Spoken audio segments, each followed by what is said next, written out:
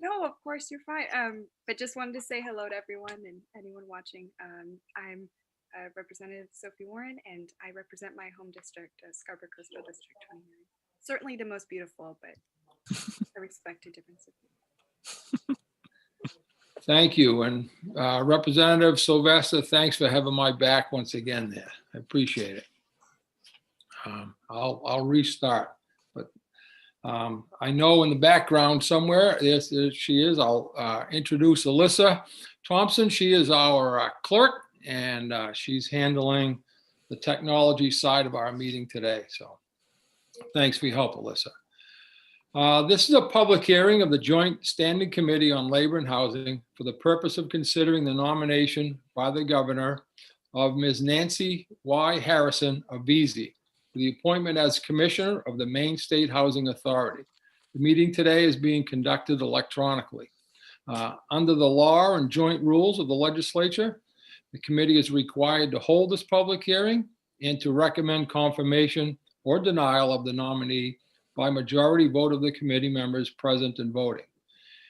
As chairs of the committee, we will send written notice of the committee's recommendations to the President of the Senate. The committee will hear testimony from and have an opportunity to question the governor or her representative, the nominee, and any other person present who wish to speak for or against the nomination. Before we get started, I just want to share some information related to the fact that this meeting is being conducted using an electronic forum. This is currently being live streamed on the committee's YouTube channel, which means that anyone who is a participant in the meeting via Zoom can be seen and also heard if their microphone is unmuted. People testifying cannot be seen or heard until they are called upon to speak. This meeting will be recorded and available to view on the committee's YouTube channel soon after the meeting has concluded.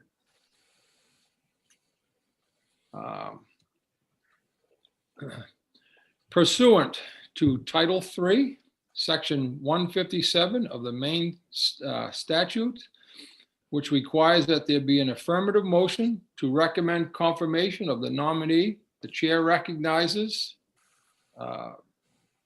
Representative Sylvester. Thank you, Mr. Chair. Yep. Thank you, Mr. Chair. I move that the Joint Standing Committee on Labor and Housing recommend confirmation of the Honorable Brian L. Hubble of Bar Harbor for appointment as a Commissioner of the Maine State Housing Authority.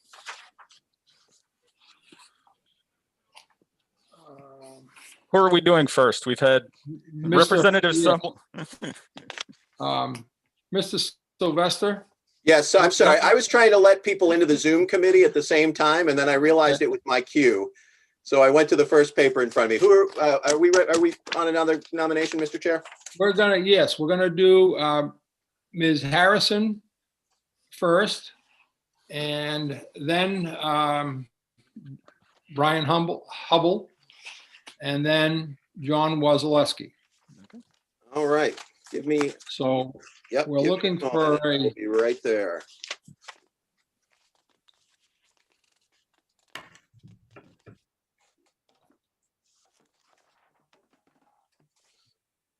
All right. I withdraw my motion and make this motion.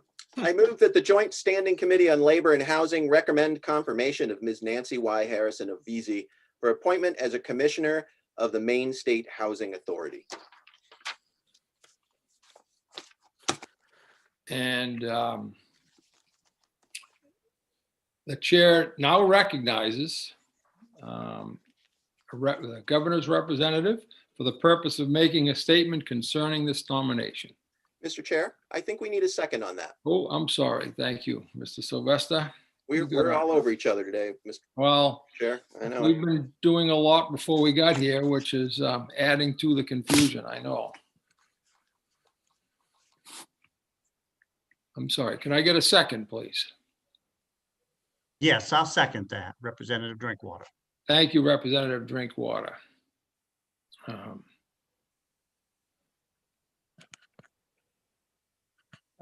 If I could, please, the chair will now ask for the representative of the governor for the purpose of making the statement concerning this nomination. Thank you. Good morning. Good morning. Senator Rafferty, Representative Sylvester, and distinguished members of the Joint Standing Committee on Labor and Housing. My name is Joe Bushy, and I'm the Deputy Director of Boards and Commissions for Governor Mills. I'm also in the State House today, so I remain masked.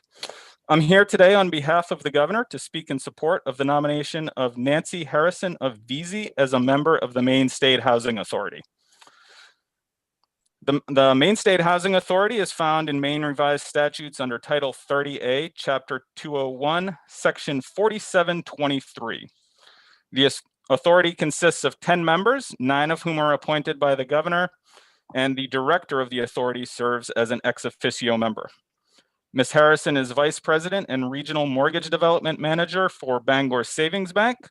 And prior to appointment as Vice President, she was a branch retail lender and branch manager for Bangor Savings. She received her Master of Business Administration from the University of Maine and holds her certificate from the New England School of Banking. Her decades of experience in the banking and lending industry would be of great value to the authority. On behalf of Governor Mills, I ask that you support the nomination of Nancy Harrison of VZ for appointment to the Maine State Housing Authority, and I would be happy to answer any questions you may have. Thank you, Mr. Boucher. Chair would ask any member of the committee if you have any questions for the Mr. Boucher at this time. Thank you. Seeing none, the chair recognizes Ms. Harrison for the purpose of making a statement concerning the nomination. Good morning. Good morning, Senator Rafferty, Representative Sylvester, and members of the Labor and Housing Committee. My name is Nancy Harrison. I am from VZ, Maine, and I'm here today to review with you and for your consideration my nomination as Commissioner for the Maine State Housing Authority. After graduating from the University of Maine in 1985, I started my career in the banking industry and it's been my career choice ever since. Initially, I worked in a retail banking division, then I moved into a compliance review role for what became an out-of-state owned bank as I was working in Bangor, Maine. I had opportunities to move out of state, but I knew this is where I wanted to be. This is where I wanted to do all I could to make a positive impact on my community and maintain my connections here at home. Back in 1992, I had the opportunity to join Bangor Savings Bank as a retail lender in their greater Bangor market. As my career developed, I knew the lending area of preference for me was to work in the residential mortgage lending area.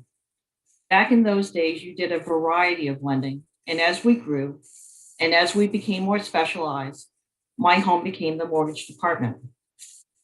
As a mortgage lender, you are providing information, education, and guidance to individuals and families who are relying on your expertise. I have always worked with the goal to ensure borrowers are well informed of their many financing options and the different resources available to them. I find working with first-time homebuyers especially rewarding. To provide knowledge and understanding of the home buying and financing process to these consumers is vital to their positive experience. As a mortgage lender, I have had the privilege to personally assist hundreds of borrowers with their home purchase and refinance transactions.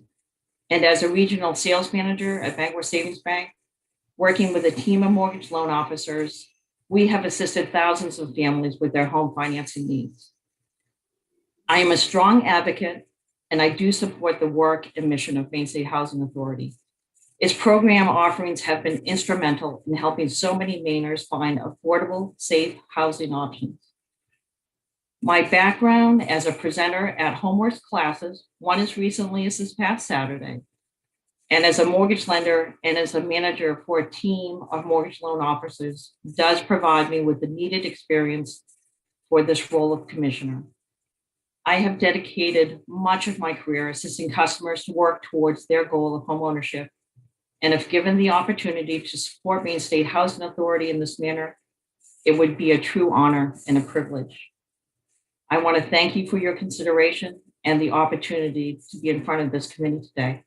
Thank you all very much.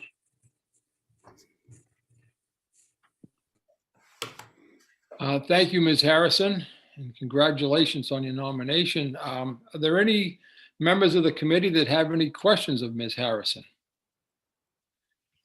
Representative Drinkwater. Thank you, Mr. Chair.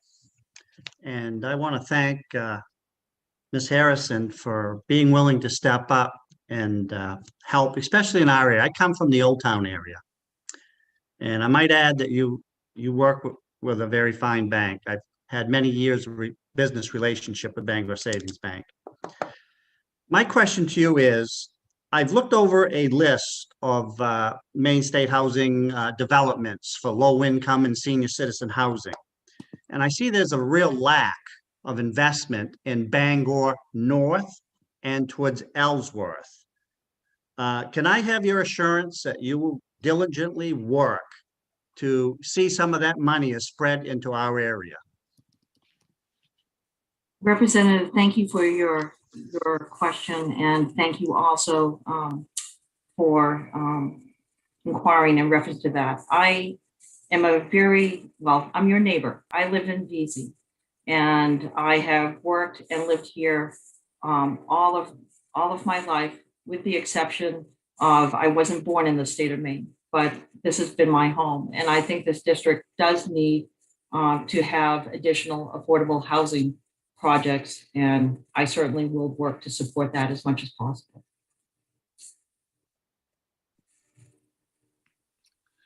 Thank you. Representative Sylvester, please.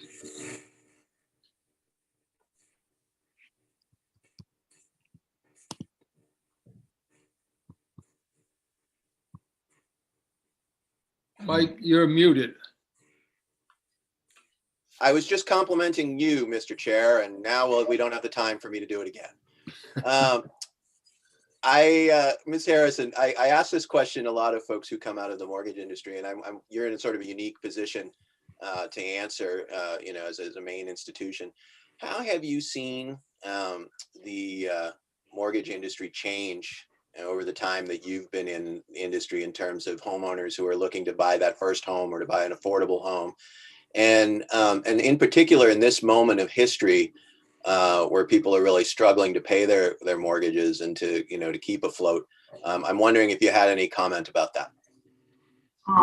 Thank you, Representative. In terms of, for as long as I've been in the industry, I would say, technology certainly has impacted very positively the way that we engage with our customers and with the process itself, in terms of being able to assist more people. When I first started doing mortgage lending, you literally took things on pen and paper and interoffice things to other people to look at, whereas now we can do things in really real time. In terms of Bangor Savings Bank, where I have spent the majority of my career, we are heavily involved with Maine State Housing as a program option. In fact, for this upcoming year, for this past year, for 13 years in a row, we're the #1 Maine State housing lender in the state of Maine. This past year, we've helped 168 families get mortgage financing for their first home, over $23 million in those first-time homebuyer loans. I think with local contacts, and I'm not just referring to us, but in terms of other mortgage lending institutions, other banks, credit unions, we are actively looking to support our borrowers, our customers who may need assistance, and there are a variety of programs to help them with that. It's really maintaining very strong communication with borrowers through their process. Thank you, Ms. Harrison. And as similar to Representative Drinkwater, I also have my business relationships with Bangor Savings, and I can say that Max, the branch manager from my district, still, even with all your cool technology, still lets me walk in with my paper and go and ask what's going on with this. So we appreciate both ends of it. Well, and I should thank you both for keeping me employed, as I like to say. Thank you. Thank you, Ms. Harrison. We have another question from Senator Guerin, please. Thank you, Mr. Chair. And welcome, Miss Harrison. My business is in VZ, and I bet we go to the same branch of Bangor Savings Bank right over in Hogan Road. So certainly welcome you on from that perspective. I did want to ask you, the first time home buyer program has a very dear spot in my heart because that's how we bought our first home. And I wondered what your thoughts were on the importance to society of home ownership. Thank you, Senator. I am a big proponent for home ownership. I think it provides stability. I think it provides opportunity. And we're seeing, obviously increasing prices. So the ability to get a type of mortgage where you can get a grant of $3,500 to put towards down payment and closing costs. You can get a very competitive market rate. If you are a first-time homebuyer that have also served in the military currently or previously, you get an additional rate discount. These are all attributes that help provide the opportunity for home ownership and makes for strong communities, stronger families. And I will work very diligently to ensure these programs remain intact. And if we can expand it all, I'm all for that as well. Thank you. Thank you, Ms. Harrison. We have Representative Gear, followed by Representative Warren. Thank you, Mr. Chair. Thanks for being here, Ms. Harrison, and congratulations on your nomination. I'm curious about one of the things that is very apparent to me. I'm a new member, is the challenge that Maine faces in terms of the availability of new housing and the shortage that we face pretty much everywhere. And I wondered about your approach and your attitude towards what is the role of Maine housing in creating those needed new units across the state. Thank you very much for the question. I would concur. Affordable housing and new housing is a challenge throughout our state. We have very older housing stock. The majority of my experience with Maine housing has been on the lending side. But what I can tell from the entity of Maine housing is they are always looking to expand and build rapport with different collaborative partners. And I do know that from attending different housing, and I don't want to say seminar, but different programs that are offered through Maine housing, they are always looking for ways to build and extend those relationships. And in terms of partnerships with banks, it's important for Community Reinvestment Act that we participate in these programs. And I know that besides Bangor Savings Bank, there are many institutions that do, but we do need to look for those additional opportunities to partner, work together, and extend these types of programs in housing. Thank you. I don't think there will ever be a shortage of opportunity. Thank you, Ms. Harrison. Any other questions from, yes, Representative Warren. Sure, and thank you very much. I appreciate all that you've shared, especially around affordable housing and thinking about the future and the future responsibilities of Maine housing. I'm wondering in this role how you see measures of sustainability and thinking about environmental protection and climate change. And these Representative, I can barely hear you. So if I could just, you were asking about environmental protection, but I didn't hear before that what you said. So thinking about, for me, especially as a young person and in talking with constituents in my district, thinking about the need for affordable housing as far as the previous question, but in thinking about that, how to be doing it as sustainably and doing it as good stewards of our state. And I'm wondering if you could speak to that, if what you feel the responsibility of Maine Housing would be in your role of environmental protection and thinking about issues around climate change. Thank you. I think with Maine Housing, or with all of us, and I'll speak more globally, or we all have a responsibility to be good stewards to the resources we have in our state. There's no question. And I do know from, again, other events that I've attended at Maine Housing previously, they're always looking for ways to drive good community partnerships, good stewardship of our environment. And I think it's education, letting contractors, letting community action entities, letting lenders know that we need to be collaborative and we need to work for ways to maintain our resources. So I think you lead by example, personally and professionally. I hope that answers the question. Thank you very much.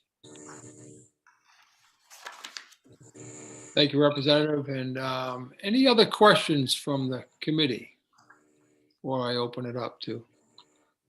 Okay. I am not seeing that we have anyone in person waiting to speak. So, and I will remind the committee that you probably should have received some written testimony on Ms. Harrison's behalf from Chris Pinkham of Maine Banking Association and also Senator Dill. As I, again, not seeing anyone, so that, well, I'm going to move on. And that all public comments having been taken, the committee will now proceed as follows. We will vote on the nomination and notify the President of the Senate pursuant to Title III MRSA, Section 157 in the joint rules. The vote must be taken within 35 days from the day of the governor's written notice. The hearing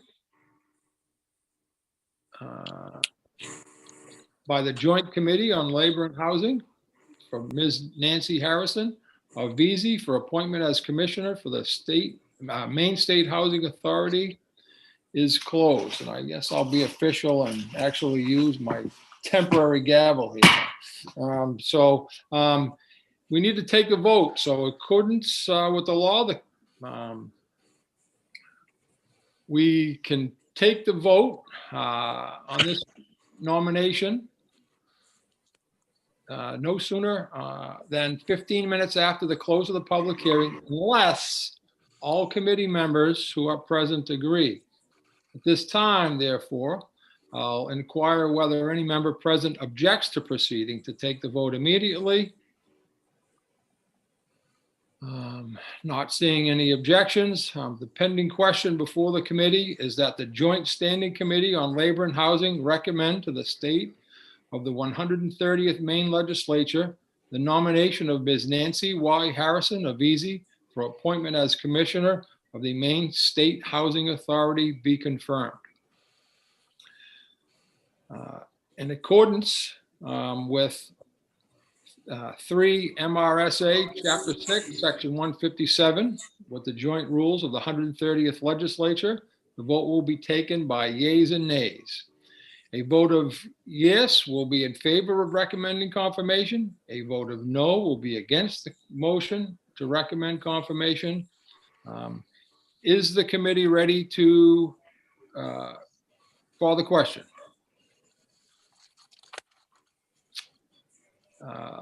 Then the committee clerk, please, Alyssa, if you would, please. We will vote by roll. Would you call the roll? Senator Rafferty? Yes. Senator Rafferty, yes. Senator Guerin? Yes.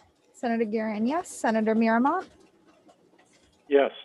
Senator Miramont, yes. Representative Sylvester? Yay. Yay. Representative Bradstreet? Yes. Representative Bradstreet, yes. Representative Cuddy? Yes. Representative Cuddy, yes. Representative Drinkwater? Yay. Representative Drinkwater, yay. Representative Gear? Yes. Yes. Representative Morris? Oh, I'm sorry, he's absent. Representative Pebworth? Yes. Representative Pebworth, yes. Representative Prescott? Yes. Prescott, yes. Representative Rader? Yes. Representative Rader, yes. And Representative Warren? Representative Warren? Yes. Representative Warren, yes. And the yeas have it with 11 yeses and 1 absent. Point of order, Mr. Chair. Yes, Mr. Drinkwater.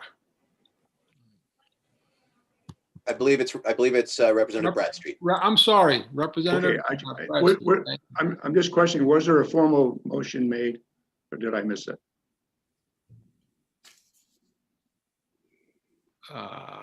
Yes, there was a formal motion. This is Representative Sylvester. Representative Bradstreet, I made that formal motion before. Okay, you did before I was hearing. on. Yeah, Okay. and seconded by Representative Drinkwater. Okay, thank you. Thank you. And Alyssa, looking at the vote, I had 12-0 with 1 absent. Did I miscount? Hold on. I was trying to do it like 2, 4, 6. That's okay. I just want to confirm. Yeah, you're right. It is 12 with 1 absent. Thank you very much. So Thank you, Senator. that's not a problem. Well, with the vote taken and the vote coming 12 in favor, 0 against, and with 1 absent, the nomination of Ms. Nancy Y. Harrison of VZ for appointment as Commissioner of Maine State Housing Authority be confirmed. Congratulations to Ms. Harrison. Thank you all. Thank you so much for the opportunity. Congratulations, Nancy. Good service to all of us. Thank you. Well, we wish you well, and I'm sure we'll be seeing more of you. Thank you again. Congratulations.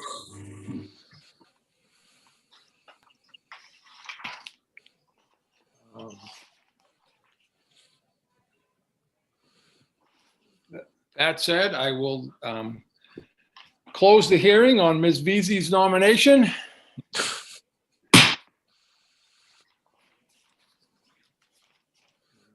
Moving forward, the next hearing.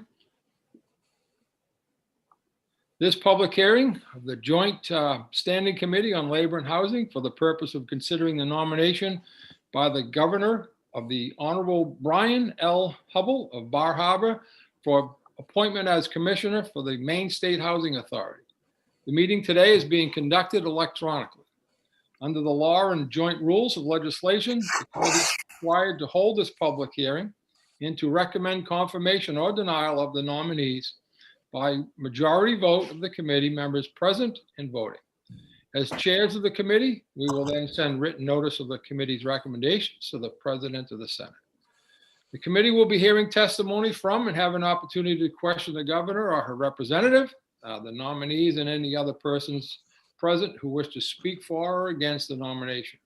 Before we get started, I just want to share with the committee, we will send written notice. I'm sorry, my dog just barked and it kind of got me out of line here. Before we get started, I just want to share information related to the fact that this is being conducted and using electronic format. The meeting is live streamed on the committee's YouTube channel, which means that anyone who is participating in the meeting via Zoom can be seen and also heard if their microphone is unmuted. People testifying cannot be seen or heard until they are called upon to speak. This meeting will be recorded and available to view on the committee's YouTube channel soon after the meeting has concluded. pursuant to Title III, Section 157 of Maine statutes, which requires that there be an affirmative motion to recommend confirmation of the nominee. The chair recognizes Representative Sylvester for the purpose of making such a motion. Thank you, Mr. Chair. And it's so much better the second time around that I move that the Joint Standing Committee on Labor and Housing recommend confirmation of the Honorable Brian L. Hubble of Bar Harbor for appointment as a Commissioner of the Maine State Housing Authority. I second that. Thank you both. The statute requirements for this purpose, they will be posted on the committee's webpage.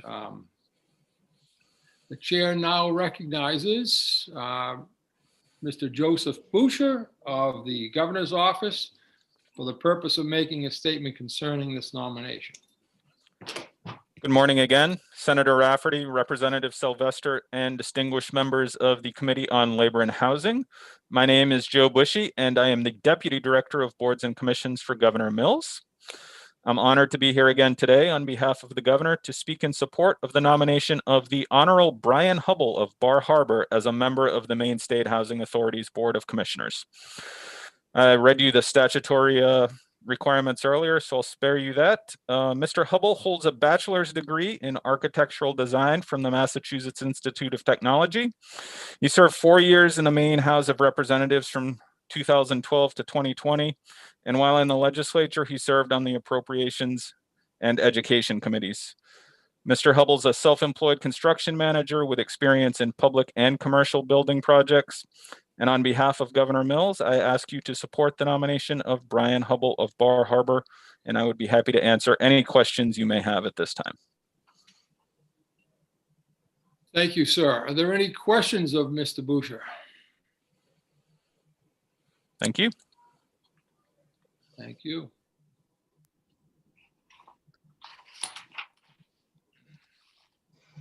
Well, at this time, I'd like to recognize the Honorable Brian L. Hubble for the purpose of making a statement concerning this nomination.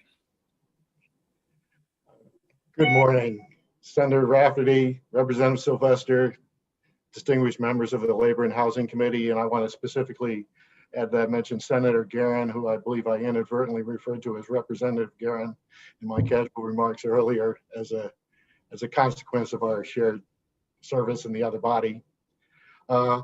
I'm Brian Hubble from Bar Harbor. It's a distinct honor to be before you today as one of the governor's nominees for the Maine Housing Commission. I thank the governor for her confidence in me, and I thank her staff for their facilitation and the kind introduction. Many of you know me from our shared experience of legislative service over the past 8 years when I was Bar Harbor's representative to the House and also served on the Appropriations Committee. But going back nearly 50 years, my professional work has been in building design and construction, both as a tradesman and as a manager. As a young carpenter with some toolboxes and a pickup truck, I was fortunate to be able to earn my way through architecture school at MIT. And building from that, I then worked for many years as a construction superintendent on large-scale commercial mixed-use projects in downtown Boston. And 30 years ago, after repaying the debts that we incurred in graduate school, my wife and I brought our design-build partnership to Maine to work on mostly residential projects, which over the years ranged from large seasonal second homes to compact community-based affordable housing developments. The work has been good to us, and because of this, I'm grateful now to have an opportunity to join the broader public mission in support of affordable housing to meet what is increasingly an acute economic need across the state.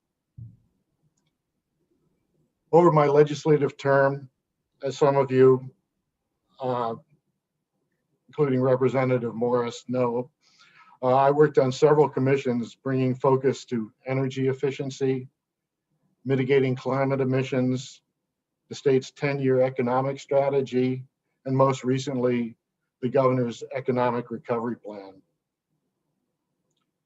As affordable housing squarely occupies the overlap of these policy concerns, I'm particularly eager to ally the work of the Housing Commission and the Housing Authority with some of the state's emerging goals related to economic development. I appreciate this committee's consideration. It's great to see you all today, and I'm happy to answer any questions on my nomination.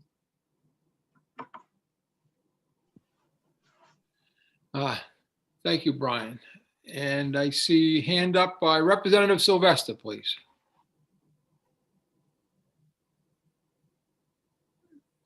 Representative, you're muted. Thank you again, Mr. Chair. Thank you, Representative Honorable Mr. Hubble, for your service to the state. One of the parts of that service, was your time on the Appropriations Committee and the as you said, the Economic Recovery Committee. And we are always looking for how we fund affordable housing in this state that meets environmental standards and so people can heat them cheaply and afford to get in them. And so I'm wondering if you had any thoughts in this recent term where we might look for other sustainable, we have the home fund, which, as we both know, the legislature often likes to use as its own, and we fought to keep last time. I'm just wondering if you have any thoughts. Normally you start off with a softball, but I got called on first, so here we are.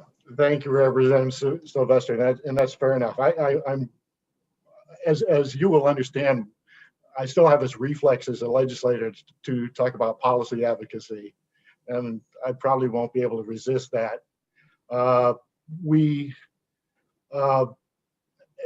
As you noted, the previous biennium budget, there was an initiative that would have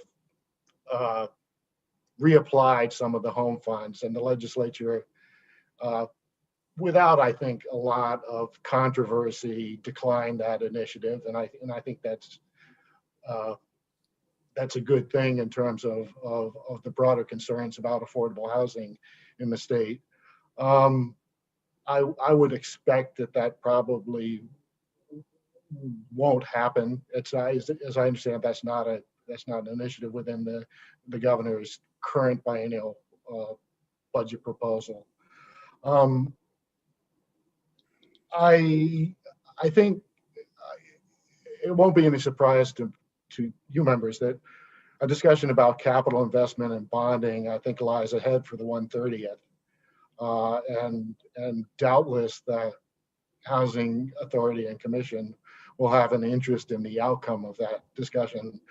I don't think it's appropriate for me, probably in this hearing, to talk about my personal feelings of advocacy in relation to that, but I'm sure you can infer them. I will add to that I think that investment in housing at this point makes particular sense, as I said, in relation to a number of broader strategic goals that the governor and legislature have expressed at this point in relation to energy, but also really primarily economic development and economic equity. So I look forward to what happens in the 130th in relation to that. Thank you, Brian. And we were worried that you weren't in enough Zoom meetings, so we're glad that we were able to take care of that with this appointment.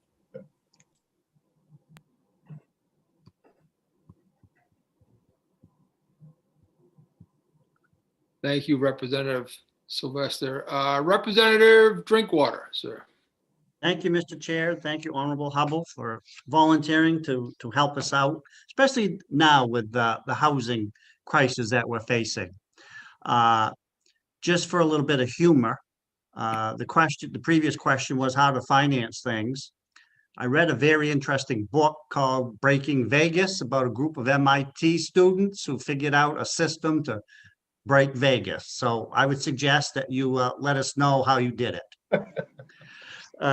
My concern is Bangor North and actually down to Ellsworth about affordable housing, and specifically for low income and senior citizens. And again, I see a draft. Well, it wasn't a draft, but it was the investments that we've made in southern Maine. We need to get some of those investments to our area. So being from Bar Harbor, I'm sure you share my interest. Can you share with us that you would be an advocate for our area?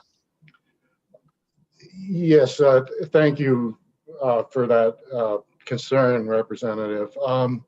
I will reinforce that in general terms, I think the housing problem or crisis, as you framed it accurately for the state, is one of equity of opportunity.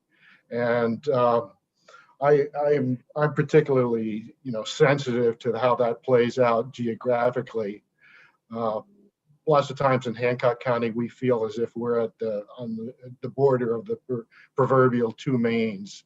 And I'm sure I'm not the only one across the state who feels that way. I do want to mention that when one of the projects early on in the business that my wife and I have was in fact an affordable housing project financed through the Housing Authority in Cherryfield. And I have particular experience and knowledge and affection for the needs of Washington County because of that. But certainly, I want to say that I understand the primary mission of the Housing Authority and the Housing Commission is to provide that equity to underserved communities, and so I can assure you, and I think my record supports that I will consistently be an advocate in that direction.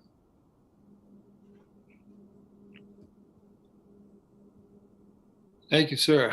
Representative Bradstreet, followed by Representative Gear. Thank you, Mr. Chair, and thank you, Representative Hubble, for stepping up, and all of you, actually. Actually, mine is not a question, it's more of a statement, probably for all of you people who were nominated this morning. And that is, I've been involved in the housing industry for a long time too, and I think sometimes it's easy to overlook the affordability aspect of housing when we're concentrating so much on how we're going to subsidize it. So I would just urge all of you to be careful or be cognizant of the costs that drive any project. There are raw costs, and then sometimes there are imposed costs, which may not be necessary. So I just hope that you take that into consideration in your deliberations. You offer that in your positions on the board. And I thank all of you for stepping up. Thank you. Mr. Chair, I understand that wasn't a question, but I with your indulgence, I want to respond that I totally agree. And I think that one of the things that's clear about the underlying issue of affordability is the associated costs of, I'll offer, for example, energy use and transportation and access to economic opportunity. Those are all key roles in housing development that I think primarily affect housing affordability. Thank you for indulging. No problem. Thank you, sir. Representative Gear. Thank you, Mr. Chair.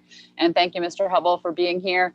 I'm going to pose to you the same question that I posed to Ms. Harrison regarding, my understanding, and please correct me if I'm wrong, we've been building between just 200 and 300 units of net new housing in Maine over the last number of years. We need a lot more than that. And so I would ask you, how do you see the role of Maine housing in increasing the number of new houses built in Maine? I'm trying to temper my response to that. Thank you for the question. I always have this reflex to respond to my legislative experience. Talks of setting priorities. The Housing Commission, of course, isn't in the position of creating appropriations or pulling funding directly in there. So I think the honest answer to that is that The challenge is to create the greatest amount of equitable opportunity prioritized within the available resources. Though the other part of it, should this confirmation be true, you may see me again advocate for increased resources in relation to, but really the challenge, the opportunity, the skill required in this position is being able to efficiently prioritize resources to meet the need to the greatest. I'm not trying to dodge your question, just bringing what I think the limitation of the position. Thank you.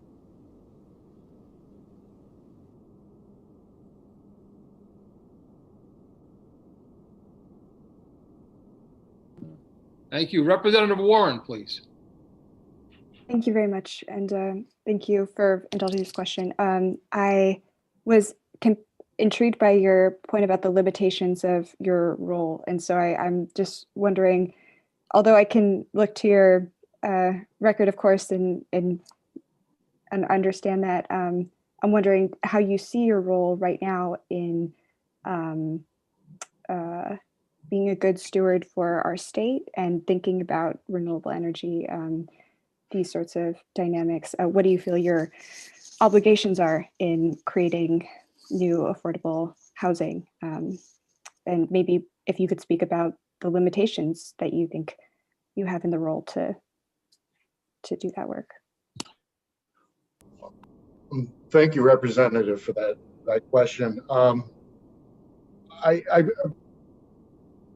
I don't mean to overstate what I consider the limitations of the role to be. I meant more to convey respect to the appropriations and legislative process in relationship to that. That's distinct in some ways, and I certainly wouldn't presume to think that I would overstep legislative authority in relation to appropriations. But really, what I appreciate is your question about. I think the greater overlap of needs. One of the things that excited me when I learned of this nomination is I understand it as a continuation of the work that I've been involved in over the past 2 years in relation to energy and climate. Housing really, really is the key priority in realizing those goals. As I said, reduction of energy use. I mean, I won't give my stump talk about the urgency of climate action. I think that the importance of it is self-evident in terms of affordability and economic opportunity.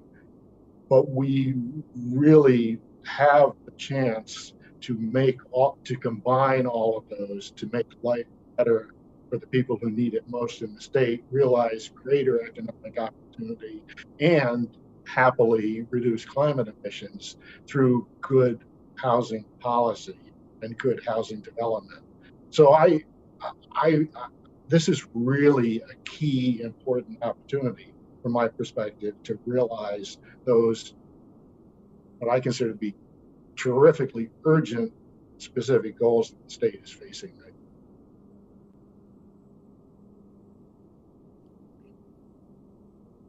now. Thank you. Thank you. Any other questions from committee members? Seeing none, I will, folks that are in attendance or have signed up have an opportunity to speak. However, I do not see anyone in waiting unless I've overlooked someone. I'll take a second to see if I've done that. And any written testimony that we've received, committee members have access to as well.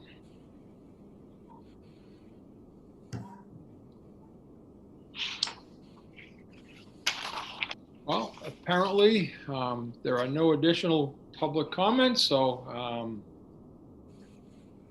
having given that opportunity and not heard from anyone, I will proceed as follows. We'll have to vote on the nomination and notify the President of the Senate pursuant to Title III, MRSA Section 157 and the joint rules. The vote must be taken within 35 days for the date of the governor's written notice. The hearing by the Joint Committee on Labor and Housing for the Honorable Brian L. Hubble of Bar Harbor for appointment as Commissioner of the State Housing Authority is now closed. In accordance with the law, the committee may now take the vote on this nomination sooner than the 15 minutes after the close of the public hearing, assuming that all committee members are present and agree. At this time, I'll inquire whether any member objects to proceeding with the vote. And again, seeing none,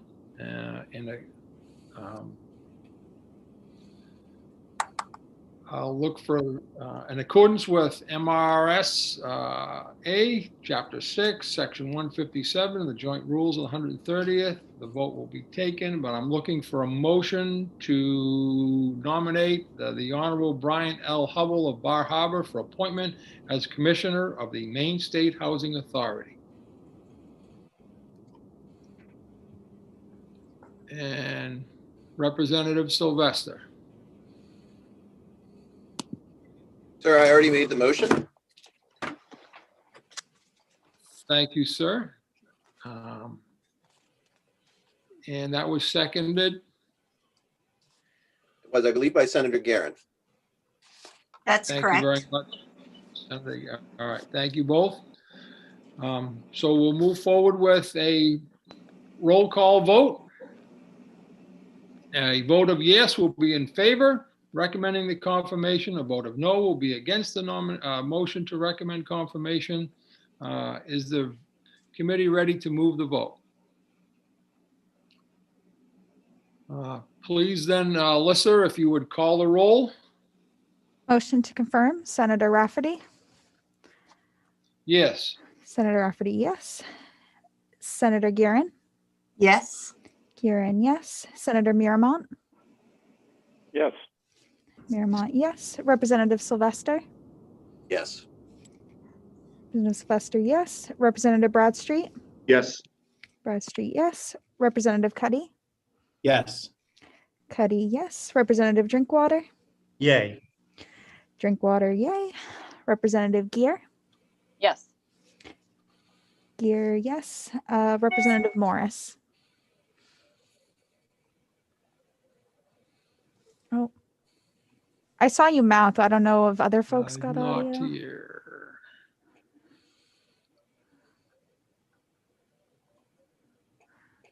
He's absent.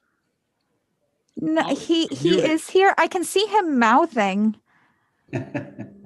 Like he's very clearly Maybe saying his hand yes. raised. Thumbs up. Do we agree that I can count that as a yes? Ah, there he is. We got him. We Okay. see him. Morris, Thank you. yes. Representative Pebworth. A very enthusiastic yes. Pebworth, yes. Representative Prescott. Yes. Prescott, yes. Representative Rader. Yes. Rader, yes. And Representative Warren. Yes. Warren, yes. And that is unanimously yes, with no absent. Congratulations. Thank you. Congratulations. On your nomination. We wish you well, and I'm sure we will be seeing more of you very soon. Thank you very much. Thank you. Congratulations, Brian. Yeah, good work. So with a unanimous vote by the Joint Committee on Labor and Housing, the nomination of the Honorable Brian L. Hubble of Bar Harbor for appointment as Commissioner of the Maine State Housing Authority has been confirmed. Here's my virtual handshake, Brian. Thank you, Senator. And the hearing on that nomination has ended.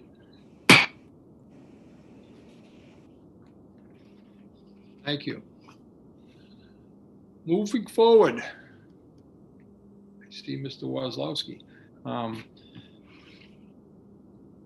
The next public hearing for the Joint Standing Committee on Labor and Housing is for the purpose of considering the nomination by the governor of Mr. John B. Wozlowski of Yarmouth for the appointment as Commissioner of the Maine State Housing Authority. The meeting today is being conducted electronically. Under the law and joint rules of the legislation, this committee is required to hold this public hearing and to recommend confirmation or denial of the nominee by majority vote of the committee members present and voting. As chairs of the committee, we will then send our written notice of the committee's recommendations to the President of the Senate. The committee will hear testimony from and have an opportunity to question the governor or her representative, the nominee, and any other persons present who wish to speak for or against the nomination. Before we get started, I just want to share some information related to the fact this meeting is being conducted using an electronic format. The meeting is currently being live streamed on the committee's YouTube channel, and which means that anyone who is a participant in the meeting via the Zoom can be seen and also heard if their microphone is unmuted. People testifying cannot be seen or heard until they are called upon to speak. This meeting will be recorded and available to view on the committee YouTube channel soon after the meeting has concluded. Pursuant to Title III, Section 157 of the Maine statutes, which requires that there be an affirmative motion to recommend confirmation of the nominee, the chair recognizes Representative Sylvester. Thank you, Mr. Chair. I move that the Joint Standing Committee on Labor and Housing recommend confirmation of Mr. John B. Wozlowski of Yarmouth for appointment as a Commissioner of the Maine State Housing Authority. I have a second.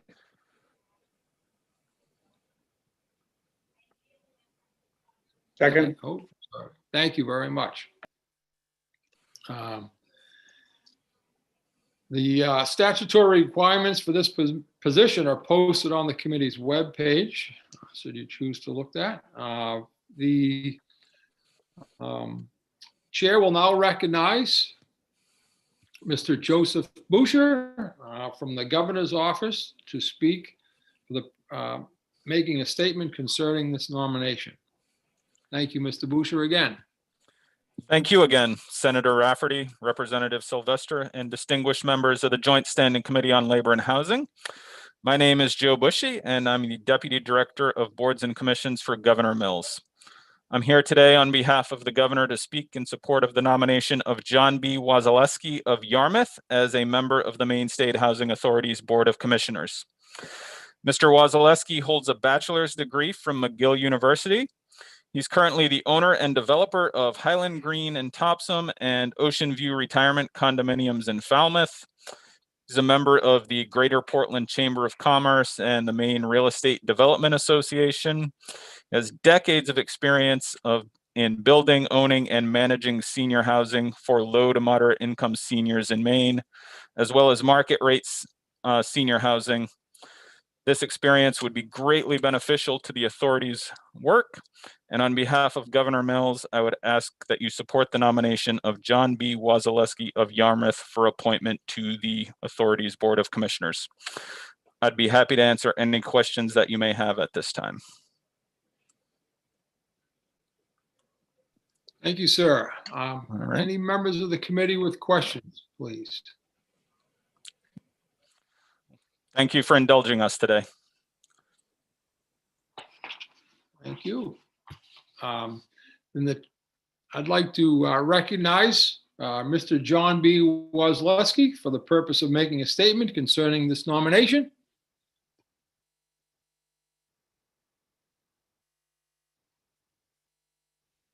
You're muted, I think, John. We cannot hear you quite yet. Can you hear me now?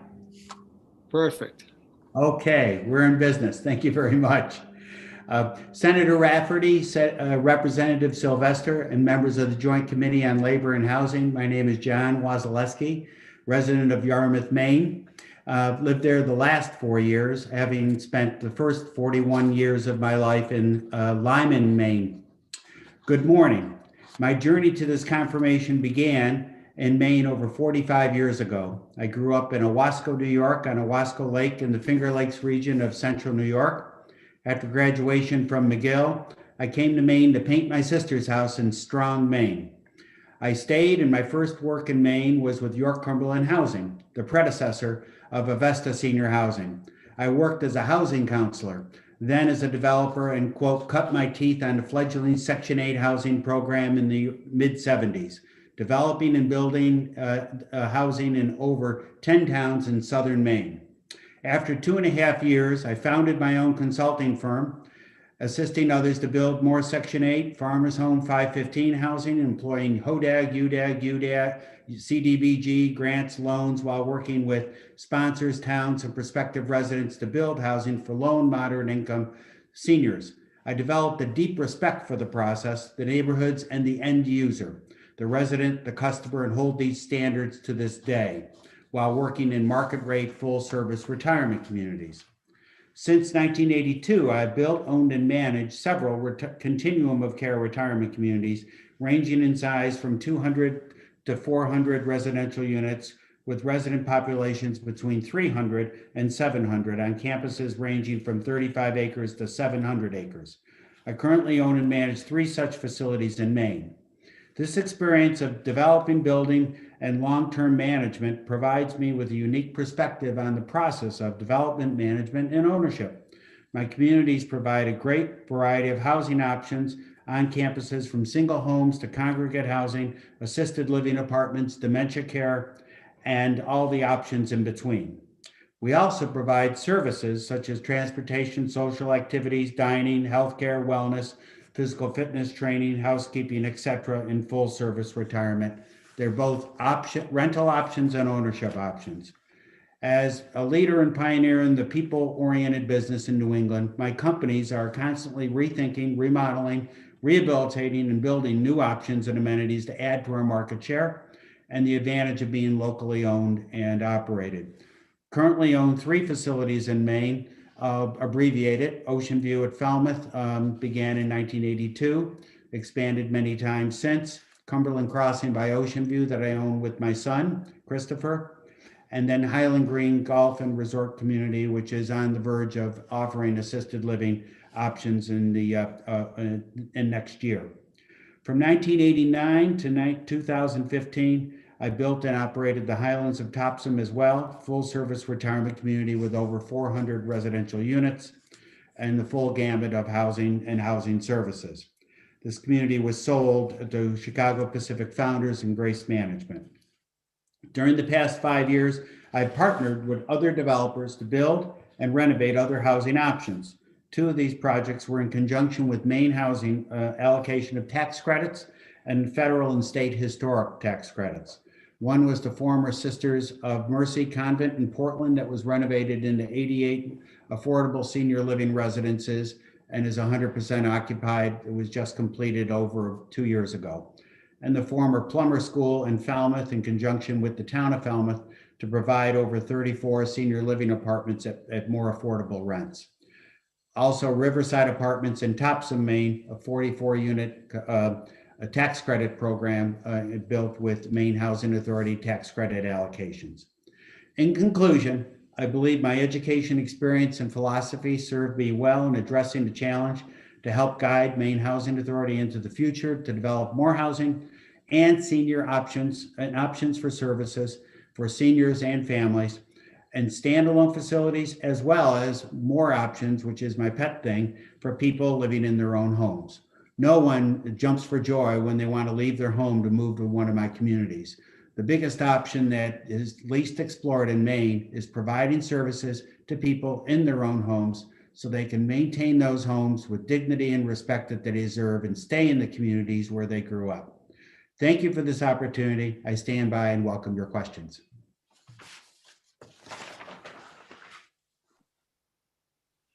Thank you, sir. Representative Drinkwater, I see a hand up. Thank you, Mr. Chair. And I do have to say, what a wealth of experience you bring to the table. I'm looking over your development history. Unbelievable. Congratulations on the business model that you have pursued. Thank you. You're very welcome and well deserved. Of all these projects that I'm looking at, was Maine Housing involved in quite a few of these projects with you?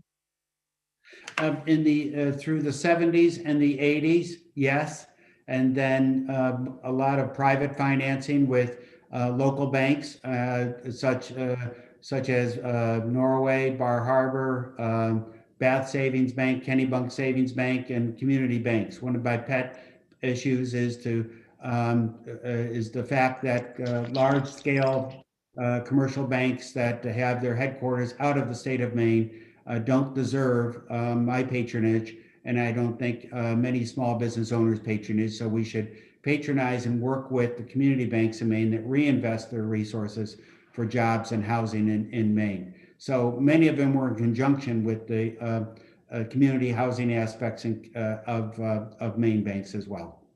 And is your son following in your footsteps also? Yes, he works for me, and he is partners with me on the Cumberland Crossing project, and is learning the trade, so to speak. Not quickly enough is in his mind, but he is definitely doing it. I would assume you've got a lot of ideas on what to bring once you're affirmed to the board. Can you share with us some of your ideas that maybe you could streamline processes and help, as you said, help our local banks also? Yes, it is. I think Maine is at the end of the railroad track, so to speak, at least until Quebec successfully succeeds someday. Then we'd be right in the middle of the Maritimes and the rest of the Union. But because Maine is at the end of the railroad tracks, I think we can not necessarily require, but strongly give a preference to local architects, local builders, and local tradesmen within the state of Maine, as well as to build a better trades force and within the state of Maine. And that includes working strongly with the local banks to provide such services. I think that Maine Housing should utilize its more than ample bonding capabilities, lending capabilities, and grant capabilities, and leverage those to provide more options for not only just seniors, but also for low and moderate income families. I also think that Maine Housing, together with the affordable advocacy program that Mr. Payne has been running out of Portland with Vesta Housing, can be a more stronger advocate nationally, especially now with the change in administration, for more resources for rural parts of the state, and Maine, of course, is a rural state, for energy initiatives such as more solar, geothermal, and also insulation programs for houses, as well as LIHEAP funds, as well as more affordability for assisted care and dementia care. I also think that Maine Housing Authority is largely an untapped giant that needs to be, its resources need to be redeployed, shaken up a little bit, and utilized for the benefit of Maine residents. All the legislators' questions that have been posed to date ring true, and they should be part of the discussion. Lowering construction costs, hoping to have greater energy efficiency for environmental sustainability, encouraging, in fact, even requiring solar and other energy alternatives at their projects, and I could go on and on and on. But I think it's a sleeping giant, needs to be awakened, and I think that's why I was appointed. I want to thank you very much, and I look forward to bringing experience to that board, and also for your commitment to some developments north of Bangor. Thank you. Thank you.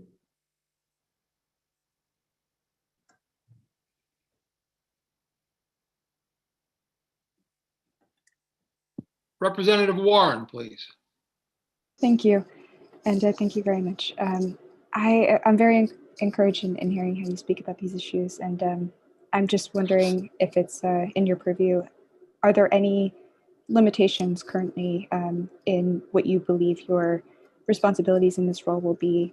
Just thinking as someone that's part of the more legislative body here, do you see any roadblocks to the work ahead in your view? But either way, I do appreciate these different ways you're focusing in your thinking about this work ahead. So your question is, do I see any limitations or roadblocks ahead in achieving some of the lofty goals that I just stated? Yes. Absolutely. I think you have possibly a leadership level that Maine Housing may need to be given new priorities by the commissioners to emphasize some of these tasks and goals. Again, 260 housing units or 300, we should be producing at least 10 times that amount within the state of Maine to keep up with the deterioration of homes and the loss of affordable homes. And clearly the expansion of home program and bonding and the like are going to require legislative support and approval. So I think we need to build, and the commissioners can be a part of that, a broad coalition to help. The divide is not simply Bangor South and Bangor North. It's really Joe Rafferty's district as well. I lived 41 years in Lyman, Maine, and I can tell you when you get 15 miles from the coast, it's a drastically different environment in Acton, Lebanon, and other towns. In fact, one of the gentlemen who stormed the Capitol was from Lebanon, Maine, not to pick on Lebanon, Maine, but you have high rates of poverty in almost and lack of housing options in almost any town that's within 10 to 15 miles of the coast. That needs to be addressed. Those inequities need to be addressed in fine fashion. Thank you very much. Thank you. Thank you, sir. Representative Bradstreet. Yes, thank you, Mr. Chair, and thank you, Mr. Wasilewski, for stepping up. I appreciate that. I've been getting some emails from constituents and actually from different parts of the state regarding our homeless situation. What part do you see Maine Housing taking as a part to address that challenge that we have right now? I think it can be a convener of a task force, possibly bringing in resources from Bangor and Portland and Lewiston that have been more of the on the front lines, I should say, of dealing with the homeless situation and providing options for homeless people. As well as bringing in people from the rural parts of Maine to see what could be done in those towns to be able to prevent those people from migrating to the urban areas. A lot of it, Mr. Hubble touched on, it's economic opportunities in those towns, and the economics and housing are closely tied together and have to be worked on together. But I look at this as a statewide problem, as you identified, not a problem that is just in Portland or Bangor or Lewiston. The services happen to be in those larger towns, and that's why people gravitate there. But mental health issues, homelessness, absolutely need to be addressed. So it's a multifaceted attack on the problem that is direly needed. A lot of our homeless are veterans, near and dear to my heart. I'm not a veteran, but I know many that at least two of them that have become homeless, and it's mental health issues that drive them to that. So I certainly would encourage Maine Housing to take a role to convene these groups to see what resources could be cobbled together or new resources generated to treat the homeless program. I also think that, like other states have successfully done, the business community should take a more active role in it. I always am very mystified as to why businesses in downtown Portland or Bangor or Lewiston aren't contributing more and doing more when they see homeless people right in front of their shops and their street corners. It's a community program that we can't hide from. It's a problem we cannot hide from. Sorry. Well, thank you. Thank you, sir. Representative Gear. Thank you, Mr. Chair. Thanks so much for being here, Mr. Wozleski, and for stepping up in this way. I'm curious, I'm very encouraged by the perspective you're bringing here today regarding the level of attention from Maine Housing that's needed on the problem of meeting our housing shortage. And I'm curious as to your perception of whether there needs to be a more coherent group convened at the state level to investigate strategies for building new housing. Do you feel like we're there and people know what they're doing, or we really need to get a group together to study that more? I think you can always take advantage of the expertise of the private sector as well as those of the public sector to try and get on the same page. And I think the housing shortage for low and moderate income residents, like Mr. Hubble had said, the local towns and the zoning bears a lot of the responsibility for the driver of cost, and maybe the state can take a more proactive role in encouraging municipalities to encourage low and moderate income housing. The exclusionary zoning is done in many ways, and there's been lots of research and articles about it, but towns can definitely relax standards and not just do lip service to the affordable housing program. I know in the town of Falmouth, I've been trying to get affordable housing built in the town of Falmouth for years. One of my businesses is there since 1982. My communities are the largest taxpayer there in town, and been unsuccessful. And it's not picking in Falmouth, but I just think that a lot of people talk about it, and I like to get things done. Stated statement, and not just pay lip service. I don't know if I've answered your question, but I think we definitely reemphasize and reconvene a group to ultimately address the high cost as well as the of the construction and also the affordability. But on the subsidy side, which I think bonds, loans, grants, greater leverage, and taking advantage of the new opportunities that I know are going to be coming out of DC, we should be actively participating and lobbying our senators and our congresswomen and men to really help solve the housing program with resources from the federal government as well. Great, thank you. Thank you very much for the energy and focus you're bringing there. I fully support that and wish you the best.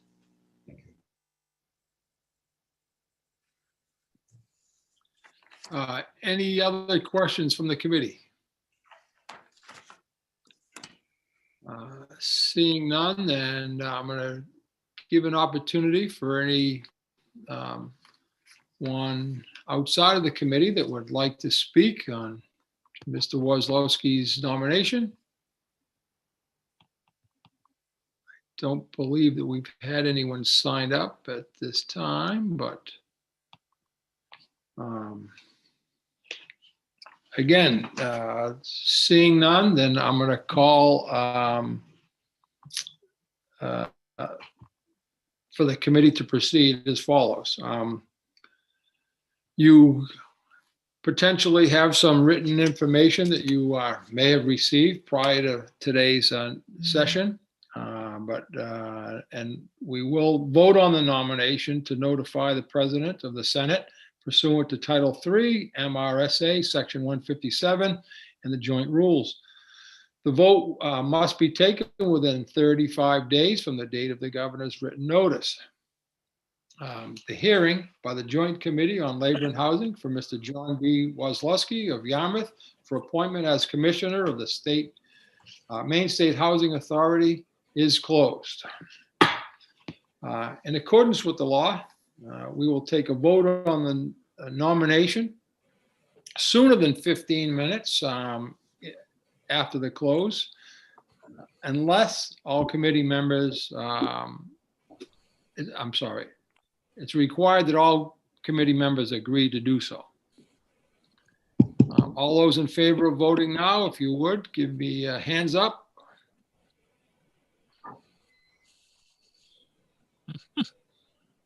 Thank you. Then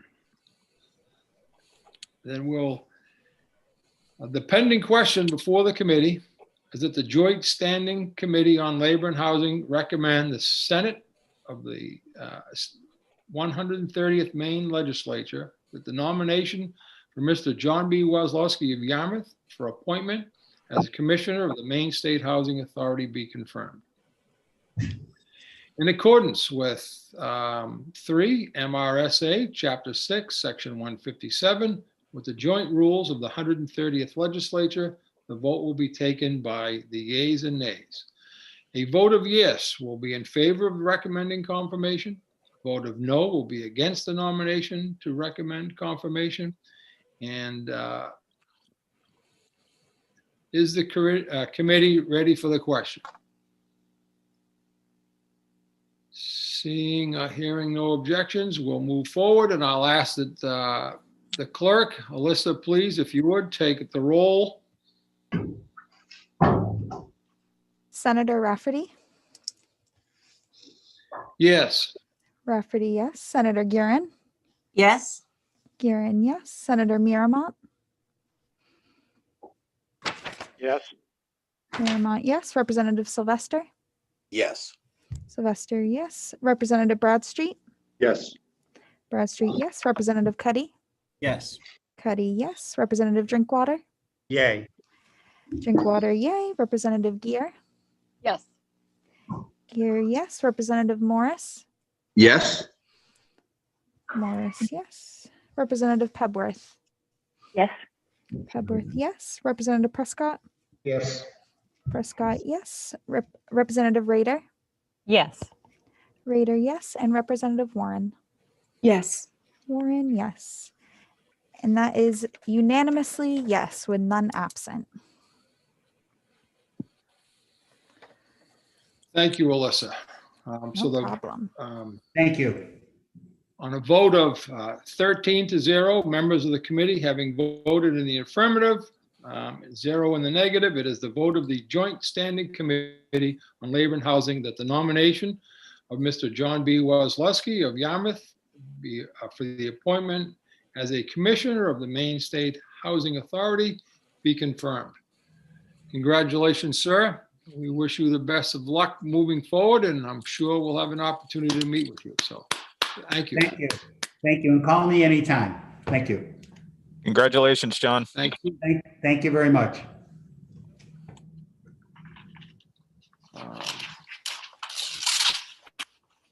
And I'll bring the public hearing on those nominations to close. And I'm going to make a motion that we, if we could, without objection, I don't know, can I make a motion that we take 5 minutes and reconvene for our hearings on bill proposals? You're the chair, sir. You can make whatever motion you like, and I don't hear any objection. Well, I made that motion. My computer, I might have to reboot it because we're getting a little fuzzy right now. So thank you.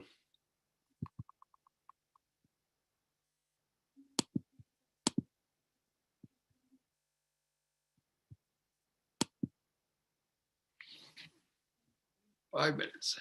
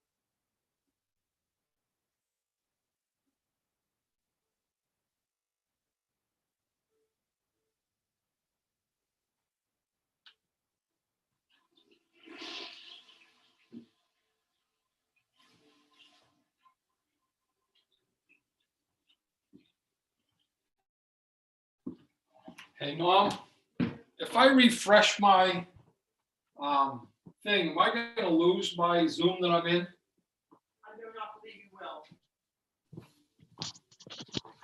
I don't know if I should refresh. Joe, your volume's on. Senator Rafferty, your volume's on. Thank you.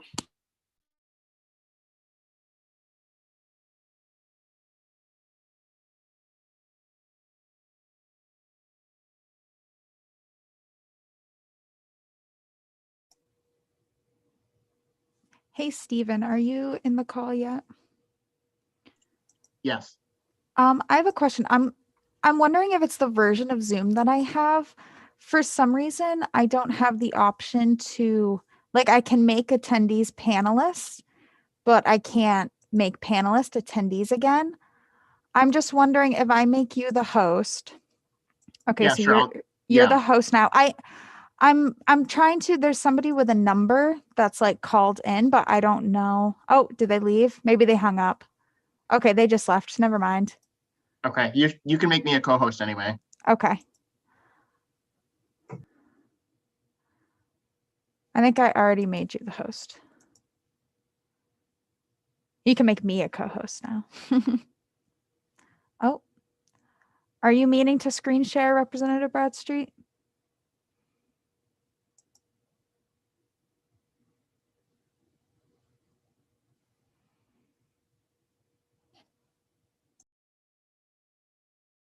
No, I was just playing with my computer. Okie dokie.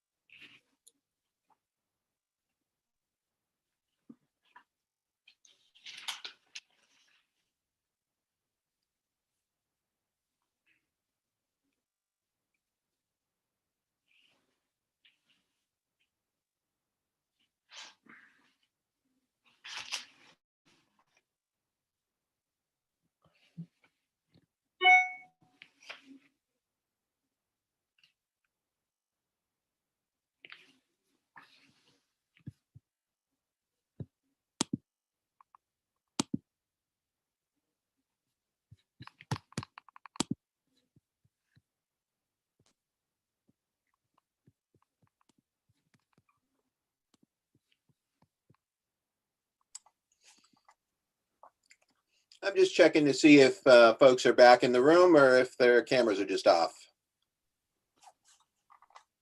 I'm here. I'm ready to go. I'm right here. I think we might want to do a quick corner Yeah. caucus, though, if Alyssa could set up a breakout room for us. Just I one don't- second. Thank you. Yeah, I'm going to set up right now. Thank you. Yeah, so we'd request a short caucus. You want 5 minutes? What do you want? Yeah, 5 minutes, I think is good. Sure. Thank you. Melissa, if you just send both groups, that'd be great. Yeah. I don't. Okay, so I don't know if this is because it's a webinar or if it's because I made Steven the host. Steven, do you have the breakout rooms option? I don't know if we can do Hold it on, in I'll the make you the webinar. host. One second. Okay.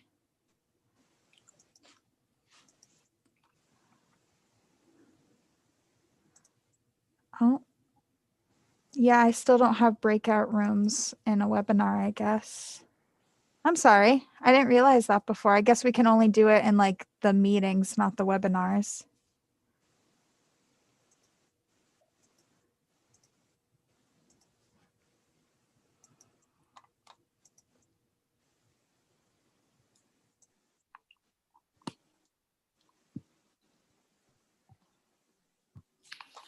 Senator Garin, how would you wish to proceed? Well, I guess I don't understand the terms. Are we going into a meeting, but we're in a webinar right now? So do you remember when we did like our practice meeting, how I could send you to it from there? So that is just a little different than the webinars because in those we don't have like attendees and things like that who are like watching the webinar. So this is a webinar now? Yes, the public hearings are webinars. That way we can bring in people and then kind of remove them. That way it's not too many hanging out in the wings. Can we run both at the same time? So the only thing is if I start a meeting because I'm using the labor and housing account, it's going to end this one. So I can't like pull up a separate meeting and host that at the same time that I'm hosting this one. So that's I going to thought be the the breakout case. room was just exactly for this, that here we were at a meeting, but we needed to break out. So We're the webinar, the way that it's structured is separate from like a regular Zoom meeting. it's kind of useless then. So in a meeting this morning, I don't think maybe this has made it over to the Senate yet, but there was discussion that we would end the breakout meetings and that the chairs and leads would be given separate account numbers to be able to set up to do that. Somebody was worried that they might get left in the main room, even though we saw that it worked very well in our committee when we're in work session, which is where they set it up to be. And that's, I think, one of the things that as we're learning as we go through this year, that they assume we're going to do caucuses in work session and not in public hearings. And that's why they set it up that way. But you may not, that word hasn't come down officially. So We were given numbers. Yep, we definitely have numbers. Yes, but those were coming from partisan offices. So I don't know that everybody has them. So Senator Guerin, I'm wondering if maybe we can proceed with LD 99 and try to figure this out. If there's a way to do it in the process, or if that's an immediate need of yours before we can have the public hearing. Well, I guess we can proceed, but so I do have a question, Representative Sylvester. Are you saying that then the leads and the chairs would be responsible for setting up Zoom meetings throughout, like using them as corner caucuses? That's what I was told, and the displeasure in your voice was the displeasure in my voice when I heard that, because it certainly seemed like a much easier way to go. But my understanding is that some of the other committees were very concerned about it. And I think perhaps some of the folks from I don't know if it's both parties, my party, your party. I just know that people were very worried about the technology. And so this is an attempt to try to appease that. They just were unwilling to use the breakout groups, from what I understand. So are they going to have a training to teach us how to do Zoom meetings? You would want to ask the Senate Republican office what their plan is. It's been left to the HDOs in both parties to come up with a solution. And I know the solution that we got yesterday or the day before was an account number to use for those breakouts. I wondered at the time why I got it, since it seemed the breakouts were working well. And I guess it's something to ask all of us to ask our leadership about in terms of how they want us to do this. But yeah, it's inconvenient, and I really think it's something the executive director's office should be working on. I think it's beyond a lot of our capabilities electronically to try to manage that. And like I told you this morning, I have 3 screens going, and so now I need a 4th. I know it. I understand, Senator, and I would, if we were given a vote on it, I would not have voted in favor of going away from the breakout meetings, even not knowing that we couldn't do it in this one, right? Even knowing that, I might, right? So, okay, if so you want to approach your leadership about it, and and see where we end up, and I'd be happy to get on a chat with you offline and try to figure out how we fix it in the future. All right. All right. Thank you. All right, Mr. Chair, if I may chime in with a quick question and maybe a quick solution. Yes, Representative Drinkwater, go ahead. Thank you, sir. I got some testimony that come in at 10 o'clock this morning from Maine peers. I'm here in the State House over in the Cross Building in a conference room, and I'd like to get a copy of their testimony before we proceed with this hearing. How do I go about getting a copy of that testimony? Once again, that would be something that you would request your aide to print it out for you. My aide works at home. I understand that. So how is my aide going to print it out? We used to be able to print right from this building. Are we still able to print? If you're in the building, you should still be able to print. And if I ask the clerk to print me out a copy, is that something that I would be out of line with? I wouldn't say you were out of line, sir, but what she is trying to run the technical portion of all of this, and so the executive director has asked that the clerks not be asked to run off particularly during the sessions. Okay, so I have a new computer here. Who do I get the address from in order to tap into a printer and print out some testimony?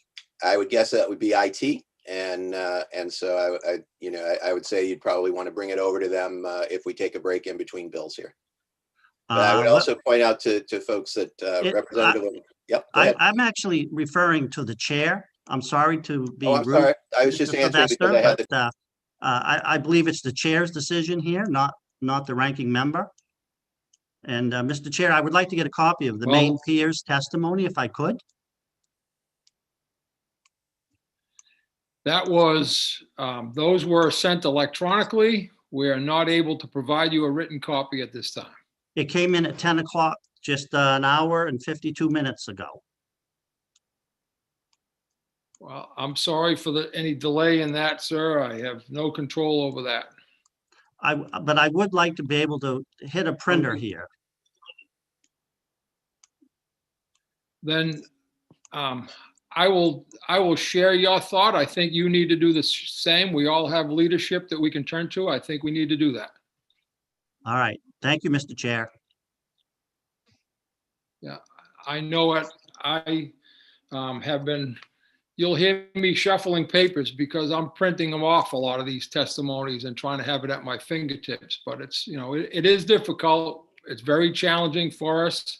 And I am not a tech guy, which makes it a bigger challenge. But I'd like to move this meeting along. I know that we have one of our presenters. It's she's on a she's trying to attend some classes this afternoon. So I'm going to try to see if we can't move along. So again, I pass along any thoughts you have through me or directly to your so-called party help that you can find.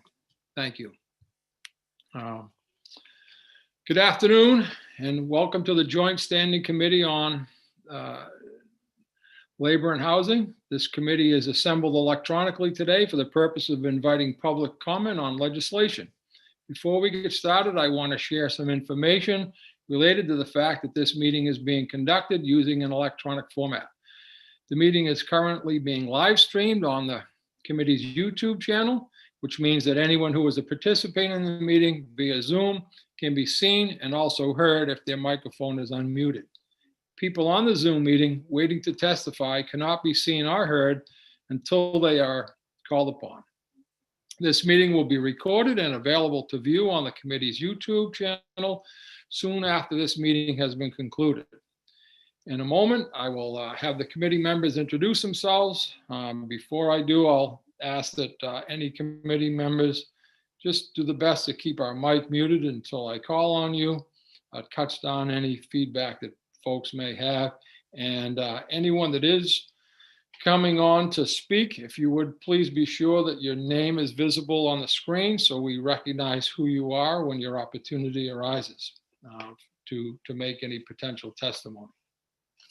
I will now please ask for introductions. And I will start please with my co-chair, Representative Sylvester.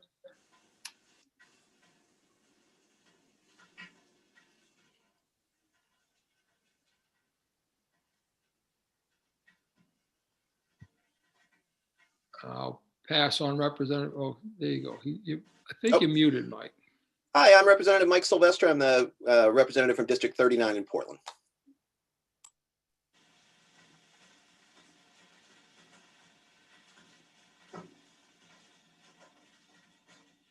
So you're either frozen or muted. So Senator Guerin.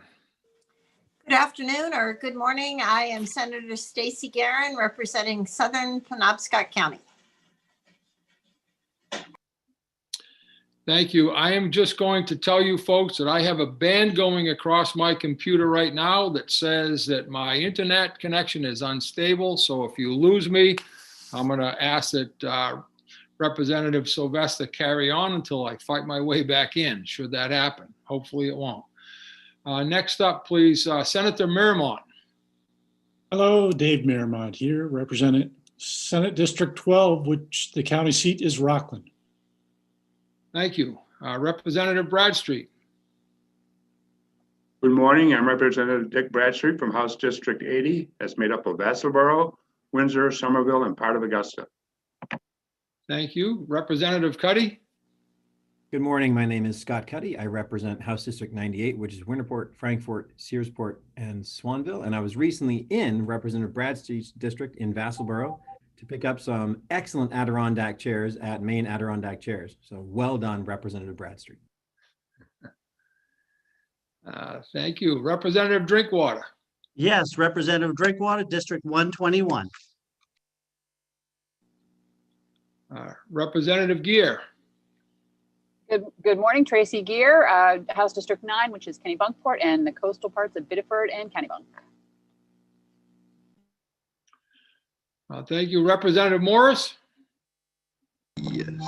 Yes, good morning. Representative Joshua Morris, representing the towns of Turner, Leeds, and Livermore, House District 75.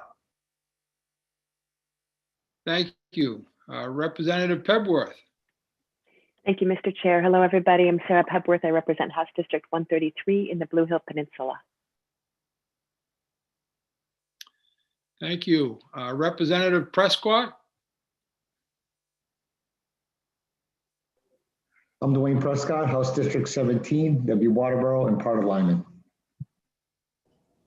Thank you. Representative Rader. Hi, Amy Rader, District 125, which is a portion of Bangor.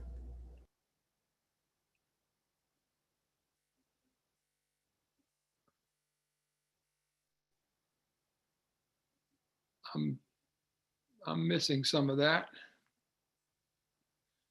Have I frozen? Somebody give me a thumbs up if I'm frozen. Can hear you. You're fine, Mr. No? Chair. Okay, thank you. I'm just, it is kind of going in and out, a little shaky. Representative Warren, please. Hello, I'm Sophia Warren, and I represent my home district of Scarborough Coastal District 29. Thank you very much. With us this afternoon also, we have our clerk, Alyssa Thompson. She'll be doing all the electronic work behind the scenes.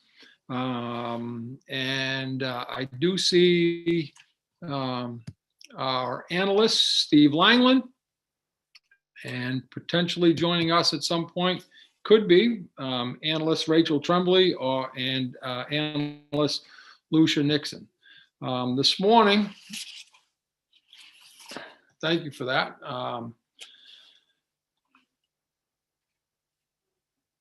Each bill being heard today, I and my co-chair will call on sponsors and co-sponsors to speak first. When called upon, you will be prompted from the attendee to a participant. After the presentation by sponsors and co-sponsors, we'll call on members of the public based on how they were registered to testify. Either for the bill, would speak first, against the bill, or neither for nor against, but wishing to provide some information will be heard from as well. When you are called upon, I'll ask that you state your name, your place of residence, and the organization you represent, if any. After you are done speaking and there are no more questions from the members, I and my co-chair will return you to attendee and call upon the next person registered to testify. When you are called upon, please make sure that your microphone is not in mute. And please also understand there's the potential delay when you're being moved from one group to the other. It will be greatly appreciated if when you are done offering testimony to the committee on the bill scheduled for today, that you exit the Zoom meeting and you may continue to watch the hearing on the committee's YouTube channel. If you need to exit the meeting before being called upon to testify, please be aware that you may submit written testimony at any time by accessing the legislature's testimony submission page on www.legislature.maine.gov. Just a reminder once again, the meeting is being broadcast and recorded on the YouTube and can also be heard over the legislature's audio broadcast system. Any testimony you submit is public and may be posted on the legislature's website. You'll have 3 minutes to speak, and I'll let you know when it's time to start. And actually, Representative Sylvester will do that. Those sponsoring a bill will have extended time. And I will now open the hearing on, I lost my train of thought here. We have LD 99, and we are going to hear this morning from Representative Maggie O'Neill. Maggie, I know you're on a short time frame, so we'll let you go. Mr. Chair. Good afternoon, Senator Rafferty, Representative Sylvester, and honorable members of the Labor and Housing Committee. I'm Maggie O'Neill. I represent House District 15, which is in Saco. I'm pleased to come before you today to present LD 99, which is an act to require the state to divest itself of assets invested in the fossil fuel industry. From our iconic working waterfronts to our sprawling forests, it's increasingly clear that the features that make Maine so special are incredibly vulnerable to a changing climate. According to the Climate Council report on the effects of climate change in Maine, we face significant impacts right here at home. Those impacts include unpredictable weather, such as drought and severe storms, sea level rise, a warming and increasingly acidified Gulf of Maine, decreased air quality, and threats to biodiversity within our ecosystems. Climate disruption is already harming our economy, our environment, marginalized communities, and the quality of life that we all treasure. That's why we need to take every step possible to mitigate continued damage to the environment, and our solutions will need to address the problem from a number of angles. The actions we take now as a society will reverberate in our lifetimes and impact future generations. LD 99 requires Maine's public employee retirement system, Maine PERS, to divest from its investments in fossil fuel companies. Fossil fuel companies and fossil fuels generally are linked directly to climate change, and continuing to invest in them is bad for both our retirees and our environment. As of Maine PERS's September 2020 disclosure, independent analysis shows that more than $1 billion is invested in fossil fuels through entities such as Chevron, First Energy, Berkshire Hathaway, and Exxon. Continuing to invest state retirement funds in companies that produce fossil fuels is counter to the ambitious environmental goals that Maine has set for itself. You already know that with bipartisan support, the governor and the legislature set goals to reduce greenhouse gas emissions by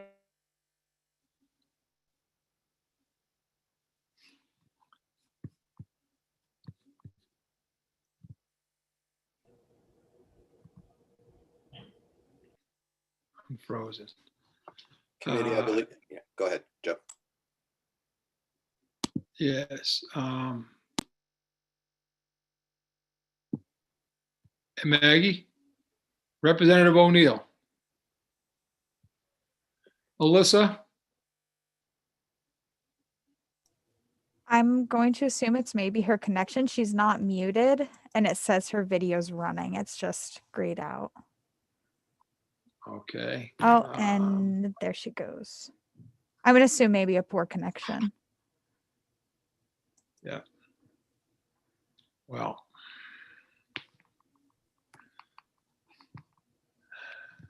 Now, let's. All right. Alyssa, have you received instructions on your end as to procedure at this point? Do we give her a minute to reboot? I would maybe. Oh. Go ahead, Alyssa. I was going to defer to Representative Sylvester. I would maybe give her a minute. I can give her a call. I'll we'll listen to Mike and see what happens. Thanks. Sure. Mr. Chair, Representative Sylvester. Thank you, Mr. Chair. I was just letting you know that I texted the representative to let her know that she was frozen. I think she might be trying to re-enter, which is why she left. And I would think that your suggestion was completely appropriate, as we had discussed at one point of all these technological issues. I mean, perhaps we move on to the next speaker and recognize her if Representative O'Neill is able to rejoin us.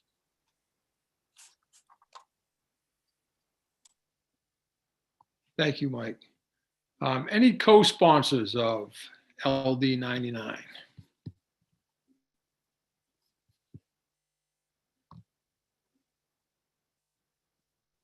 Seeing none.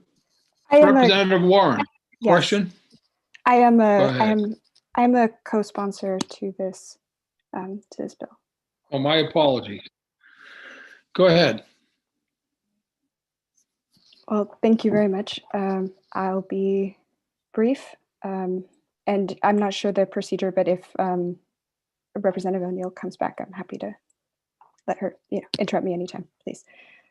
So I think that this is pretty, for me at least, it feels pretty straightforward, especially in representing a coastal district like ours. I think insofar as the fiduciary responsibility of the Maine public employment retirement system is to protect the fund and set it up for long-term economic success, and that is its primary goal, regardless of other more recent additions towards environmental protection it has made, which is a great thing. But I think we're at the point where this bill comes at a time where the future ability to provide investment returns in light of this global consensus on climate change, as the world is moving away from fossil fuels at a pretty fast pace. Even in the last year, the publicly traded fossil fuel holdings, we've lost an additional, it's like 35 million in 2020 alone, based on the Maine public employment retirement system's own records. And they don't have records for years back in a way that I hope that we can gain access to, but that's just shocking and quite concerning as someone who, I think we're at the point where it's a question of whether we have the will to make sure that we're protecting our public employees in this way. That's really, I think, the conversation. I have my own personal interests and commitments on climate change, but I just think that that's not necessarily the most pressing concern. So I think that at a point we had an ability, and I could come here and say that, this is a question of whether we have the will as elected leaders in a state uniquely vulnerable to climate change, or especially in my being a coastal district. But I just don't think we're at the point where we're talking about preventative or anticipatory actions. I think this is right in front of us. This is a really important inflection point. And I think that we need to protect this state pension fund. So I think as far as the responsibility of the program is to retirees first, primarily, I think that's the conversation that I want to have. And that's why I'm supportive of this bill. And I hope that we can act on it. And I urge you to consider it, and open to any questions, of course. But just, of course, just one co-sponsor of others. So thank you for your time.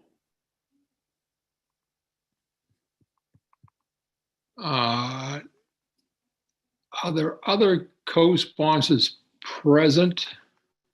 Again, I'm trying to. Senator, oh, there she is. Senator Daughtry just joined. Okay. Senator Rafferty, I had a procedural question. Yes. Senator Guerin. Before we move into the public testimony, were we using the clock today? We'll use the clock relative to anyone that's not on the sponsor / co-sponsor list. Yes. Thank you. You're welcome. Did I hear that Senator Daughtry is here? Yes, good morning.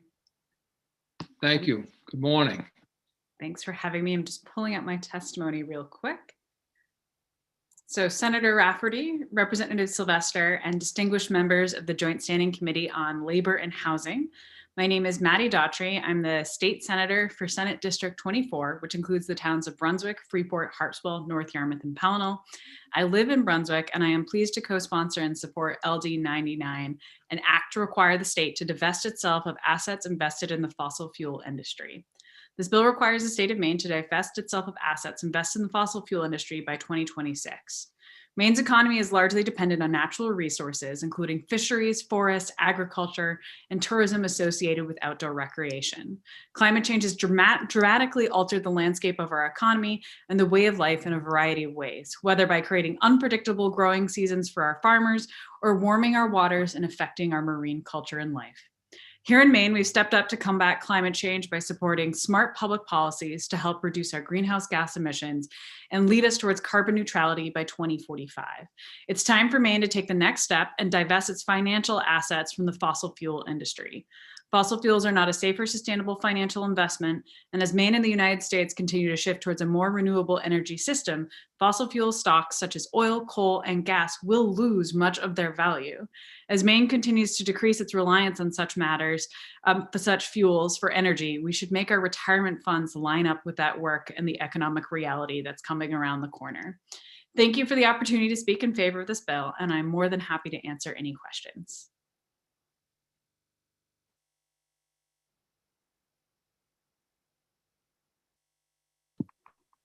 Thank you, Senator. I appreciate that. And I see that we have a hand up, Representative Drinkwater. Thank you, Mr. Chair, and thank you, Senator, for your testimony. Morning. Good morning to you too, and welcome on this blustery cold morning. You mentioned in your testimony about state of Maine should take its financial assets elsewhere. Can you be more specific? Are you talking about Maine peers, or are you talking about other assets also? I would say any financial asset that the state has invested. I mean, if you look at what's going on right now with the stock market, as well as other financial resources that have their major stock in fossil fuel, a lot of those are really dramatically dropping in value. There was actually a really great piece recently about penny stocks and about a oil group in Texas that completely saw their portfolio drop in value because of this. And the reality is that a lot of people are diversifying their financial portfolios. And when they were, invested in these sources, they're seeing massive, jumps. And I know all of us here, many of us are small business owners. We all have to have our own personal budgets. And you always want to make the smart financial, decision. And if you see something coming around the corner that's not holding value, maybe it's time for us, for a multitude of reasons, to make a smart financial choice and look at putting our, resources elsewhere. So specifically, you're addressing Maine peers. Yes.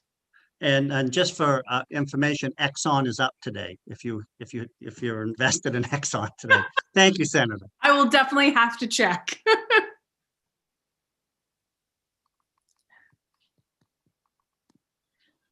Thank you.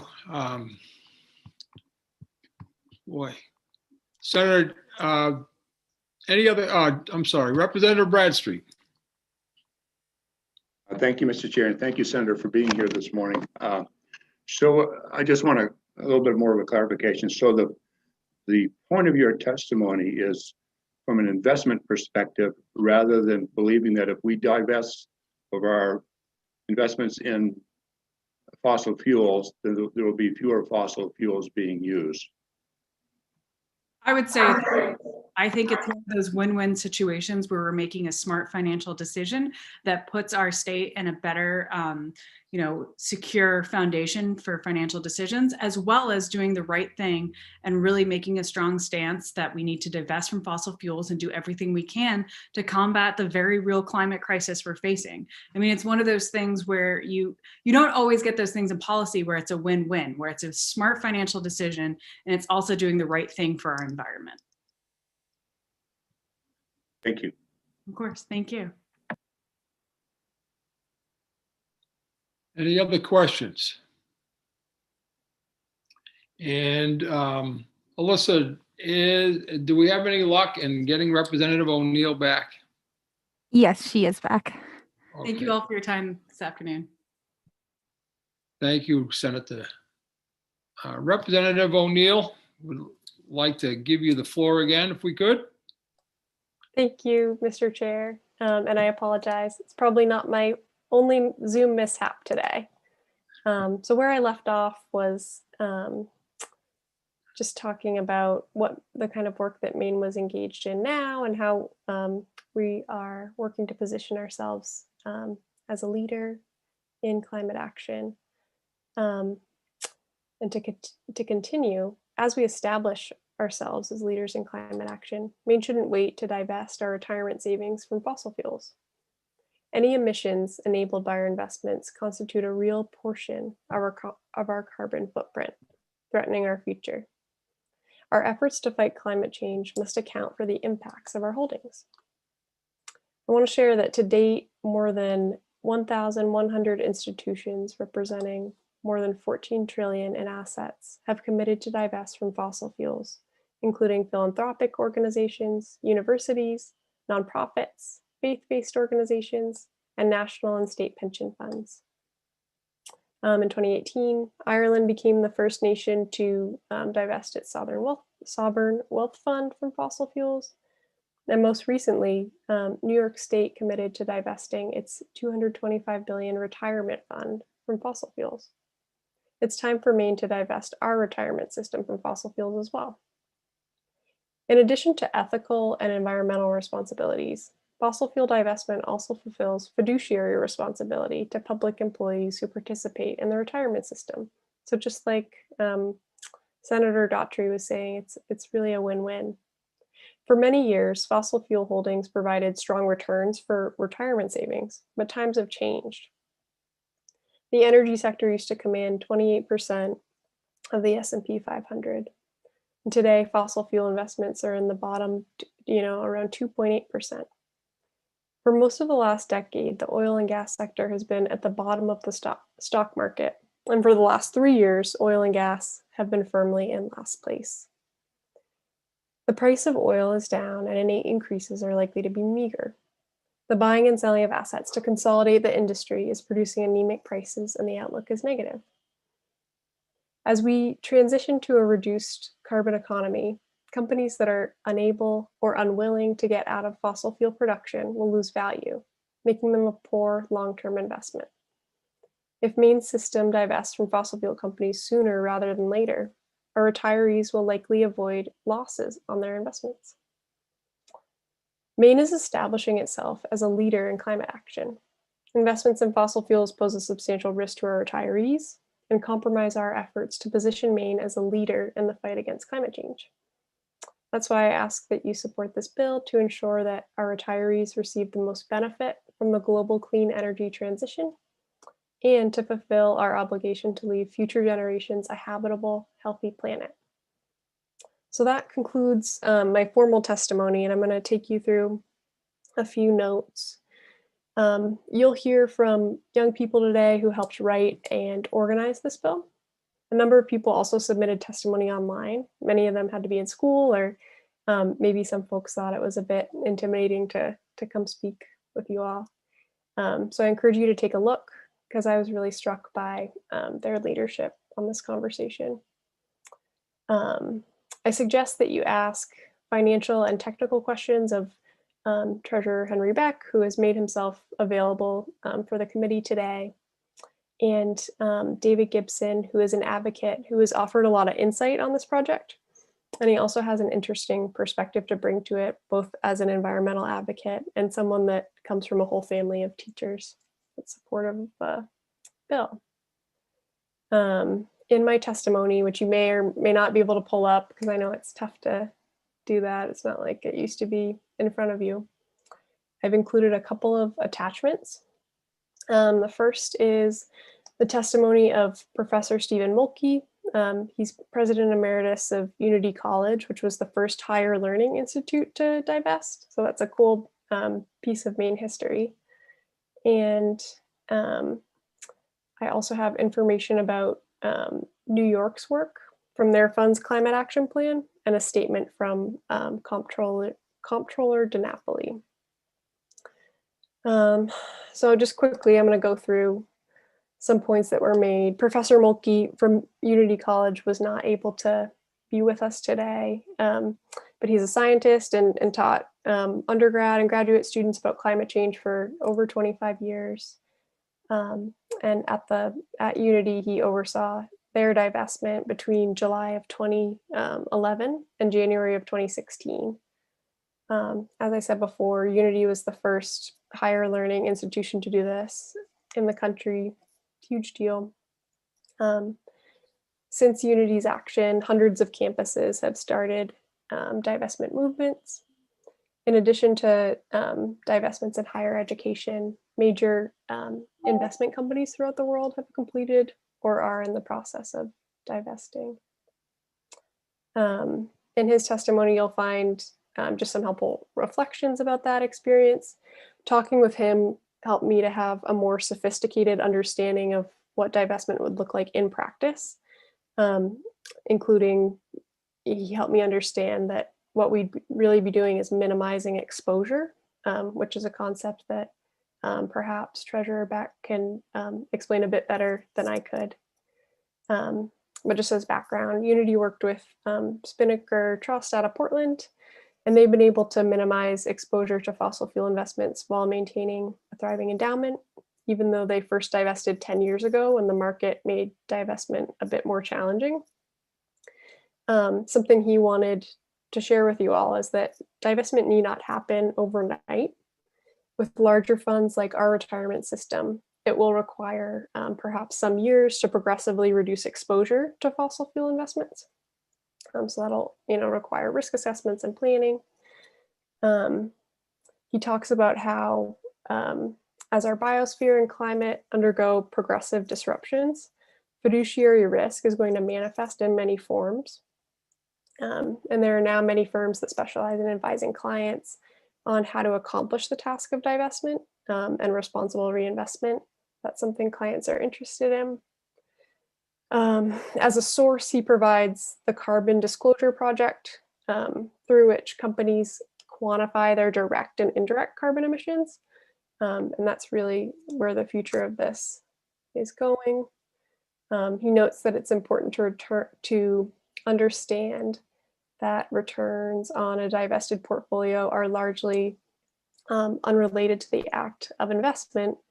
And that's because returns are determined by the overall performance of the market and asset selection by savvy management. And then he also noted, and something I felt was important, is that the significance of divestment far eclipses any return on investment. He makes the point that it's ethically inconsistent for governments to invest in products and processes that will undermine the public good. I think some things that you may hear suggested today is that this effort could be seen as a politicization of retirement funds.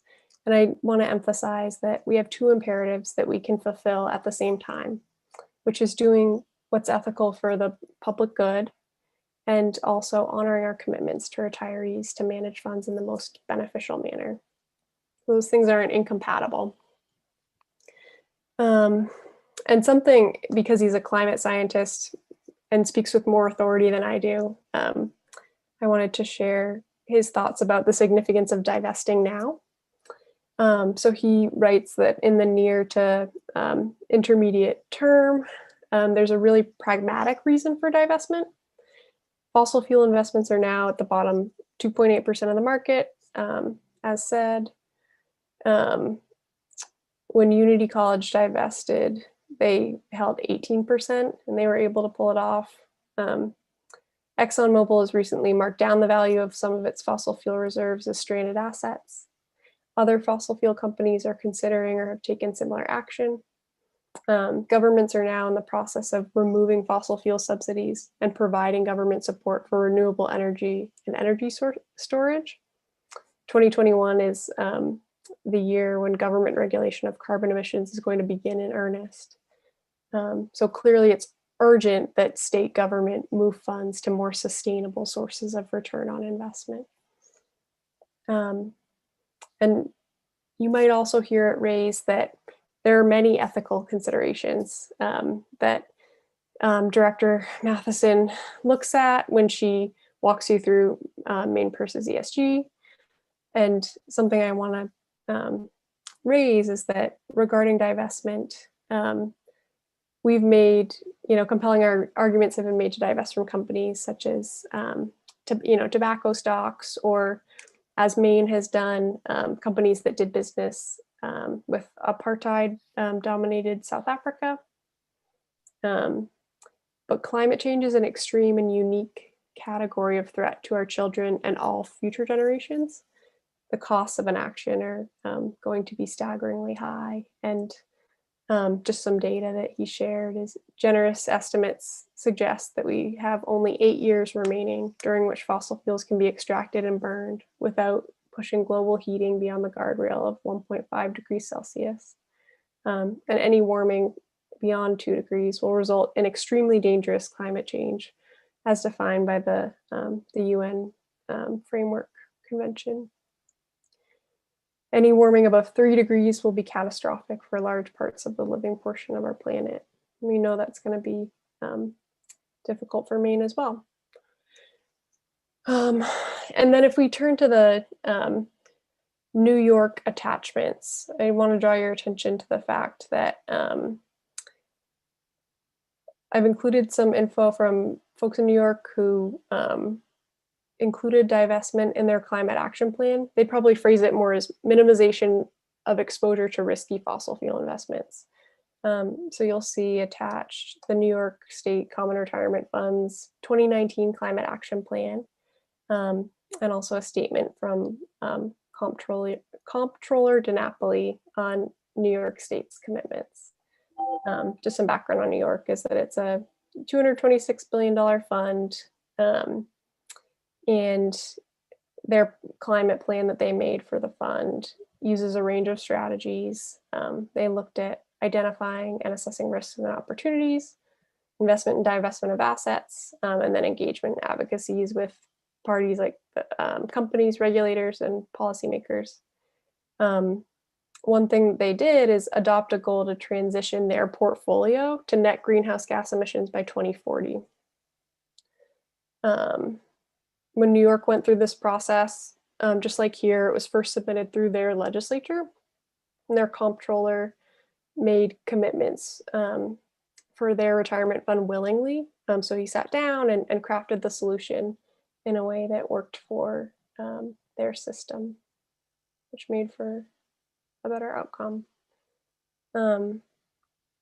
And yeah, if you look at what I've included here, I have quotes from him talking about how greenhouse gas emissions and global warming are threats to both our planet and risks to investors. So that's why New York made the decision the way they did. They developed enhanced climate risk assessments for sectors that are at high risk for climate change. They looked at whether companies are climate resilient and prepared for the transition to a low carbon economy. So the very first thing they did and identified as risky was thermal coal.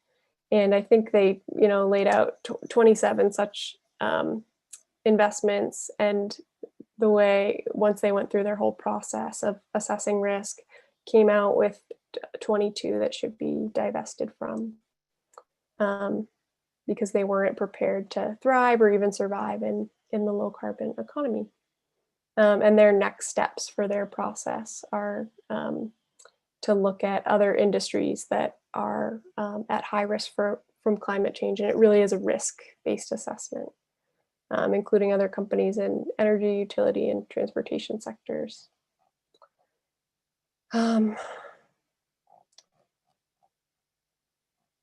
So we do have, should the committee be interested in discussing this, we, over the past couple weeks, have really dug in and been meeting with folks, and looked at some improvements to the language. Some of it's how we would define fossil fuels, fossil fuel infrastructure, the kinds of things that we would divest from or move away from, minimize risk on. And one of those things is private market investments, which make up $1 billion per a private take on it. So I'm happy to provide that language to the committee, should you be willing to consider it. I appreciate your consideration and sitting through all this. It's a complicated conversation to have. And I think, in closing, I'll say that there might be difficulties in making this happen, but I'm confident that we can find a way forward on this issue and be both good stewards and do the financially responsible thing as well. So thank you very much for the committee's attention. I'm here for questions. Thank you. I do see some hands raised. I have Representative Drinkwater, followed by Representative Sylvester and Representative Gear. Thank you, Mr. Chair, and nice to see you again, my old seatmate, Maggie O'Neill. Thank you for your testimony. I asked the senator the previous testimony about our state of Maine investments. Are you talking about Maine piers in particular? And do you know of any investments that we've made outside of Maine piers? Thank you for the question and good to see you. Just for anybody listening, we used to sit next to each other in the chamber. So these are the kinds of things that we miss, not being in person anymore. So what I'm referring to today, the bill as I submitted it is just Maine purse. I think that there is also an opportunity to look at other holdings, funds held by the state of Maine, and to do the same thing. So the bill itself just refers to Maine purse, but I think there's an opportunity to go further, and hopefully we could talk about that leading up to the work session to identify some opportunities. Certainly. And do you know, have you looked at our investment portfolio to see what percentage of fossil fuels the retirement fund is invested in? I have not done this personally, but someone that's going to speak after me is named David Gibson, and David has really dug into this. So I would check in with David. And Director Matheson also provided me with some data. David really looked, he pulled up the charts and went line by line. And so I encourage you to ask both of them that question. I will. Thank you. Thanks.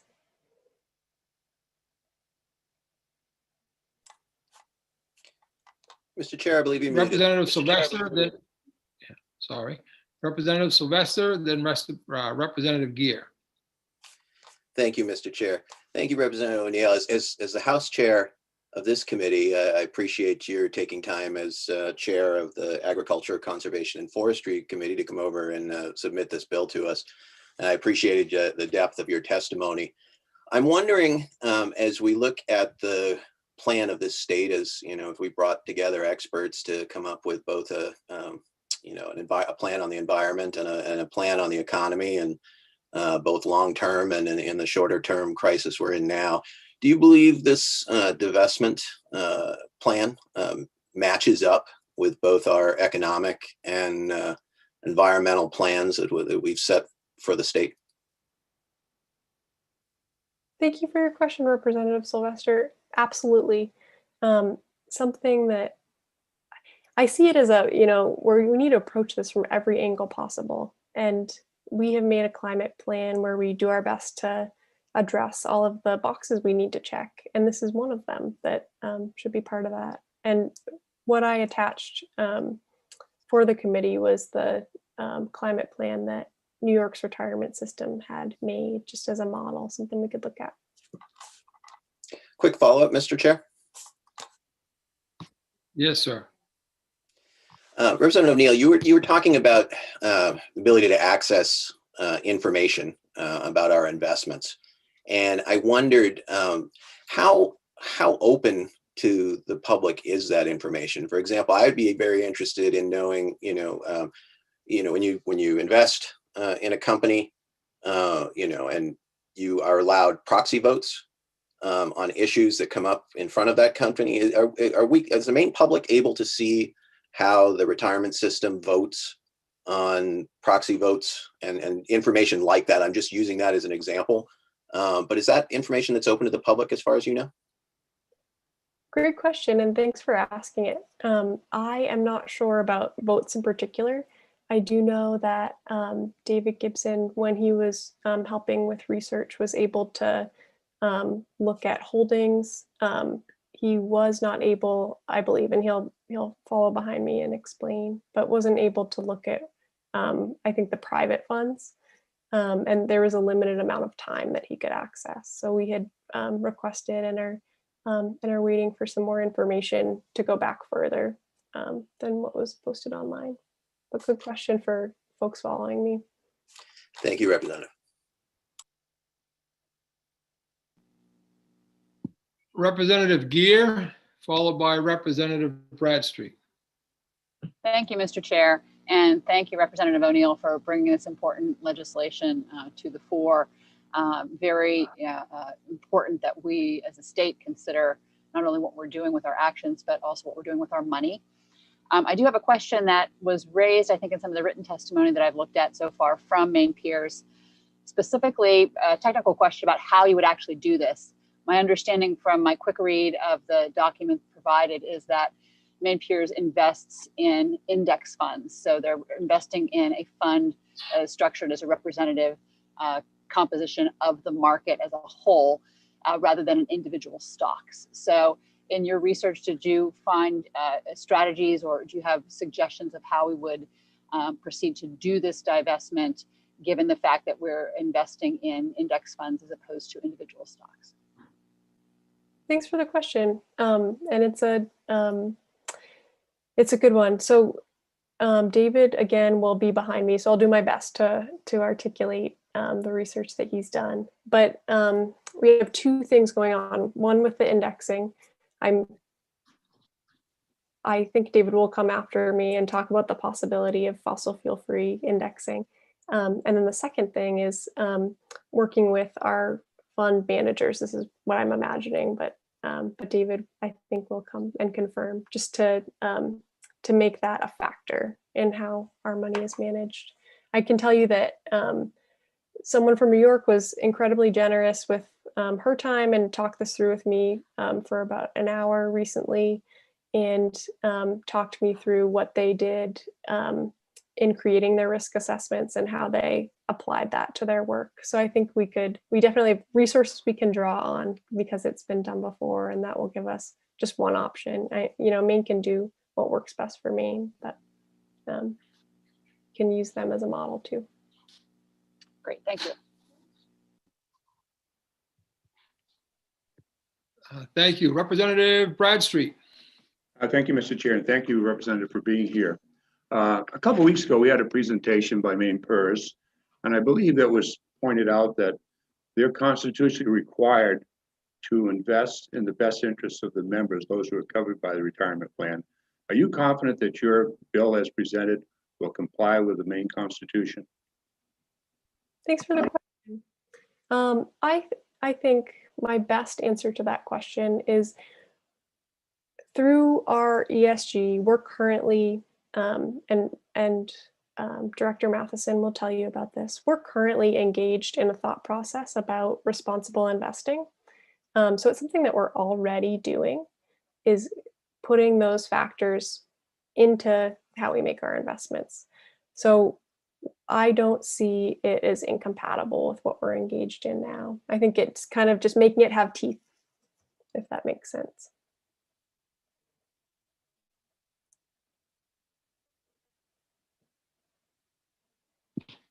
All set with that. Representative Gear, I don't know if your hand's just still up, or do you have a follow-up? I always forget to take my hand down, so no, that's just, I'd ask my question. Thank That's okay. Any other questions of Ms. O'Neill? Thank you very much. And you mentioned, I do know there are other co-sponsors we heard from. I'm not sure we lost any. Are there any other co-sponsors? I know you mentioned Mr. Gibson coming, but any other co-sponsors? Hey, Mr. Gibson.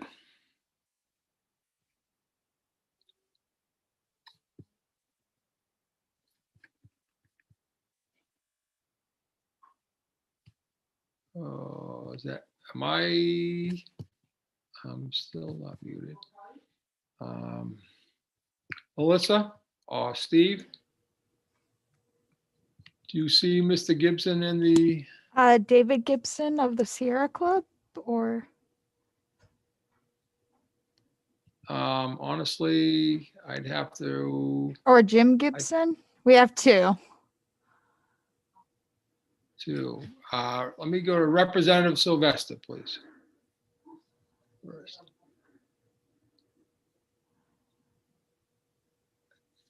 Hey, Mike. You're muted. Mike, you're muted, I believe. Sorry, on the list I'm looking at, and of course you have complete discretion on this, but I see Mr. Gibson, fourth or fifth. I see Treasurer Beck, if he is in the room. But the first name I see, I think, is Jim Donnelly, Alan Armstrong, Anna Siegel, Cole Cochran. Not to interrupt, but I do see Lori Osier, who I believe is one of the co-sponsors and attendees. Oh, great. Who I can promote. Thank you, Alyssa. Yep.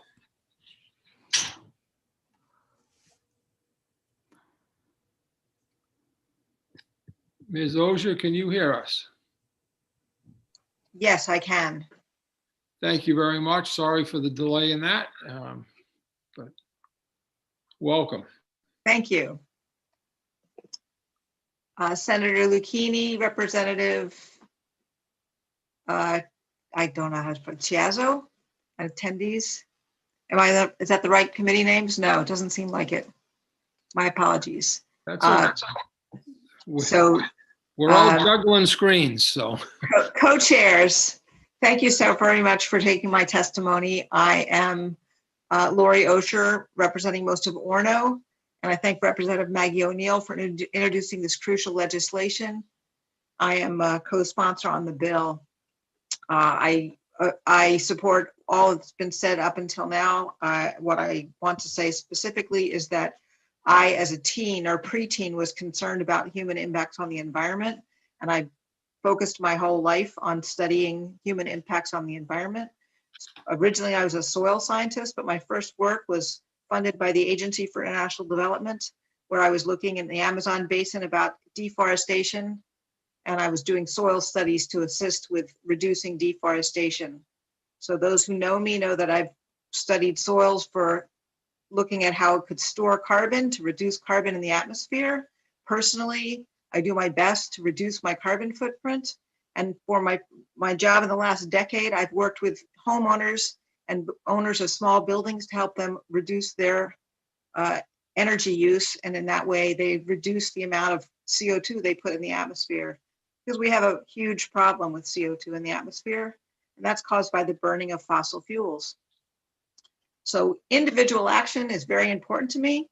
However, there's overarching action that we need to take, and that would be to reduce our use of fossil fuels. And one way to do that is to not invest in fossil fuel companies. And as we've seen, what happened with COVID is that the price of fossil fuels dropped because we had this large impact on the environment and people stopped using them because we weren't traveling. So when it comes to the PERS, the future is that we will be decarbonizing our economy. I've been working on it personally, as have other people, but the way to decarbonize the economy in part is to stop funding fossil fuels. And for the people who are invested in fossil fuels through the PERS, those investments are becoming more risky because we are changing our economy. So it's fiscally responsible, and it's also good for the environment for us to divest from fossil fuels. So I appreciate the opportunity to talk with you. And I request that you vote in favor of this bill. Thank you very much. Do we have any questions of Ms. Osier?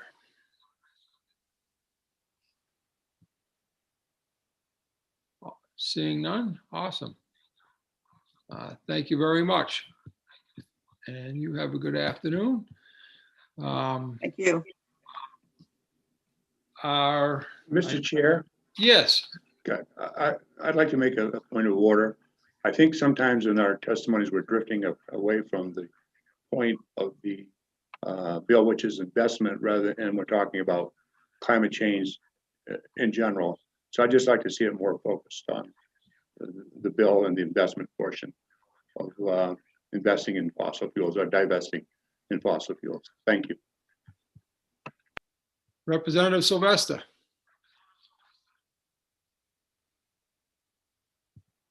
You're muted. I keep clicking it. I don't know why it's not unclicking. Okay. I'm wondering if Representative Bradstreet is talking about the people who are testifying should be asked to testify in the way that we prefer, or the people, or that the committee members should be limited in the questions that they're asked and asking. Mr. Chair, I never want to prevent any of the public from speaking their voices and their opinions. I'd just like to see it focused more on the investment part. Perhaps our questions could be focused that way, and I'll be satisfied with that. You know, nobody's denying what we're in the middle of, but the point of the bill is the divestiture of fossil fuels. So I'd like to see it more focused on that. Thank you. Thank you both. We'll do our best to direct our questions to the specifics. And again, you know, we do welcome any members of the public to continue with any comments that they may have. I know that there were other co-sponsors, but not seeing the list of speakers. Alyssa, do you see anyone else waiting to testify? We have lots of people to testify. Do you mean like sponsors, co-sponsors? I'm sorry, sponsors and co-sponsors. Not that I notice. Okay, so the folks ready to testify, if you would, before doing so, please be sure to give us your name and your community of residence, and keep in mind that you will be limited to 3 minutes. And up in the, well, he'll probably be, right now, he's in the top row of the Hollywood Square view, but Representative Sylvester will keep a clock as we move into public comment. Before doing so, I do see that I have 2 hands up. I thought they might have been left over. Representative Bradstreet, did you have another question? Oh, sorry, I forgot to lower my hand. Oh, that's okay, no problem. That's a common occurrence. Yeah, well, Representative Sylvester. Thank you, Mr. Chair. I just wanted to point out to those who are testifying, if they put themselves in the gallery view, they will be able to see all of the committee, which will allow you to see me. Right now, it's just a blank screen, but you'll be able to see my phone, which will have the clock on it. And then I will hold it up again at 30 seconds. And then at the end of your time, I'll ask you to conclude your thoughts, and so that Chair Rafferty can open up to questions. Thank you. Thank you. Alyssa. So we have Henry Beck first, and we have Alan Armstrong on deck. Thank you. Mr. Beck, followed by Ms. Armstrong. Thank you.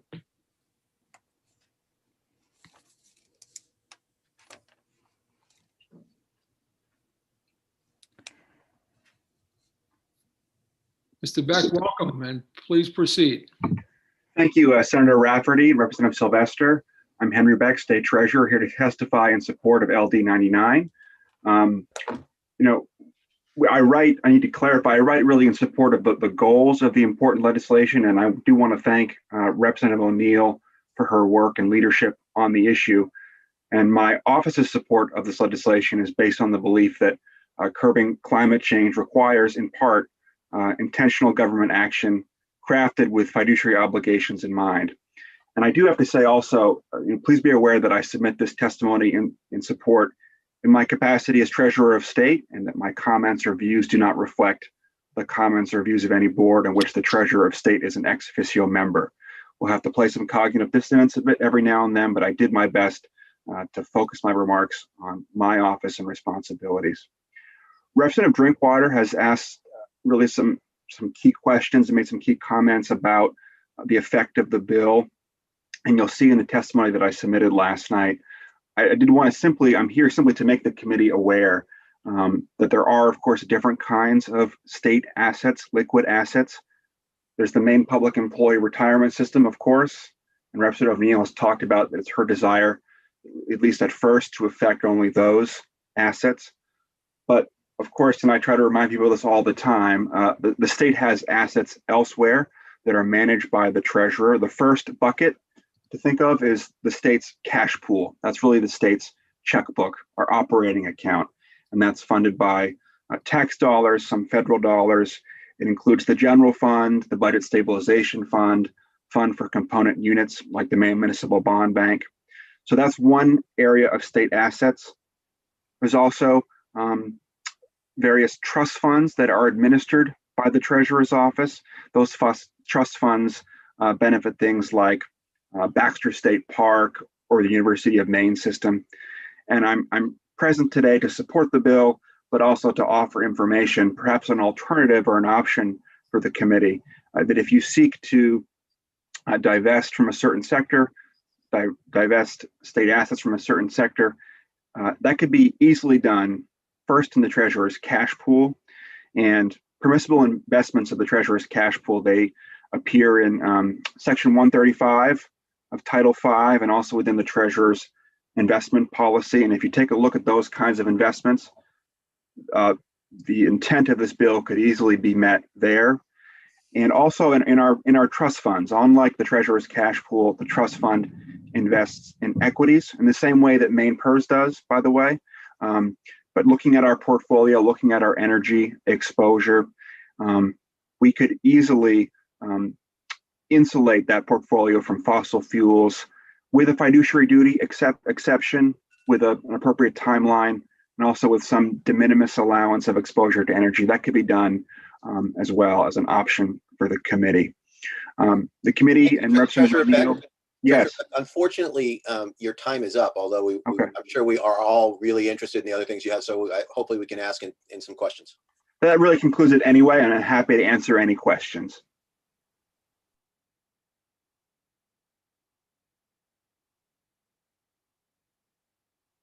I see two hands up, Representative Drinkwater, followed by Representative Cuddy.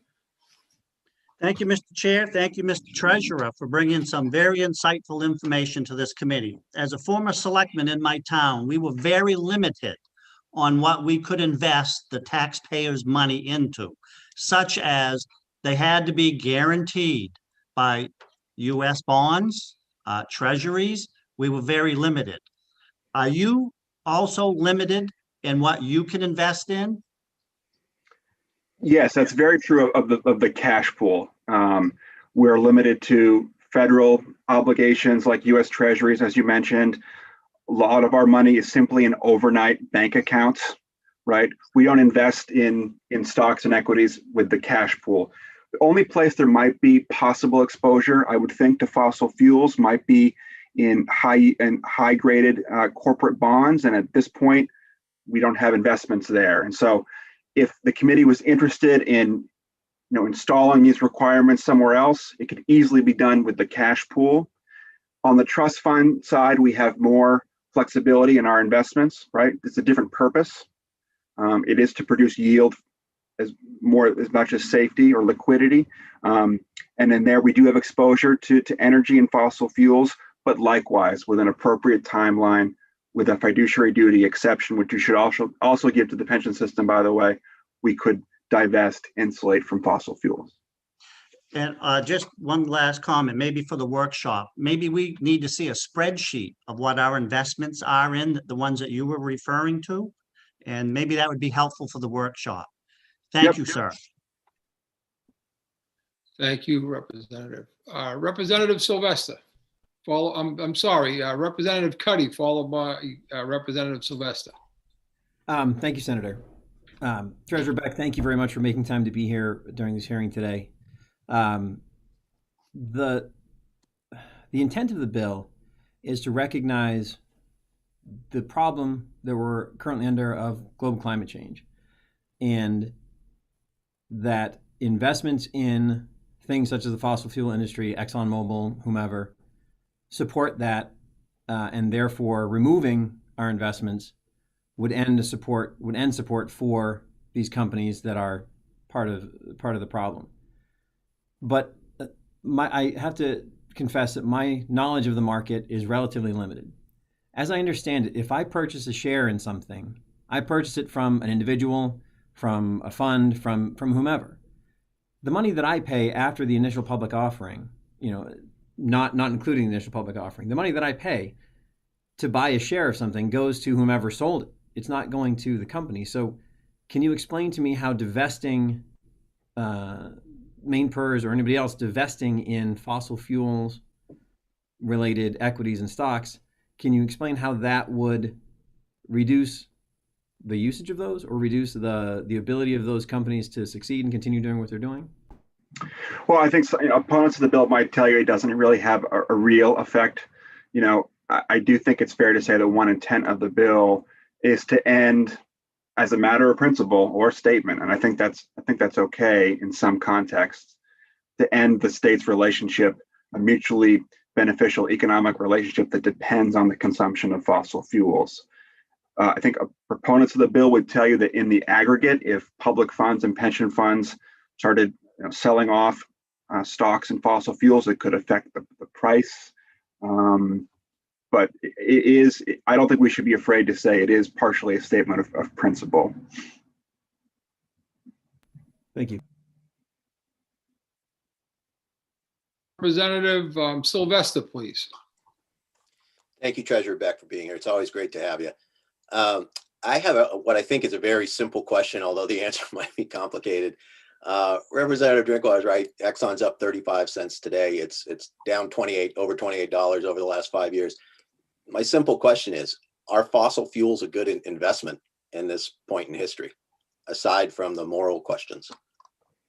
Well, I can tell you, that if, for example, in our trust funds, if you were building a portfolio 30 years ago, no doubt, of the top 10 stocks in the portfolio, I bet 5 would be in oil 30 years ago. That's just not true anymore. But the question is a particular stock a good investment? Really has to be taken at the time, after due diligence, after looking at all the factors in the time. Prices do change. I'm not comfortable coming to the committee saying, well, divest because it's always a bad investment. We just don't know. And that's why in the past, when the legislature has required divestment, they've given a fiduciary duty exception. They've directed the state or the pension system to divest, but they've given a fiduciary duty exception. They've given time. Thank you. That's very helpful. Representative Bradstreet. Yes, thank you, Mr. Chair, and thank you, Treasurer Beck, for being here. From what I've heard, I think some of fossil fuel companies, excuse me, are now making substantial investments in green energy. And if that's the case, how are we going to be able to distinguish what is a fossil fuel investment from a green energy investment? Is that going to be easily done? I think it's a difficult task for any subject fund of legislation like this, and that's why New York, for example, to say that New York divested in the most common sense, it's better to say that they now apply different risk factors and they actually separate, what's more fossil fuels than other things. But no, it's a difficult definition to craft and it's a difficult task to meet. But that's why I do think the committee should try and take some time and listen to the stakeholders. Okay, that's good answer. Thank you. Seeing no other questions of Mr. Beck, I want to thank you for being with us today. Appreciate your knowledge and efforts to do so in terms of informing us. Thank you very much. Thanks, Senator. I believe we have next person up is Alan Armstrong, and then Anna Siegel, please.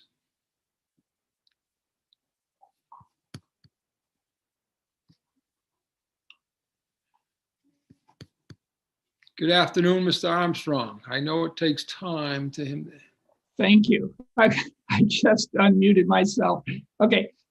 Thank you, Senator Rafferty and Representative Sylvester, for taking testimony from the public. My name is Alan Armstrong. I live in Portland, Maine, and I volunteer with the Portland Climate Action Team of Sierra Club. And so our interest obviously is in mitigating climate change, but I think there are the very strong reasons for divestment, which have been well covered in the testimony so far, particularly the danger of stranded assets in reserves of fossil fuels that will result in declining stock values.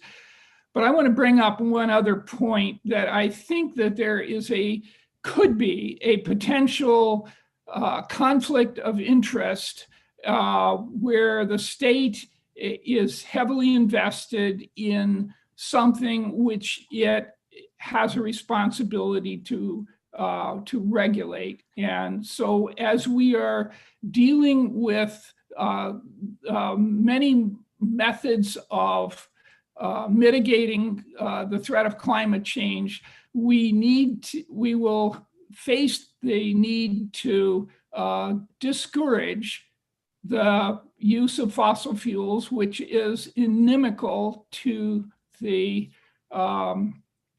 interests of companies that make their living with fossil fuels. And so there will be this potential conflict, which we will be able to avoid by divestment. Thank you very much. Thank you.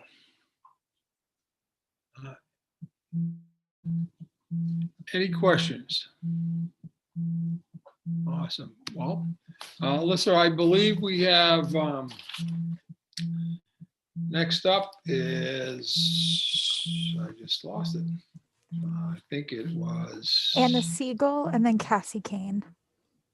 Thank you very much. Hello. I'll wait for Ms. hello, Siegel. Is she with us? Oh, she is. Representative Sylvester and honorable members of the Joint Committee on Labor and Housing. My name is Anna Siegel, and I proudly speak as a representative for Maine Youth for Climate Justice, MYCJ, a coalition of over 300 youth from across the state who are fighting for bold climate action and a just transition to a livable future in Maine. We understand that to tackle a broad issue such as the climate crisis, it must be dealt with comprehensively. Such a comprehensive response includes financial solutions, making LD99 an important step forward. Fossil fuels are not a safe investment. As we transition to 100% clean energy and begin leaving coal, oil, and gas in the ground, most of their value will be lost. The primary duty of the Maine Public Employee Retirement System, Maine PERS, is to ensure that the pension fund is well funded and protected from large and unnecessary risk. These fossil fuel companies are exactly the kind of risk that they are mandated to minimize. The bottom line is that fossil fuels are not a safe investment for Maine, not safe for future generations, and not safe for the public employees who are relying upon this pension fund to support them as they age.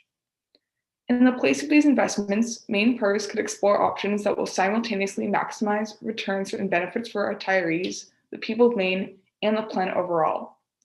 Money invested in the fossil fuel industry could be reinvested into climate solutions for Maine. These funds can provide hundreds of millions of dollars in investment for clean energy in our state, supporting and fast-tracking the goals of the Maine Climate Council. This could be done through a statewide Maine Clean Energy and Sustainability Accelerator, similar to the Connecticut Green Bank. LD99 will be critical in all aspects of a successful course to climate action. There are three core aspects of this bill that motivate our support as a coalition. First, LD99 mandates that divestment must be complete by 2026. This timeline reflects the urgency that scientists warn is needed to mitigate the climate crisis. Second, interim goals are set within LD99 to ensure accountability and continue a thoughtful and measured divestment approach. Third, pensioners deserve better out of their retirement funds than investment in companies that actively damage the ground on which we walk, the water we drink, and the air we breathe. Members of Maine PERS who are educators and folks working for the public shouldn't have to be part of a pension fund that is complicit in the climate crisis. The Maine Climate Council, in the recent 2020 report titled Maine Won't Wait, wrote that climate action requires leveraging a variety of funding sources and innovative financing mechanisms to support sector-level transformations and the ability of Maine lenders to make crucial long-term investments in climate-focused projects and initiatives. The millions of dollars that would come from the state divesting from fossil fuel companies is exactly the type of innovative financing mechanism that the council recommends, freeing up capital for reinvestment into climate-focused projects and initiatives. Ms. In Siegel, this way, Ms. Siegel, LB9 unfortunately, that is the end of the time. I wonder if you could conclude your thoughts, and I bet I'm going to have a question about asking you to finish reading your testimony. Yes, all I was going to say is that in this way, LD99 can fund a just and equitable future for all, and for those above reasons, our coalition urges you to vote ought to pass on LD99. Thank you. Thank you, Ms. Siegel. We'll take some questions. Representative Sylvester will lead off. Ms. Siegel, were you able to read all of your testimony, or were there other thoughts that you were hoping to let this committee hear? It was mildly abridged to fit narrowly within the timescale, but I also sent a copy to Alyssa. Thank you so much. We appreciate that. We'll read that thoroughly. Thank you. Thank you. And I'm sure that we will all find, I know that there is a lot of written testimony that's come along across, at least on my emails. I'm sure you'll have the same. Next up, we have Cassie Kane.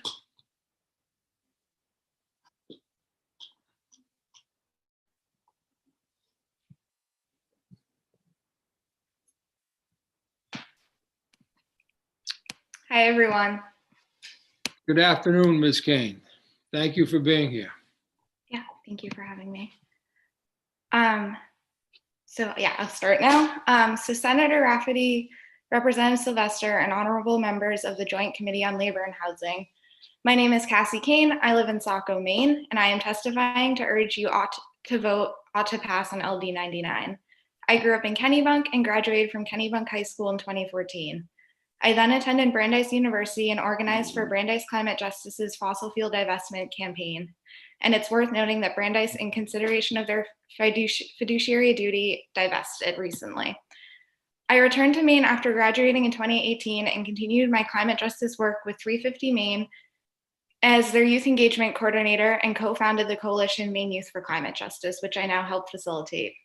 Firstly, I cannot emphasize enough how much I valued my education in the RIC 21 school system, as it provided my initial education in environmental issues and showed me it was possible to pursue a career in environmental and climate justice. Knowing this, it disturbs me that Maine PERS, an institution that exists to support some of the most important members of our communities, including educators, are relying on money tied to pollution, corporate greed, environmental racism, and corruption. This does not align with my vision of this state and the generations of Mainers who have helped me grow into the climate activist I am today. It also alarms me that Maine's public employees' pensions are being toyed with in the name of what is inaccurately considered economically or politically feasible by the generations that will not bear the brunt of the climate crisis.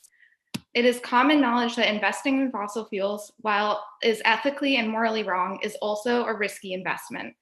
Maine PERS billions of dollars invested in fossil fuels will only continue to become more volatile as more communities, schools, institutions, and pension funds divest. Investing in the fossil fuel industry will also become more socially and politically stigmatized as the divestment movement has been growing and gaining traction since 2012 and is not going away anytime soon. Additionally, the state still investing in fossil fuels is quite frankly hypocritical considering Maine's recent development of a comprehensive climate action plan. It is contradictory to have this plan in place while Maine PERS is at the same time actively investing in companies that have driven disinformation efforts and the denial of science since the 1970s and still lobbies against clean energy solutions this day.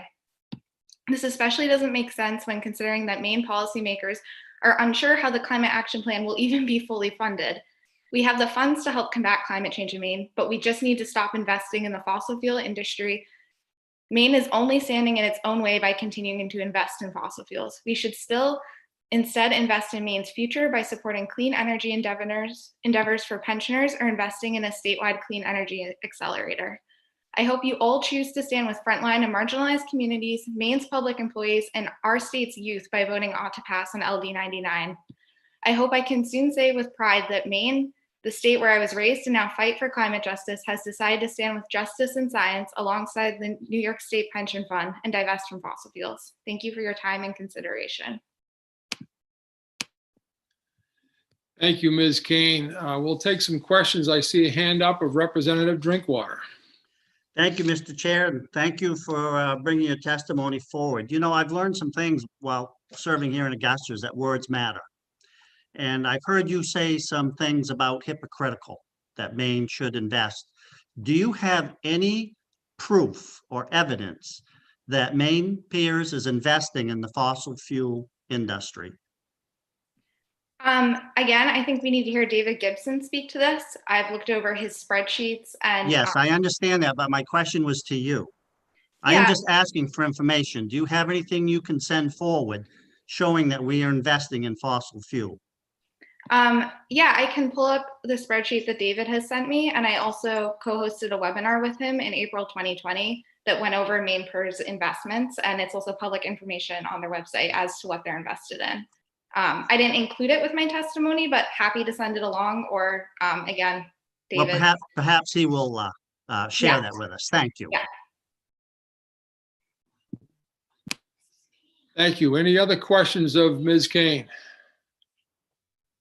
Ms. Kane, it's nice to see you today, and it's nice to see that our mission in terms of having produced responsible and involved citizens is in evidence today. Thank you. Thank you. Nice to see you.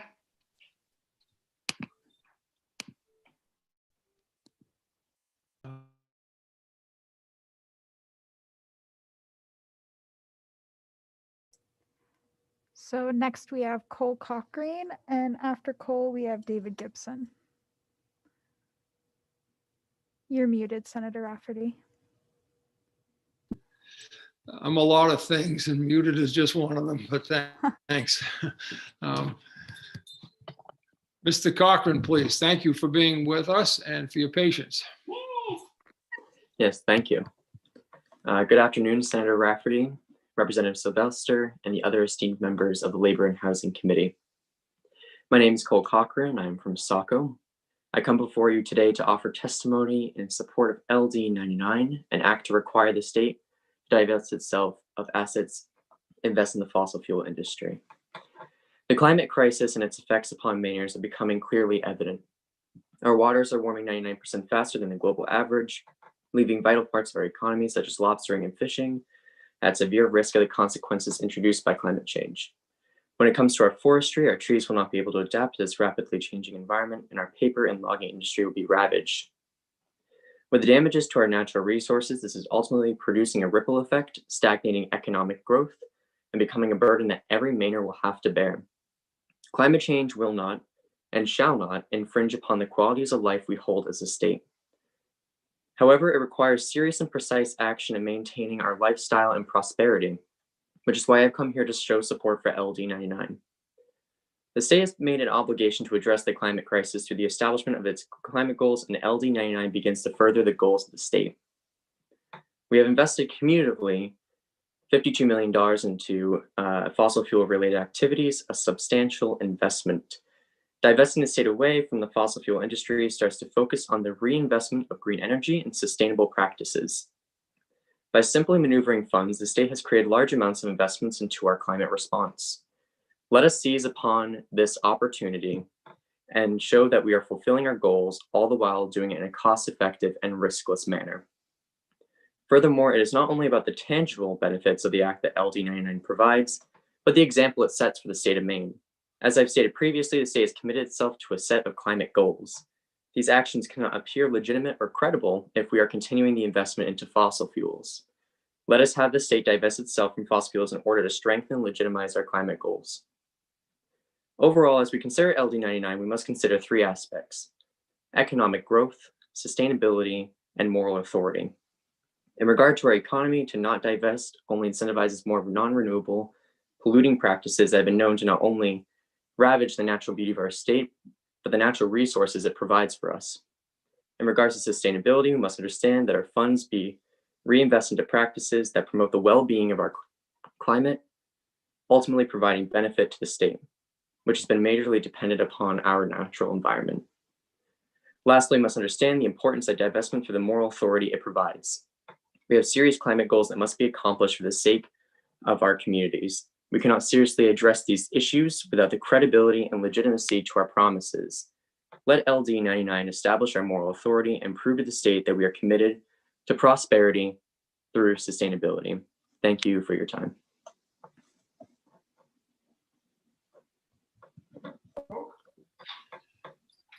Thank you, Cole. I don't see any hands up relative to questions. Next We appreciate you being here. Thanks for doing so. Oh, am I missing a hand? No. Okay, sorry, Cole. Thanks very much for being with us today. We appreciate it very much. All right, thank you. Good luck moving forward. Yes. Next up, we'll hear from David Gibson. And Francesca Gundrum is on deck. Good afternoon, Senator Rafferty, Representative Sylvester, and members of the Labor and Housing Committee. I appreciate your time this afternoon. My name is David Gibson, and I represent the 22,000 members and supporters of the Sierra Club across the state of Maine. And I'm speaking today to voice our strong support for LD99 and act to require the state to divest itself of assets invested in the fossil fuel industry. I want to note that both my parents are teachers. My dad retired after teaching his entire career in the state of Maine, and my mom currently works for Freiburg Academy. And my brother works at Mount Ararat as a science teacher as well. And so while I am not a public employee, members of my family are, and extended family are, and are dependent on these funds for their retirement. I have done extensive analysis of the Maine PERS holdings. And I will say that I know that the spreadsheets I provided and the information that I've done is not fully conclusive. It's not, it does not contain everything. Just yesterday morning, I identified 3 more stocks that they own that are fossil fuel companies that were not in my analysis. But from what I have looked at and what I have identified, Maine PERS has over $1.3 billion invested in the fossil fuel industry, which represents roughly 9% of their total investments. And it seems to be rapidly dropping as the other investments rocket away and fossil fuels stagnate or decline. Their investments include every element of the fossil fuel industry: coal mining, coal-fired power plants, natural gas, oil, both conventional and unconventional, both the tar sands oil, hydraulic fracturing, offshore oil, refineries, pipelines. Every single step of the fossil fuel process, Maine PERS has investments in. I want to call your attention to page 3 of my testimony. I have a chart that shows the performance. It's comparing the S&P 500 energy sector to the remainder of the S&P 500, or to the entirety of the S&P 500. And I want to note that of the 24 stocks in the S&P 500 energy sector, Maine PERS owns stock in 22 of them. So this is very representative of their investments. Over the last 10 years, the fossil fuel sector has lost 40%, while the rest of the S&P 500 has gained 200% or tripled in value, meaning that the $1 billion they have invested in fossil fuels has missed out on more than $2 billion in gains by being invested in something that is losing rather than in something that is gaining. There's no future for this industry, and I can talk extensively about the Paris Climate Accord and other climate agreements that demonstrate that fossil fuels are declining and on their way out. And I'd also be happy to talk Mr. more Gibson? about. Yep. Mr. Gibson, if you could conclude your thoughts, though, and then I'm sure we'll have a ton of questions for you. And I'd also be happy to speak more about potential opportunities instead of fossil fuels that Maine PERS could invest in, potentially right here in the state of Maine. And I thank you all, and I look forward to your questions. It seems like Representative O'Neill has really queued me up for quite a few of them. She had the advantage of going first, so I see a couple. I think it was Representative Bradstreet, then Cuddy, then Drinkwater. I hope I got that in the right order. Well, works for me, Mr. Chair. Thank you. And thank you, Mr. Gibson, for being here. And thank you for the information. I'm wondering if, should this proceed, do you see a differentiation between investing in, we'll say, coal versus fuel oil versus natural gas? Yes. The difference is that the coal industry peaked in 2013 and has been declining for a decade. Oil peaked last year, according to BP analysts, and will be declining. And natural gas, who knows when it will reach its peak. But given the Biden administration commitment to 100% clean electricity by 2035, it's clear that there will be a lot of gas-fired power plants that are retired in the next 15 years, meaning that the gas industry will peak at some point in the foreseeable future. So I think that there is a difference, and there's also a difference in terms of the climate impacts, but all of them are losers in the long run. Thank you. Representative Cuddy, and then Representative Drinkwater, please. Thank you very much, Senator Rafferty, and thank you, Mr. Gibson, for your testimony. And I apologize, I was in the process of opening your testimony when you referenced something on page 3 of your testimony, and I did not follow what you were talking about at that moment. Would you mind revisiting that for me? Yeah, so this graph on page 3 of my testimony was what I was talking about. And it's a comparison of the S&P 500 energy index versus the S&P 500 as a total index. So just comparing the past performance over the last 10 years based on the real performance of the stock market. And I should note that the Maine public employee retirement system has investments in, as far as I can tell, nearly every stock in the S&P 500, and they own both index funds as well as shares of those individual companies. It is easy to sell shares of an individual company. It's a little bit harder to sell off an index fund, but there are socially responsible investors that have created index funds that match the total market minus fossil fuels. So you can get a fossil-free index fund as well as divesting from the individual stocks. And clearly, they would have been well advised to do so 7 or 10 years ago. Thank you very much, sir.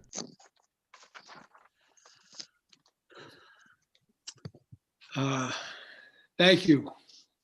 Representative Drinkwater. Thank you, Mr. Chair. Thank you, Mr. Gibson. You seem to be well versed in the investment portfolio of the Maine State Retirement System. I would assume then if they were to say, listen, we're going to sell off our investments in fossil fuel, but we're going to buy into like Hydro-Quebec, that you would be in favor of that. I'd like to get your comment on this. I've got Maine Piers testimony right here, and I want to give you a chance to comment on what they're saying in this. I'm going to read it to you, and this is a quote. Once money is placed in the trust, the Maine Constitution, the highest law in Maine, prohibits the investment of this money by Maine Piers or the legislator for any purpose other than to pay members' pensions. I'd like to give you an opportunity to comment on that, if you so choose. Yes, thank you, Representative. And first off, I just want to note that Hydro-Quebec is a Crown corporation, and so there's no ability to invest in it, either the state retirement system or as individuals. Yes, so regarding sorry, I lost my train of thought. Could you repeat the question for me? Certainly, and this is a quote.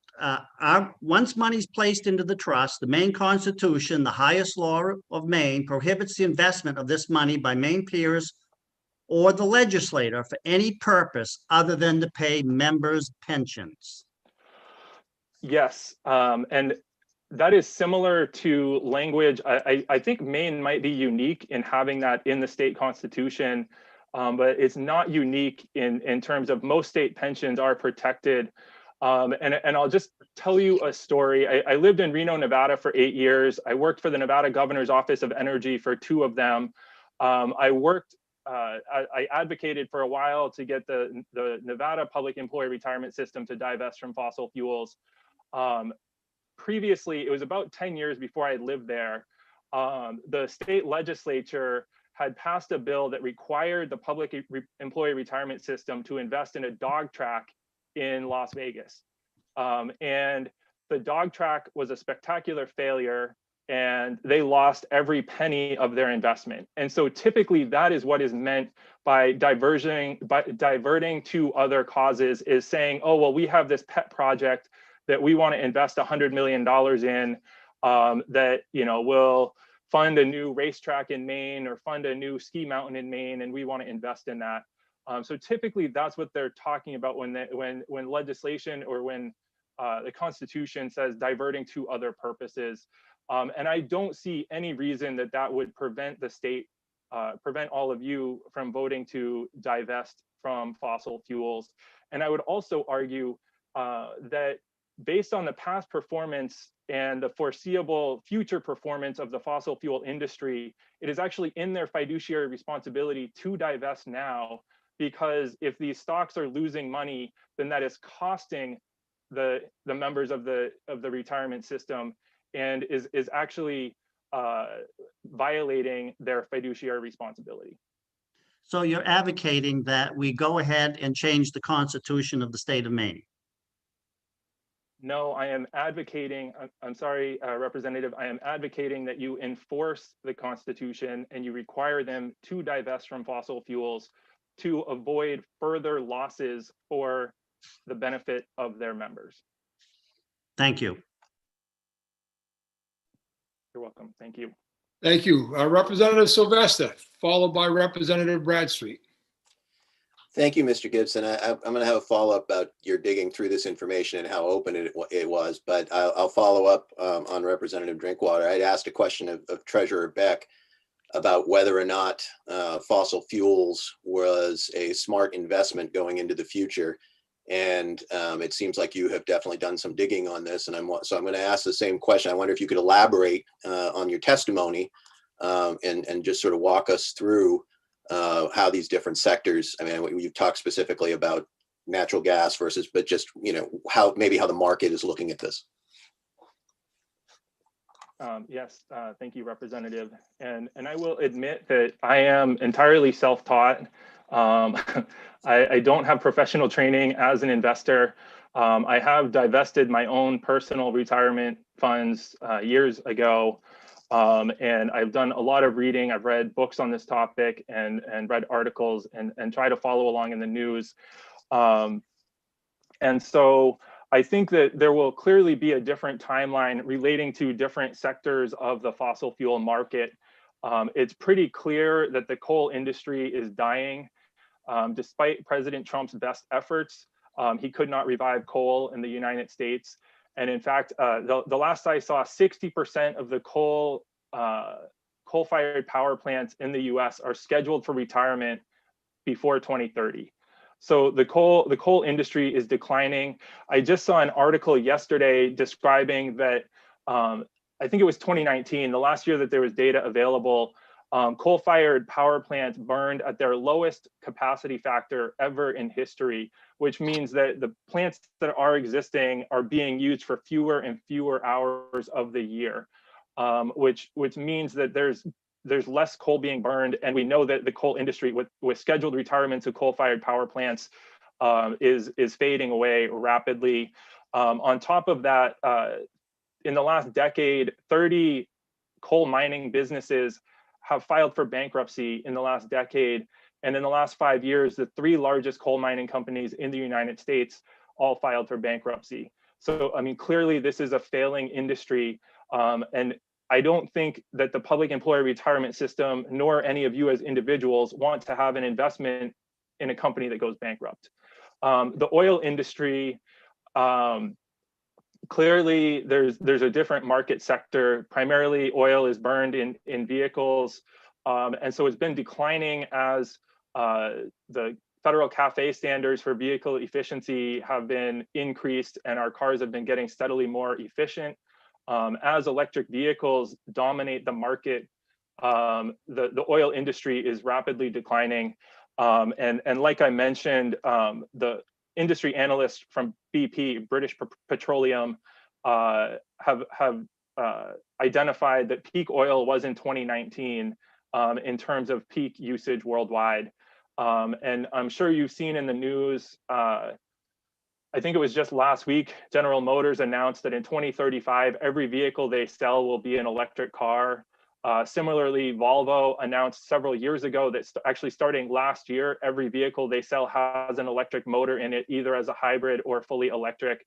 The industry is clearly moving away from oil. It's recognized as coal declines, it's recognized that transportation in the oil industry is the greatest source of carbon pollution. And so then that brings us to natural gas. I haven't seen the latest numbers, but my recollection is roughly half the US natural gas production is burned for electricity production. And the other half is burned directly in businesses and homes for home heating and industry and a variety of other purposes. Right now, it is in nearly every state, it is cheaper to build new wind and solar energy production than it is to build new natural gas power plants. And in some states, it's, well, no, I guess that's coal. It's literally cheaper to build new wind and solar than to operate an existing coal-fired power plant. So the dynamics, the financial dynamics are working strongly against coal. And with natural gas, it's harder to say exactly when natural gas will decline. But cities like San Francisco. Mr. Chair, point of order, please. Point of order.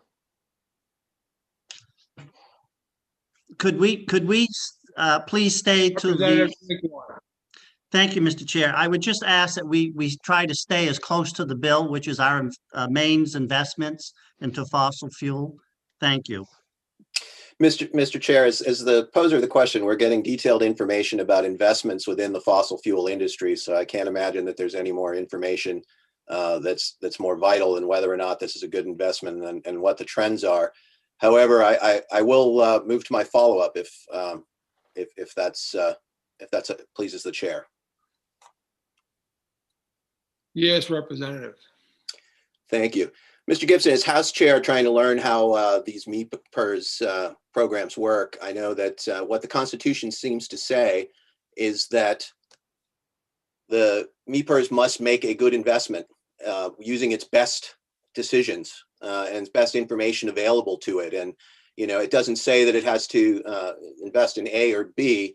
And so with my understanding of the bill, what the Constitution is asking them to do versus in conjunction with this legislation is that given two investments, one which might be in something that is, that it is not a fossil fuel, and one being in a fossil fuel that to the best of our knowledge, will make the same money, that this legislation is saying, let's move out of these, for example, coal, as you've gone into in great detail, and other avenues, if we can make similar investments that will get us the same return. Is that your understanding of the bill?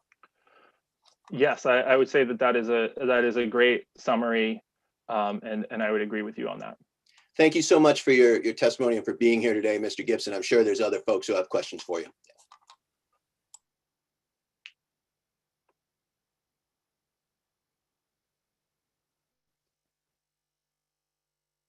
Thank you, Representative Bradstreet. Thank you, Mr. Chair. Apologize for rising a second time. Yeah, I do have a question. Yeah, your assessment on coal, Mr. Gibson, I think is right on. I think that's all gone to China now, where they're building a lot of coal-fired plants. But I'm wondering if the Sierra Club would be more somewhat amenable to maybe backing off on some of the natural gas investments. I know that thousands of Mainers have invested in natural gas to heat their homes. So I wonder does the Sierra Club have any idea what we can do in the case of that, if eventually we do divest entirely, and if the whole industry divests entirely from natural gas? Yes, thank you, Representative. The PERS, the main public employee retirement system investments don't really have any bearing on the burning of natural gas in Maine. However, I think there is an opportunity for Maine to transition to heat pumps and other technologies that are far more efficient and have a lower operating cost, rather than burning natural gas and heating oil. In terms of the public employee retirement system and the Sierra Club position, I can certainly understand if the timeline for divestment from natural gas is, it's in a later stage. I think that staging these sequentially makes sense, but I would not agree with dropping that altogether. I think we need to make a commitment to divest from all fossil fuels, but certainly if the divestment is staged over time, that natural gas would probably make sense to be the last of the fossil fuels for the retirement system to divest from. I hope that answers your question. Thank you. Senator Miramont. Thank you, Mr. Chair. Thanks for being here today. And in mentioning natural gas, there's this idea that we're somehow transitioning to something better. Aren't we beyond the point where we should be looking for another polluting energy source when we already have technology for clean generation? And is it true that when you tout something that's just a little less polluting and people jump on it thinking you're recommending that they then take a big amount of money that may delay their ability to go to absolutely clean sources of energy that might stop killing people from breathing bad air, eating polluted food, swimming in polluted waters, killing fish and ecosystems? And they won't be able to do that for some long period of time because they have spent all this money. Is that anything you've discussed? Yes, thank you, Senator. Yes, I certainly agree. I think it was in the 90s that natural gas was heralded as a bridge fuel to get us to renewable energy. And I think it's safe to say that we have crossed that bridge and we can now just directly invest in renewable sources of energy that use wind and solar and water power and geothermal energy to heat our buildings and provide our power rather than using natural gas. And I have personally transitioned 2 homes entirely off of fossil fuel usage. My wife and I live in an 1828 farmhouse in Morrill, and we put in heat pumps. And I literally turned on the oil burner last weekend for the first time in 3 years, just to make sure it still works.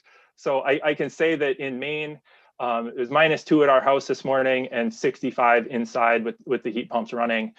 There are absolutely better technologies that we can transition to today, and there's no need for natural gas or other fossil fuel usage.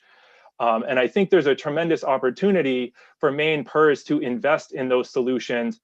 And I included in my testimony an opportunity for Maine PERS to invest directly in the homes of the retirees, of the retirement system members, invest directly in their homes in efficiency improvements and clean energy, which will permanently reduce the fossil fuel expenses or the utility expenses for their participants.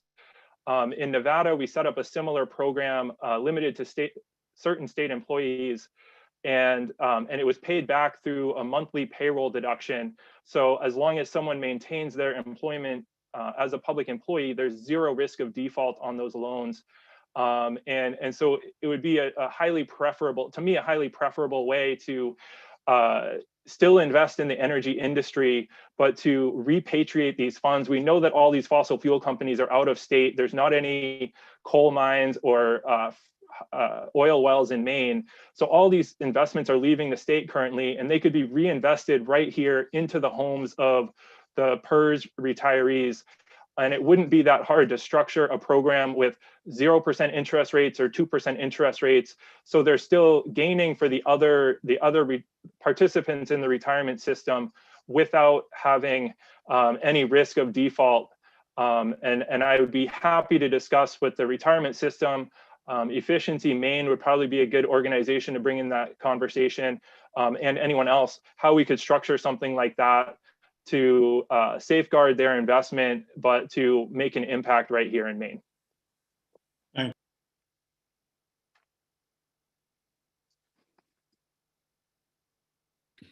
Thank you. Representative Gear, please. Thank you, Mr. Chair. David, just wanted to go back to the core question of whether Maine peers can actually do this. And you had quoted some of the 2014 feedback that you had gotten from them that basically said they could not be certain that the investments would produce a loss in the next 5 years, so would be unable to act on divestiture then. Do you have any insight as to where we are now, 7 years later, with the increased certainty about the impacts of climate change and the subsequent performance of these fossil fuel stocks, that is a more certain question that they would be able to answer today? Yes, thank you, Representative. Clearly, hindsight is 2020. It's easy to look back and say, this is what could have or should have happened. But I mean, it's clear that over the last 7 years, since this topic last came up in the legislature, their fossil fuel investments have declined. That is a fact based on their holdings. And I think looking forward, the future is dire for the fossil fuel industry. I just saw a headline on NPR this morning, facing a reckoning, Wyoming wrestles with a transition from fossil fuels. Their state, their economy has been highly dependent on coal, oil, and natural gas, and they're trying to figure out how to transition away from it. I think the writing is on the wall for these investments. And I want to highlight, others have mentioned that $14 trillion in other investments have committed to divesting from fossil fuels. That represents 1/6 of the total global economy. And so 1/6 of all investors have made these commitments. As more and more continue to divest, there's a smaller and smaller pool who can potentially buy these funds from the state retirement system. If we're the last ones, we're going to be left holding the bag. We're going to be the ones left holding these worthless investments as these companies fail and go into bankruptcy. And so I think it's important for us to recognize the issue now. It's going to be a slow process. It will probably take 3 to 5 years for the retirement system to fully divest. And there's a lot of risk just in that short of a time period, and even more risk the further out you look. There's 280 major corporations around the world, including Amazon, Apple, Google, that have committed to 100% clean energy, and a number of them have already reached that in their operations. This is a serious matter that the biggest corporations in the world are taking very seriously. And I think it's important that the Maine public employee retirement system is not left with a bunch of toxic assets that end up costing the retirees their future.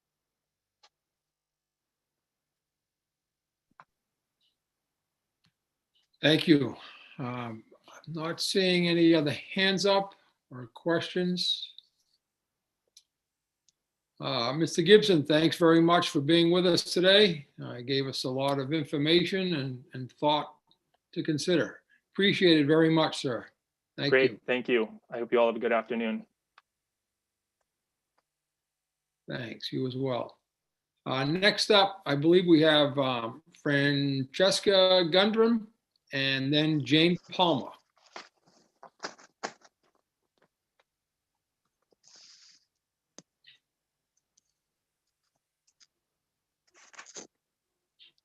So I see the last name. I'm assuming. Oh, okay, there we go. Good afternoon. Oh, good afternoon. Takes a while to do that transition, but welcome. And we appreciate you being here and interested to hear your thoughts. So Thank you. thank you. Thank you, Senator Rafferty, Representative Sylvester, and members of the Committee on Labor and Housing. My name is Francesca Gundrum. I'm a resident of Windham, Maine, and I'm Communications Manager for Maine Conservation Voters. I'm testifying in support of LD 99, an act to require the state to divest itself of assets invested in the fossil fuel industry on behalf of Maine Conservation Voters. MCV works to address environmental degradation and the climate crisis in order to create a healthy and safe future for all of us here in Maine and beyond. Investments are a statement about the future. If we're investing in fossil fuel companies, then we're betting that they will continue to grow and make money by finding and developing more coal, oil, and gas reserves. In order to keep warming below 2.7 degrees Celsius, the International Energy Agency calculates that the fossil fuel industry will need to leave at least 80% of their reserves of coal, oil, and gas unburned. In 2019, the UN's International Panel on Climate Change determined that limiting warming to 1.5 degrees Celsius is necessary to prevent the most catastrophic losses associated with climate change. The bottom line is fossil fuel investments are a risk for investors and the planet. Since 2013, young people from all over the country and world have been participating in fossil fuel divestment campaigns. Most often, youth run campaigns asking their schools or colleges to divest their endowments from fossil fuels and reinvest in socially responsible funds. I got my start in the climate movement with my college's fossil fuel divestment campaign, Divest Dartmouth.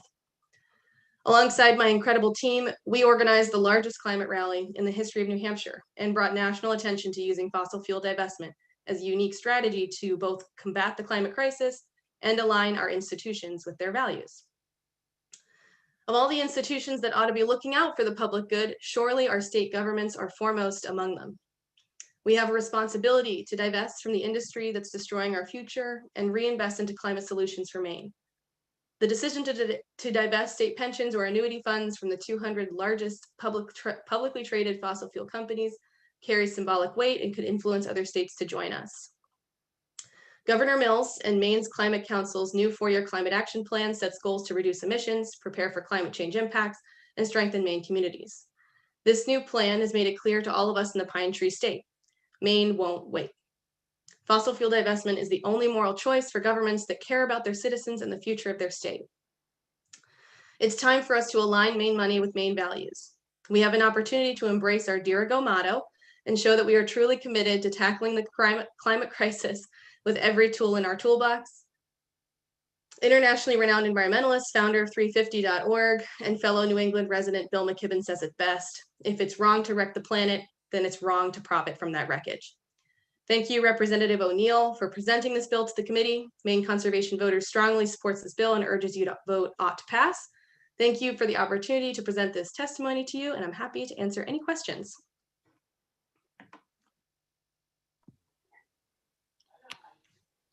Any questions of Ms. Gundrum?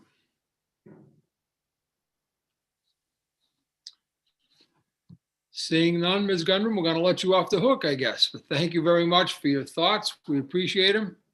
Thank you so much. Have a good afternoon.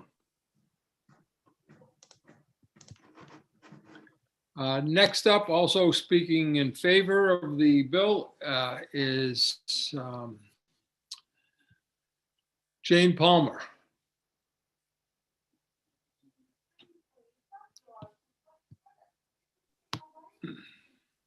Hi there, everyone. On the Labor and Housing Committee, I am very grateful for your willingness to let me speak. I'm just a little old lady from Scarborough, Maine, and I know what is happening with the climate crisis. I've been following that.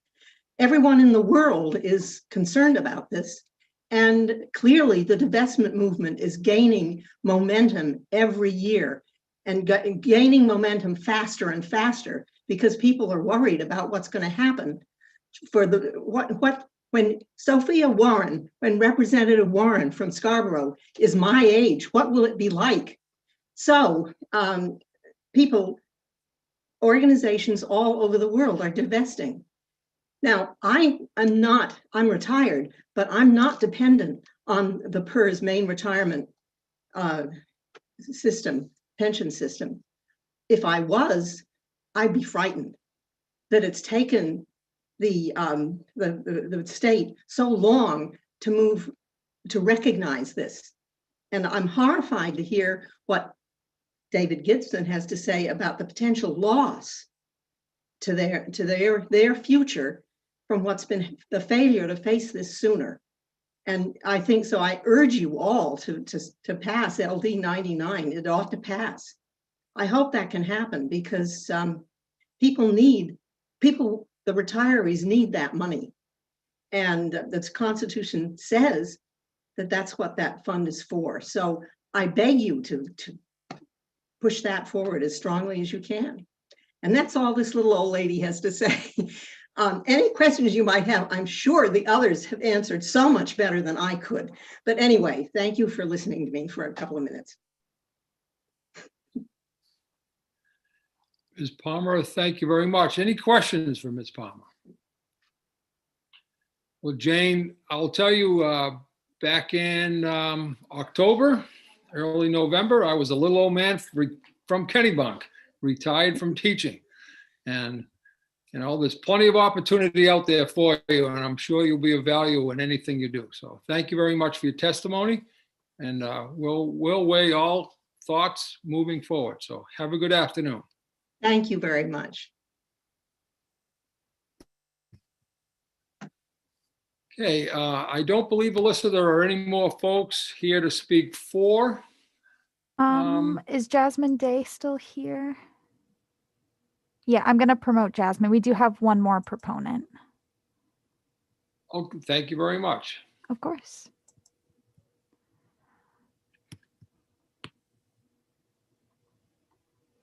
Hi, everyone. My name is Jasmine Day. I'm a student in Saco, and I'm testifying in favor of LD 99 alongside several of my schoolmates. And I'm sure I speak for all of us when I say we really do appreciate the opportunity to share our perspective with you all today.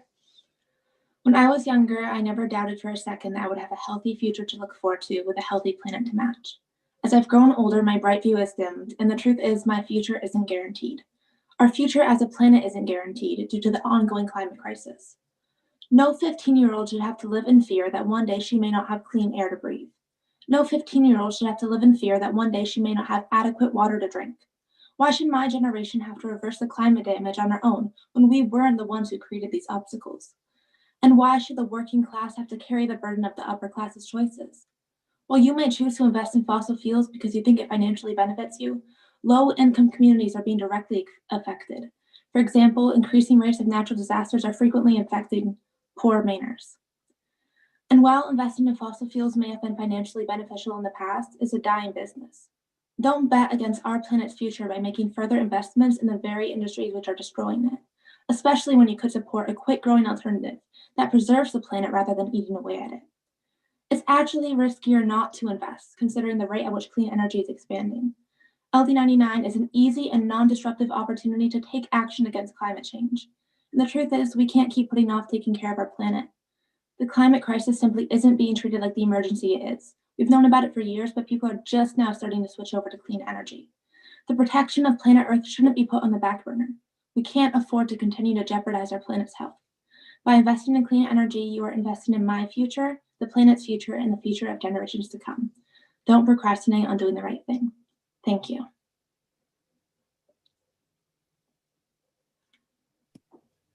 Jasmine, thank you. Are there any questions for Jasmine?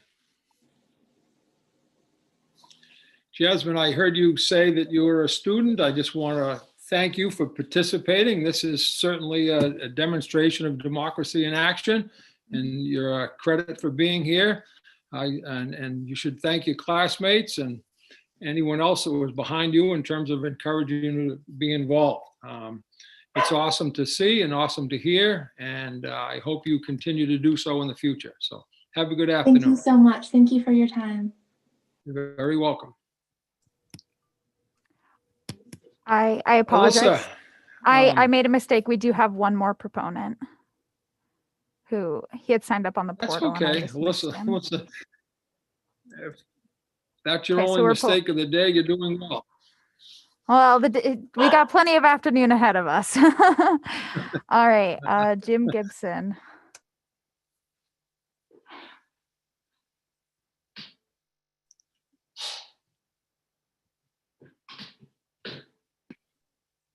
No. I think, Mr. Gibson?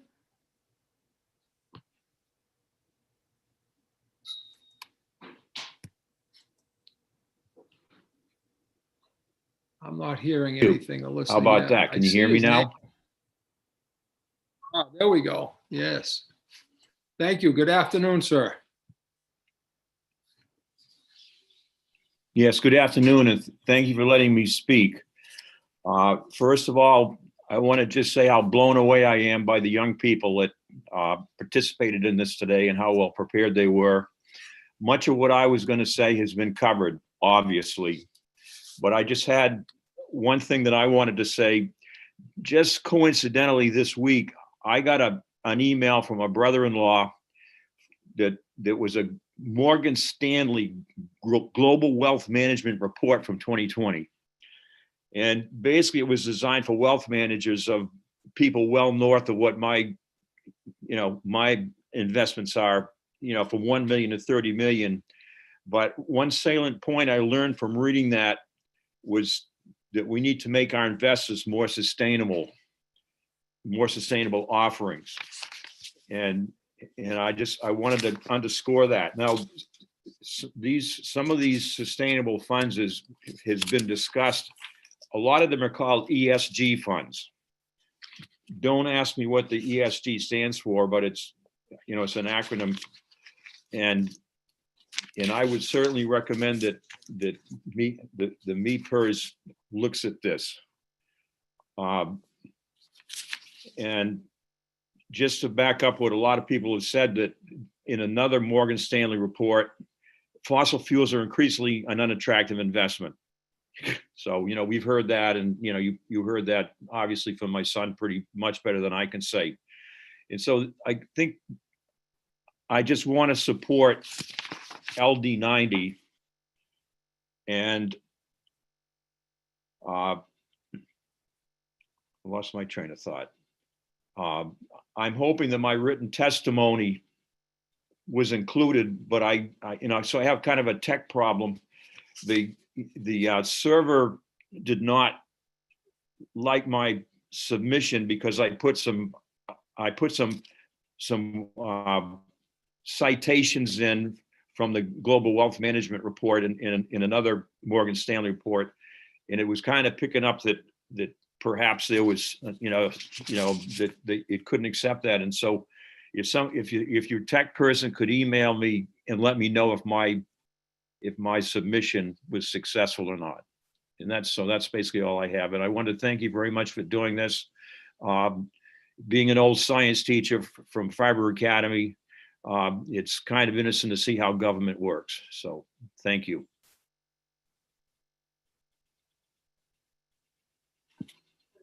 It is, sir. And I reiterate your comment relative to seeing so many young people involved. It's nice to see, but it's obvious that Maine is well represented here today. As to the IT question, I'm afraid to leave and go look to see if your testimony is all here, but hopefully it is. If I can get that answer at some point, we'll pass it along. All my points are very very much. well covered by other people. And being an old science teacher, I wanted to give you a lesson in climate change, but I'm going to respect Representative Bradstreet and Representative Drinkwater, and I won't do it. Thank you very much and have a good day. You as well, sir. Thank you. Alyssa, so we're going to go next. We'd like to hear from anyone that is in opposition. So first up, we have Charles Spanger, and then we have David O'Donnell on deck. Charles Spanger and then David O'Donnell. Thank you very much. No problem.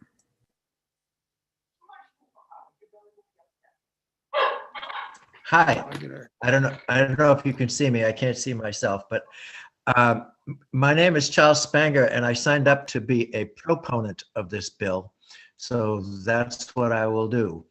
I've reduced my remarks. I'm from Scarborough, by the way, and I'm a member of 350 Maine. And I've also been supportive of Maine Youth for Climate Justice in recent times. I've reduced my remarks to small, simple remarks. Very few workers in the PERS system have large incomes and can ill afford for their plans to be dragged down by the rapidly failing fossil fuel industry. The facts are clear. Stock values are falling, investors are bailing, product prices are at bottom, alternative forms of energy are surging, and everybody knows that the industry is environmentally unsustainable. Fossil fuels pollute our land, water, and air, and they are also socially and they also have polluted our minds for decades, while knowingly dropping a lot of false propaganda on us. Now, when you consider the tobacco industry and what happened to them, there are a large number of suits by states, coalitions of states, by youth organizations that are knocking at the door of the fossil fuel industry. The damage that they have done is going to be accounted for, I hope, but there's a high probability that it will be, making the investments in fossil fuels even worse. There is no upside to investment in 20th century fossil fuels, so it's time to divest now.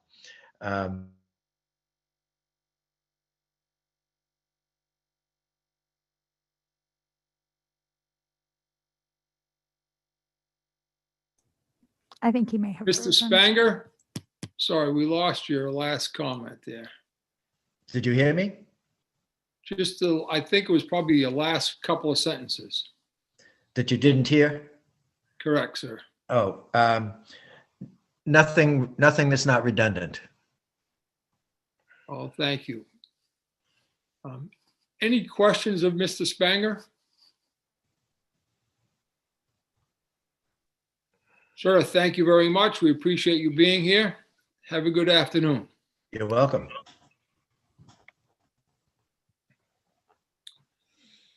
I think next up is David O'Donnell, and David is actually a opponent of the bill. Am I correct, Alyssa? I believe so. I think Thank he you. will tell us in a second if I'm mistaken. That's okay.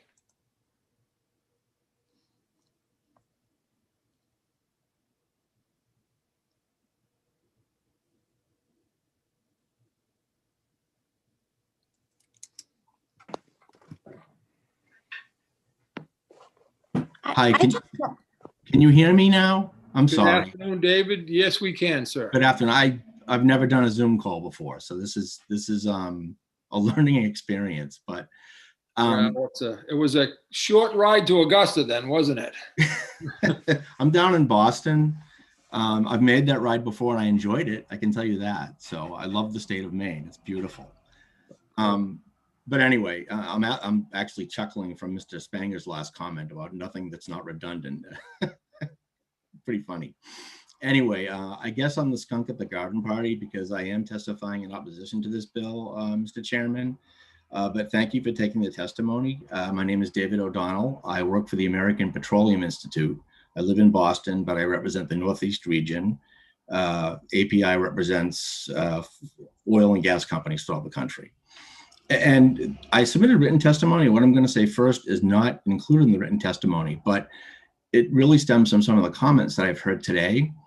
And I'm not a fiduciary expert by no means, but my understanding is that if the investments in fossil fuels are not generating the returns that they ought to, or are not profitable, my understanding is that the trustees of the retirement funds in Maine have a fiduciary duty to not invest or to divest some of those funds now. So I guess that leads to the question of, is this legislation necessary? or could they divest from stocks or other investments that they think aren't profitable because it's their obligation to do so? I don't know the answer to that necessarily, but I know there was some reference by Representative O'Neill to what New York has been doing. And if my understanding is correct, New York is able to do that without legislative authorization. So I just raised that question as to whether or not you need legislative authorization to do what is being proposed. I don't know the answer to that. I just raised that question. But I want to focus on a few things. It's also included in my written testimony, but I know I have a very limited time. I've heard reference to both divesting from industries that were doing business with the apartheid government and also the tobacco industry. And I'd say that the fossil fuel industry in and of itself is completely different from those two. I think those were basically morally wrong and evil. I mean, apartheid clearly was, and tobacco is. Once it became clear the negative health benefits, the negative health results from using tobacco products. It's clear that climate change is real. It's clear that burning fossil fuels, among other things, does release carbon dioxide into the atmosphere, and that increases global warming. But the industry itself isn't morally evil. I guess that's my point. I mean, we're all on this call today using products that are made from petroleum. Plastics are made from petroleum. You can't basically have renewables without petroleum. And I don't mean as a backup fuel source. I mean, wind turbines require polymers and other plastic and carbon fibers in their production. You can't have wind turbines without the steel necessary to put the turbine blades on. Steel is made from metallurgical coal or coke, which is part of the chemical process required to make steel. Automobiles are some 20% plastic, and that doesn't include the rubber tires. Both are made from petroleum. Heat pumps, Mr. O'Donnell, reference to. Mr. O'Donnell, I'm sorry, your time is up. If you could conclude your thoughts, and I'm sure there'll be questions for you. Sure, certainly. That's it. Basically, my understanding of most investment legislation has been focusing on industries that are morally wrong. And I don't think you can call the industry morally wrong. I think you can say there's negative consequences to a byproduct it produces clearly, but it's not morally wrong. Last point, much of the industry is investing in renewables as well. That's it. Thank you, sir. Questions? Representative Cuddy, followed by Senator Guerra. Thank you very much, Senator Rafferty, and thank you, Mr. O'Donnell, for being here today. And first, I'd like to congratulate you for not having been on a Zoom call prior to today, because given my life, I think that's awesome. I would love to have not been on a Zoom call prior to today. I want to ask you to the point that you ended on in your written testimony. You talk about Norway, talking about integrated oil companies and how that's where a lot of renewable energy investment is going to come from. Can you talk about, from API's perspective, how much integration is there currently in the American petroleum industry writ large? What percent? I lost your last sentence, I guess. So I apologize. My connection is not great. What percent of profits for the American petroleum industry, sort of writ large, are coming from renewables right now? So how integrated is the industry with renewables? It's small right now, but it's growing. And I can't give you a percentage of profits yet because most of the investments that I'm aware of haven't yet come to fruition. I'll give you an example. Here in Massachusetts, there are actually six offshore wind projects in the planning stages right now. They haven't yet been built yet, but they're in the last stages of permitting. Of those six, 3 are partnerships with 3 of our biggest members. And I'm not quite sure, well, it's public knowledge, but anyway, they've invested in those projects. They're 50% partners. So with renewable companies, a couple overseas and 1 here. So it's something that they're starting to do now. It's nascent, but it's only going to get bigger because that's where technology is headed to. I think you'll see in this, look, people are going to say that they're doing it for different reasons, right? And that's fine because it's true. But some of these companies are now calling themselves energy companies, not oil and gas companies. And there's reasons for that, right? You can say that it's greenwashing, but it's also because it's what technology is leading them to invest in. So I hope that answers your question. That's really the best I can do. I don't have any percentages. I think it's something that's going to continue to grow exponentially as well, basically because that's where technology is going. And these companies have the expertise in those areas. They've been around for a long time. They're very good at what they do. They're very good at looking out into the future. I've heard reference to the BP report. I think it was the fellow from the Sierra Club, Mr. Gibson, was talking about the BP report. Well, they've got a 40-year forecast and they project out where things are going to be in 40 years. And this is where we need to be headed in 40 years. So again, I don't have the exact percentages. I can also look at that report. That might give me a pretty good idea, but it's only going to grow and it's only going to grow faster. Thank you, sir. Do you want me to just go ahead, Senator? Senator Guerin, yes, I'm sorry, go ahead. Yeah, thank you, Mr. Chair. I had a couple questions in quickly looking at your testimony. A couple things I'd like you to touch on, if you could, was that almost all renewables are requiring petroleum to be produced. Right. And the second one was the Norway government pension fund. Sure. Where we kind of look to Europe and think, oh, they're far ahead of us. So I'd like to hear that perspective. So in terms of renewables requiring petroleum, it's basically to be manufactured. So a heat pump, for instance, has quite a bit of plastic and wiring in it that requires petroleum as to be made, so to speak.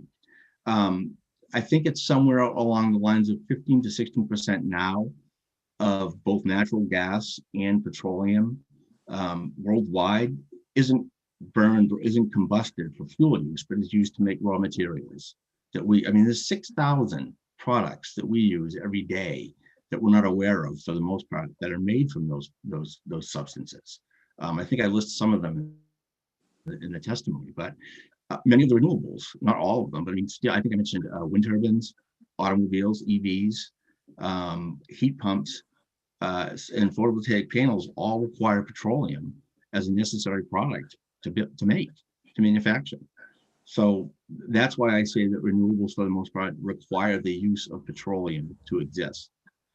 Concerning Norway's sovereign wealth fund, there was a conscious decision made last year, and I should have footnoted it. I can send you the article that talks about it, where they chose not to divest from the biggest oil and gas companies because they believe most of the investments until 2030, most of the biggest investments in renewable technology will come from that very industry and will come from those companies. So they chose not to divest from those companies for that reason. Thank you. You're welcome. Thank you. Senator Vermont. Thank you, Mr. Chair. Thanks, Mr. O'Donnell. I think your statement maybe needs updating. Part of what you just said is true. Yet those same companies may develop technologies that could become leaders eventually. But there are many companies that have taken the mantle and are running with it way ahead when these other companies have still had their head in the sand. And the other part of the statement is that these products need petroleum. We're flying jet airliners on biofuels. We're taking products from trees at the University of Maine, making them into resins. We are leaving the petroleum industry behind because we can't afford to kill ourselves with their products that they've formerly been involved in. As they transition to cleaner or more technologically advanced products, we'll embrace them again. But right now, it doesn't seem like a good idea. Would you say? I'd say that in the future, well, first of all, you're right. Some things, and they're in their infancy, but yes, some of the products that require petroleum now to be made can be made from resins from plants and other things. For a long time, though, it won't be at scale. And until then, I don't know what you're going to use to replace them. I don't know what you can use to manufacture steel right now instead of coke. In Massachusetts, for instance, the divestment legislation that they're considering and that they've considered in the past exempts investments in metallurgical coal for that very reason, because they acknowledge that you cannot make steel without using coal or coke, which is the byproduct of the coal. It's a chemical reaction that requires that product. So there's an acknowledgement there that, yes, it's a fossil fuel, but we currently need it. There's no other substitute. And I think for a very long time, that's true for many of the products that you talked about. In terms of the jet airplanes, I'm not talking about the fuel used for the plane. I'm talking about the products that make the plane itself, that go into the actual plane, the construction of the plane itself. Many of them come from petroleum. And you're right, eventually they won't. But I don't know when eventually is going to come to fruition. That's all I'm saying. So for a long time, there'll still be reliance on those products. And most of the products that are produced for use in manufacturing don't require combustion. Yes, there are emissions associated with the extraction of the fuels from the ground and their refining, but not nearly as much as from the combustion aspect of it.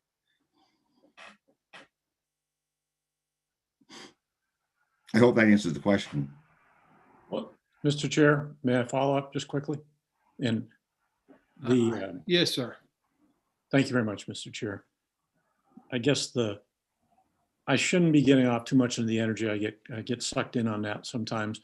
The point is, we're talking about investments and good investments, and the industry has not been a good investment for a while, according to returns, I think. And so I'll just leave it at that. You don't have to answer it. No, that I appreciate that. I do. And I say this with respect. And that goes back to what I opened with.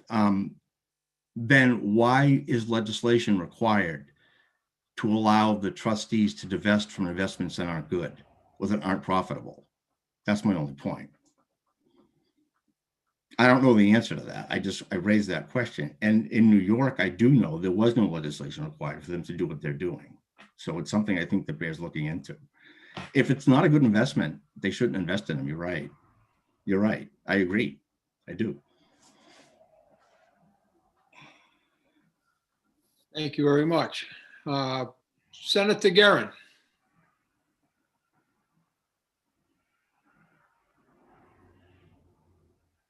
No. I think that maybe she left her hand up from an earlier question. Seeing no other questions, I want to say thank you, Mr. O'Donnell. I appreciate you being here. Appreciate your time. Thank you. Yes. Have a great afternoon. Thank you. Very helpful. In the questions, I appreciate them. I do. We have next up is Sandy Matheson.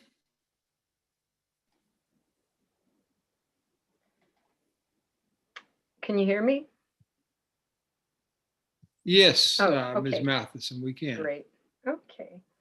Well, good afternoon, Senator Rafferty, Representative Sylvester, and members of the Joint Standing Committee on Labor and Housing. I am Sandy Matheson, the Executive Director of Maine PERS.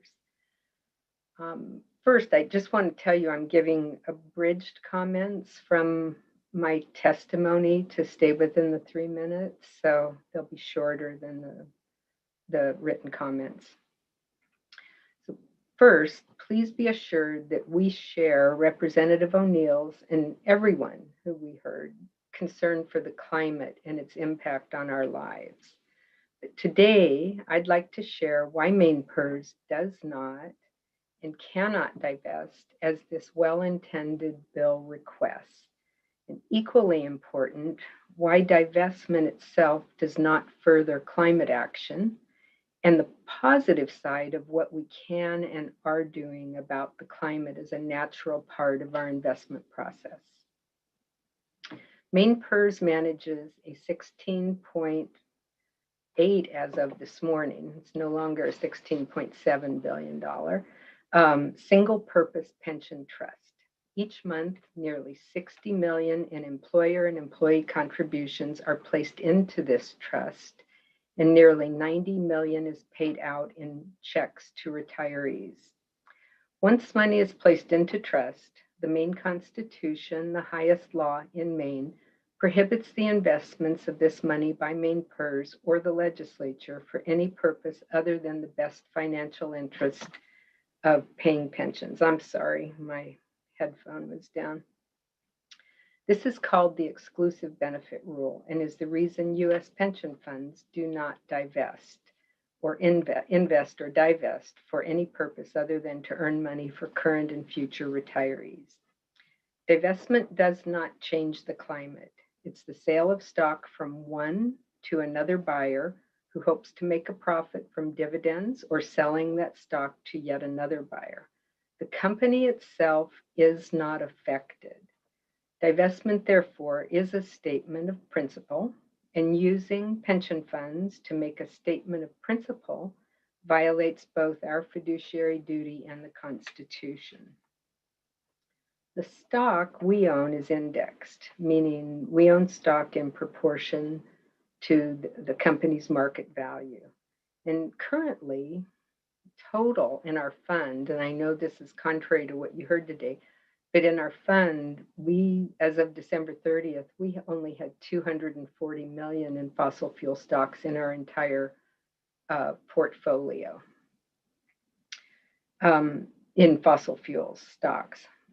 But indexing means that the true climate change forces, this is really important, such as consumer demand, regulatory pressure, and access to financing, which actually do affect a company's value, have a big voice in what stocks we own. As stock owners, there are things, yeah. Yes, I'm sorry. We're at the 3 minutes. I'm sure that somebody's going to ask you a question to finish your points.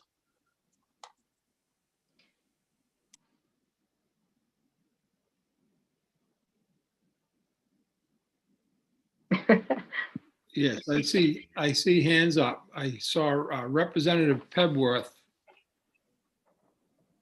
Thank you, had her hand up. Thank you, Mr. Chair. And thank you, Ms. Mathewson, for your comments. I have a couple questions. I think I'll just give them all to you and then you can respond to them if you would please. Okay. And one, you just mentioned a number different, 240 million in fossil fuel stocks. Oh, no, not in fossil fuel stocks. We have about 150 million in fossil fuel stocks, but in our total portfolio, 240 million. Thank you for that clarification. Mm-hmm. And I wonder, we saw a chart from the younger Mr. Gibson's testimony, Mm-hmm. and Mm-hmm. it sounded like from your comments now that you were not in agreement with that chart. So right. I think what Mr. Gibson has done from what we see in his numbers is he's taken the entire value of, or he's chosen companies, maybe that are infrastructure companies or whatever, but he's attributed all of their business or everything that is in that investment to fossil fuels, when just possibly a portion is related to fossil fuels. Mr. Chair, may I continue? Yes. Thank you. And just two questions, I'll get them to you quickly. In your written testimony, you said that there was some misunderstanding about MEPR's structure, and I wondered what that referred to.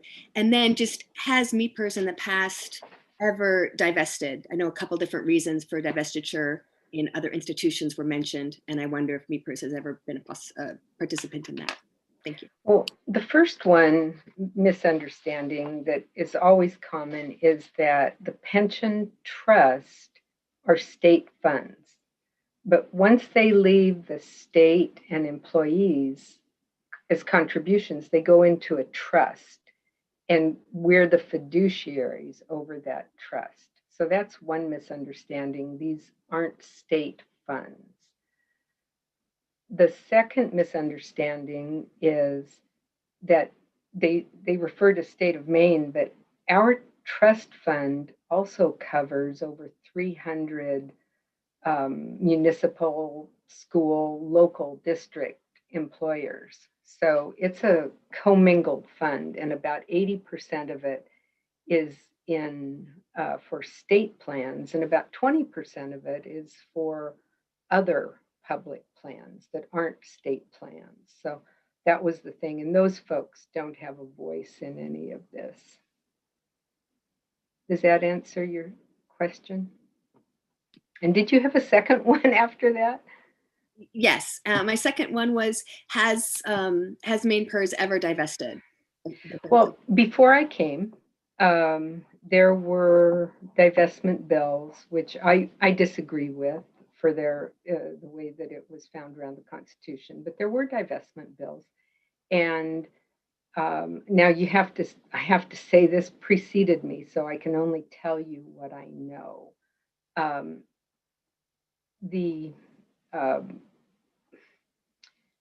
There was a great deal of effort, I think, to try and monitor the stocks that were in those bills. And I'm not sure, I think in the last one, whatever was in the last one back in the last part of the century or first decade, had actually no real impact on the portfolio in the end. But I'd have to dig into the history. Thank you. And I would just ask that our analyst provide that at the work session, please. Thank you, Representative. Representative Cuddy, then Representative Drinkwater, please. Thank you very much, Senator. I'm going to try to keep my video on, but my connection is not great, so I apologize if I do jump around a little bit. But Director Matheson, thank you for being here. And my question for you today is, can you speak to some of what we've heard around the value of fossil fuel stocks, equities, investments in general? It sounds like they have not been performing well. And can you talk about how they've been performing in MEPR's portfolio? The value's gone down, like, along with, is similar to what folks have said. As I said, we're passive investors, so we don't make bets on what's going to go up or down because we find you can be right as often as you can be wrong. I want to mention something like carbon capture. Would something like that change fossil fuels? We don't know how to make those kinds of assessments. And I think a blanket statement that fossil fuels are going to be worthless isn't something that, well, most investors would do. And I know New York's been quoted several times. We've spent a lot of time on the phone with them and other systems. They wouldn't make that statement. No pension funds would. But so, yeah, fossil fuels haven't necessarily performed. What we find, I think a point that's related to that that's important is what we're watching as part of our investment process is our investments in green technologies is at least equal, if not greater, than fossil fuels. And in our private investments, we're finding that's where the opportunity is, not in fossil fuels, but there's just been a huge amount of progress in those that allow us to make a sound return. And we're finding much more of the opportunity is in new technologies. So that's really where that's headed. I think what's being talked about here is the value of the stocks. And as I said, I've explained why we're passive investors. I mean, and this isn't a specific example. Exxon goes up today, it goes down. Over time, it's trended down. But for us to make a blanket statement that these are valueless wouldn't be something we would do. We let the market forces decide that. And I just want to say the market forces are the most powerful voices. Senator Rafferty, would you mind if I followed up with one question? No, that's fine. Thank you. Thank you, sir. Thank you for that answer, Director Matheson. But it sounds like what you're saying agrees largely with what Mr. O'Donnell from the American Petroleum Institute said when he started his testimony, which is that the stocks are in general not performing well and have not been performing well for quite some time. So I'm confused as to why they're still in the portfolio. So we're index investors, and we don't pick and choose the stocks that we own. We buy the market, so to speak, and we let the market, so the stocks that are performing well take a bigger portion in our portfolio, and the stocks that are performing less well take a smaller part. So our fossil fuel percentage is down to 150 million in stocks out of $16.8 billion. It's down to a small amount relative to the size of the portfolio. I mean, in order to be stock pickers, we'd have to have a much larger staff and a much more complex program. And data generally shows, and especially for a fund our size, performance is about the same as picking stocks. And so we choose to take that lower cost, equivalent way of long-term returns, getting the same long-term returns as active stock trading. Does that make sense? Does that answer your question?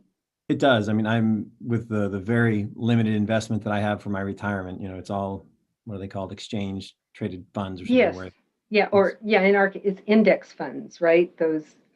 So we're not making the choices day to day, which is why I emphasize market forces, why I think consumer demand, where consumers access to financing and those types of things will really change a company's value and their place in the economy.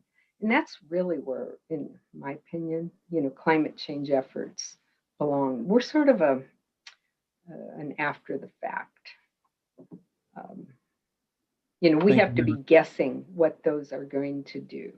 Is maybe a better way. Thank you very much. Of putting I may have another question afterwards, Senator Rafferty, but I'll allow other people to go in before I ask too many. Thank you. Representative Drinkwater, then Sylvester and Bradstreet, please. Thank you, Mr. Chair. And, I'm no Jim Cramer, but I had an uncle that actually became a millionaire and then lost it all because he did not buy stocks, but he bought what he called puts. And as we've witnessed with GameStoppers that drove hedge fund managers to lose billions, you invest on whether you gamble whether that stock's going to go up or go down, and you can make a big profit or you can lose. But my question is, we're bumping up against the Maine Constitution.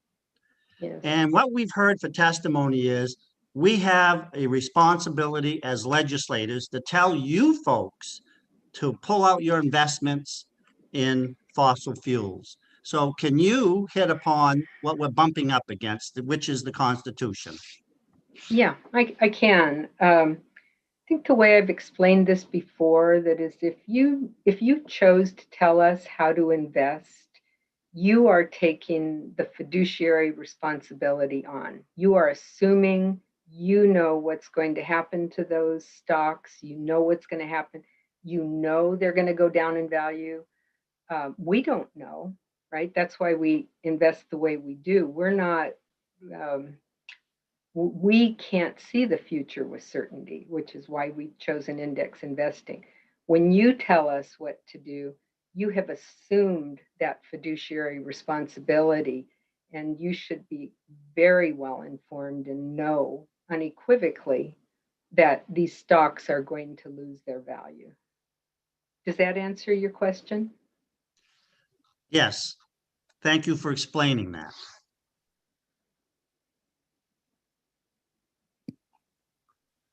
Representative Sylvester. Thank you, Mr. Chair. So I'm just going to reference a couple of things that you said to get to my question here. But my understanding was that you said that that we don't own any individual stock, that every stock we have is indexed. So tell me if I'm wrong about that. But also the legislature is an overseer of MAPERS and has fiduciary oversight in that role, and can direct the actions. And so if the bill says that given a choice between two equally performing stocks, or a poor performing stock and a better performing stock, for example, in the energy technologies that you talked about, the new energy technologies, that you would give preference to moving out of fossil fuels into a different industry that was equally performing. That would seem to meet what the Constitution is asking you to do, which is to make a smart investment. Am I wrong in those three things? No individual stocks. The legislature has a fiduciary responsibility as an oversight capacity, and that would meet the Constitution. Thank you. Well, so it's kind of a tricky question to answer. We own an index, which means we own 3,000 stocks without prejudice that are in the Russell 3000 index. So we don't choose which stocks we own. We own the stocks, but we let the performance of the market in the index dictate our ownership. So we don't own stocks. We don't say, hey, over here, we're going to own Exxon outside of this, or we're going to own Apple outside of this, so we don't pick any stocks. It's all in this index fund, and we let the market, who we think is wiser than us, decide the value of companies and what's in our index. So that was one part of your question. I think the second part is you designate us to be fiduciaries over this trust fund, right? You have said you are the fiduciaries and you have that fiduciary responsibility. When you start telling us exactly how to invest, you are assuming that fiduciary responsibility along with us, along with whatever the result of that is. So the reason that I stress that is we spend an enormous amount of time on our asset allocation, lowering risk, getting returns, how we invest. It's a very, very big part of what we do, and we spend a tremendous amount of time on it so that we're trying to give good returns for the system and members, and you also to keep your contributions from jumping all over the place if we can. So I guess my point is there's a lot of work that goes into being a fiduciary, and we do spend time on these issues. We do look at funds other than an index. We have looked at we have explored specific fossil fuel free indexes and all. So we do look at those things so that when the time's right, we can move in that direction. We'll renew our look again, but we're already doing all of those things. And my point really was, when you give us a specific direction, it's a big weight on our shoulder, that fiduciary duty, and you would be sharing that with us. And you really have to have a lot of knowledge to do that comfortably. That's really my point. It's a big responsibility. Thank you. Mr. Chair, quick follow-up. Yes, Mike, go ahead. So, but given we believe that you know much more about this. We understand exactly how careful you've been with this fund, and that you try to make your best choices. And I agree with all of that. What I'm saying is that if we directed you that, given a choice between A and B being equal, that we prefer that you choose B for its moral implications, as long as equal being the key word, of looking at it as an investment. You think that that's outside the role of the legislature? No, not really. I think it's difficult to do that. First, I'm not really trying to be picky here. I truly am not. We rarely find things that are equal. And I've been upfront, we wouldn't be finding things on our private side that are, fossil fuel attractive necessarily. What we're finding, the exciting, attractive opportunities are just what the market's making happen, which is green technologies and new technologies. And that's very exciting for us, that we can invest that way. So it's happening naturally as an outcome of the market, which is what we respond to. But I don't think it would be outside your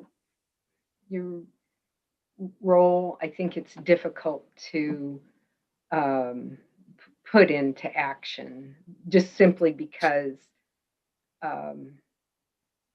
we're finding new technologies much more attractive. If something happened in the fossil fuel industry that all of a sudden made that more attractive or whatever, we might be headed that way. But that, who knows what that would be?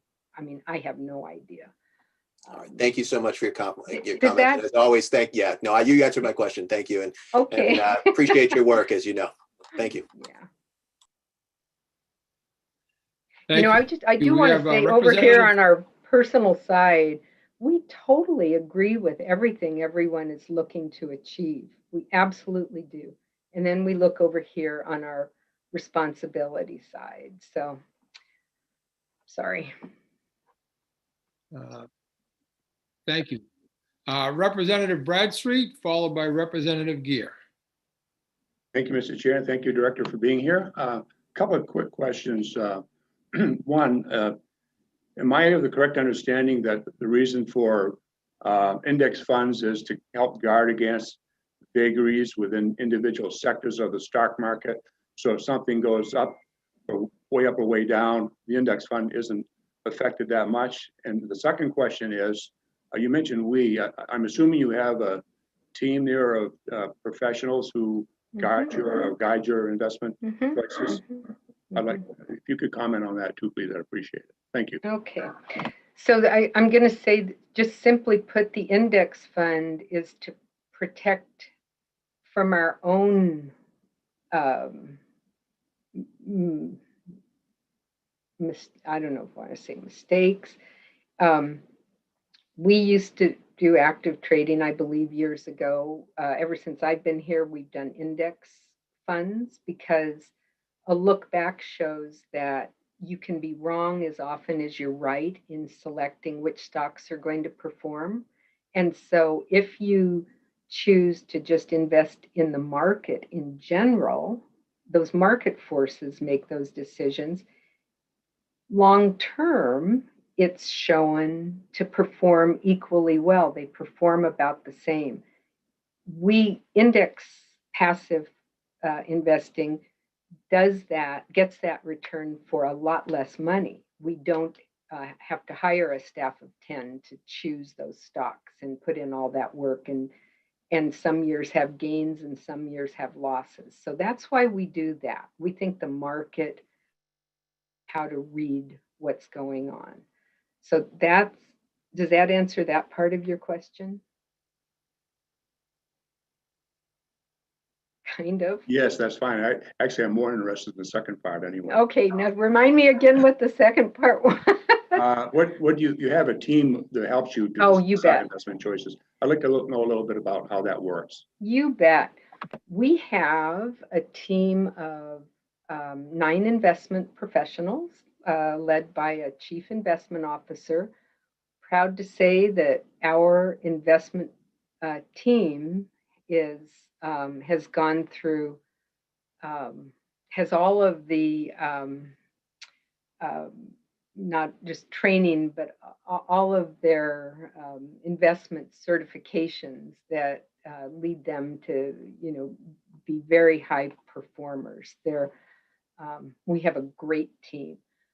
We also have investment consultants that we work with who work alongside us, double check us, counterbalance us, so that we get even that greater wisdom depending on the asset class we're working with and we even get a broader look at what we're doing. So we have what I would consider for our size, very sophisticated investment program, and very, very carefully looked after. Thank you for that. I think they've actually won some awards. They have been recognized, I should say, for their abilities. Our team? I know we've been nominated. I'm not sure that we've won, but certainly the team's been nominated. That's for sure. Thank you. Representative Gear, please. Thank you, Mr. Chair. Director Matheson, I'm trying to tease out what I see as the two key issues that are gelling in my mind. Mm-hmm. The first question, I have two questions, if I may. One question is, what is the proportion of our portfolio that's invested in tobacco companies? Well, that's just one I'm not prepared for, but I'm going to guess it's pretty small. But I can tell you that as we speak, I'll get the answer. So it will come to me. But I think that the core there is, because we invest in index funds, we do have investments in, say, tobacco companies or perhaps opioid manufacturers, as an example. So industries or companies who we might not be considered ethical or socially responsible, if you will. No, your point is exactly right. And along with that, and I think I reference in my more length in my written testimony, I don't think I use these words, but if you start divesting, where do you stop, right? Do you divest from sugar because it's harmful? You know, do you take up guns, which is controversial? Where do you stop on divestment? Yes, you're correct. Right. I'm sure we own companies that people would find morally objectionable. Right. And if I may, just the follow on there is, under the current philosophy, and I question here how much of this is actually written in the Constitution, but there is no provision to apply an ethical lens to how Maine PERS invests the trust. Would that be a correct statement? That is absolutely correct. The Constitution requires us to look only after the financial interest of members, period. So the tension that's sort of being highlighted to me here is the tension between saying that there are ethical statements that we should be making in how we invest our money, and the message that you're giving back is there's no provision in law to enable you to do that. And I think it's a really interesting question for me, because again, the tobacco companies from whom we get a large settlement, right? It's yeah. Thank you, though. You're welcome. And I just want to add to that, most people have different things they object to, and which is why really you see this rule, you know, why we are single purpose focused on retirement only.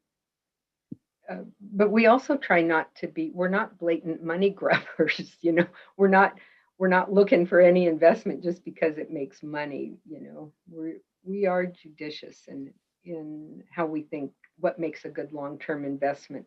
And businesses that are, you know, in our private side, businesses that we think don't have a good long-term future, we don't invest in. And those would be ones that might have objectionable practices. Thank you. Representative Pebworth, followed by Representative Cuddy, please. Thank you, Mr. Chair. You just mentioned private side, and I wondered how does that fit in? And is that different than indexed funds? Yes, it is. Okay, can you tell me a little bit more about that, please? There's a sector that's grown over the years called private markets, and it's made up of different kinds of investments, private equity, infrastructure, various things. And those are companies that are operating outside of they get their financing privately versus from public offerings or offering stock. So they're not going to be on the stock exchanges. And that's growing. for a lot of different reasons. Sometimes companies don't want all the regulations and everything like that. So there are managers who focus on certain sectors or certain types of investments. And we then work with those managers. We invest with what's called a fund. And then those funds invest in private businesses. In general, we expect that sector on average, those private investments, to outperform stocks by about 2%. But again, in that, our fossil fuel, that's what I'm saying. We don't see investments there in fossil fuels that are attractive. The market itself is guiding us right toward green technologies and new technologies, which is where we see the opportunities going. And in that sector, we have 78 million in fossil fuels. And again, I want to say that's out of the $16.8 billion fund. Thank you. Chair, may I ask one clarifying question? Yes, go ahead. I believe I heard you say that some companies are in this private side, not public offerings, because they don't want all the regulations. Oh, there's many, many reasons, but I said that's just one reason companies might be in not trying to be out raising money through stocks. It's about financing. Where do you get your financing to run your business? So some businesses will look toward getting it from private investors, and others will look to get it from public investors, which then is stocks. Thank you. I'll leave it there. Okay. Does that make sense to you?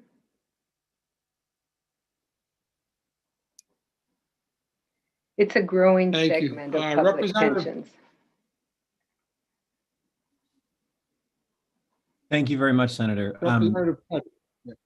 Thank you very much, Senator, and thank you for your time here, Director Matheson. You've given us a lot of it, and I really do appreciate it. I was looking at the mainpers.org site where you list sort of the investments and what's there.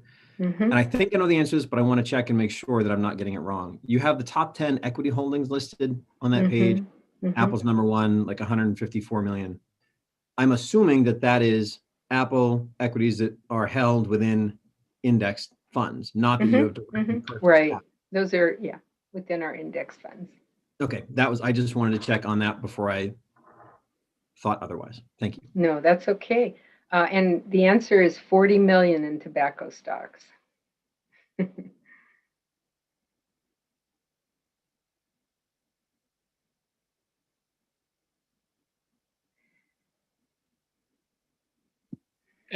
Any other questions, folks? Well, thank you, Ms. Matheson. We appreciate you being here today. You gave us, again, a lot of information and a great resource moving forward.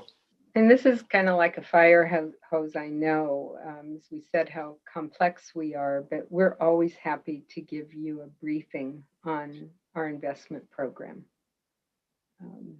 So I wouldn't want to leave any misconceptions. We appreciate that, and thank you very much. We'll contact you with, I'm sure, more questions as we move forward. But thank you for your time today. Well, thank you. Okay.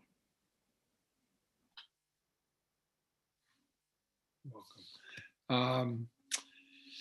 I don't believe that we have any other folks to testify today that I'm aware of. Alyssa, am I correct? Yes. Okay, with that said, then having received testimony from all those present today, I will now close the public hearing on, excuse me, LD 99.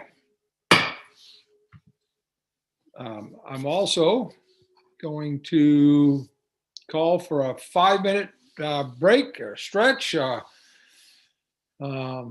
energy drink. I'm sorry, Representative Cuddy, you have a question? No, I just left my freaking hand up. I'm nuts. Oh, That's okay. All right. I'll get over I it didn't eventually. wanna, so that's listen. We're doing great, I think. So let's go 5 minutes and we'll be back for our next testimony. Thanks.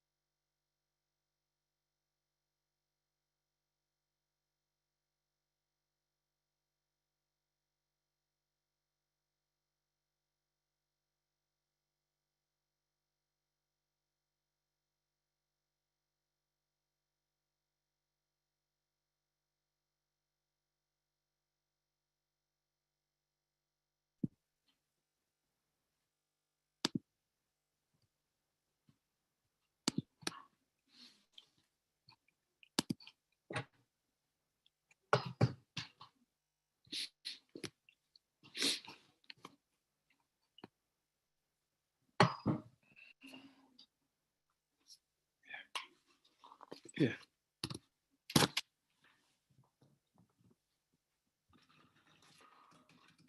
Ooh. You're gonna have to take that up the other room if you're gonna play with it. You're gonna have to take it here. I can't have you down here.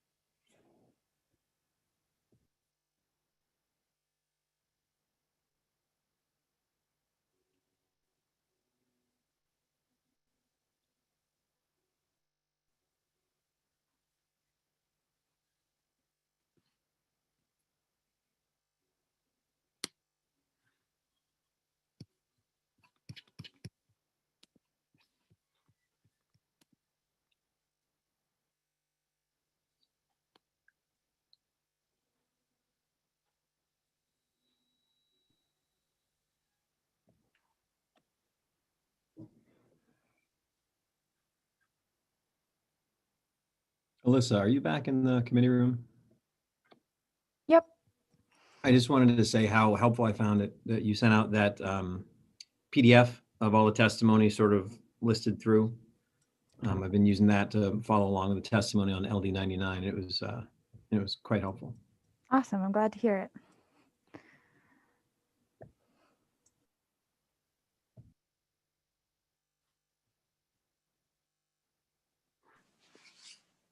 I'm also finding that very helpful. And I wondered if you could send out an updated copy before we go to the work session, just to have them all in the same email would be helpful, because there's apt to be testimony kind of drifting in.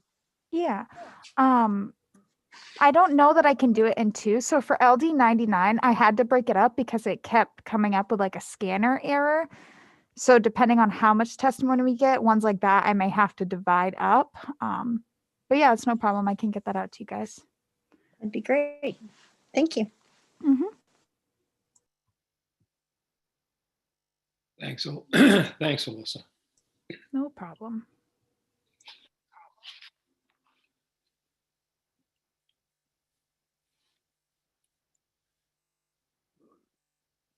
Folks, I have found personally that I continue to get a band that tells me I have kind of a weak signal.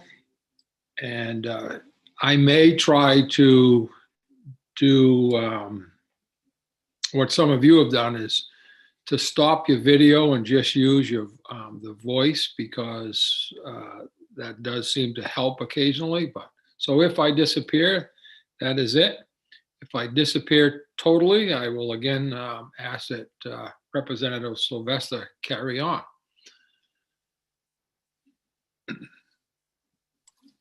Certainly, Mr. Chair. And so far, so good. You're looking and sounding good. Well, the looking part's a stretch, but I appreciate the sounding. I did do a quick check during our break, and we'll have to figure out how to do it because I know I've attempted to. There is the ability for folks to separate caucuses on our own without Alyssa having to do it, so into break rooms. So we'll, I would again encourage you to contact your leadership should you not have that information. I know that I am going to need some assistance from my aide in terms of how to set that up, because I attempted it one time. He and I got the link and no one else did. So I was in a meeting alone this morning. So, but thank you. I think we should be, it appears, excuse me. Norma, would you come grab him?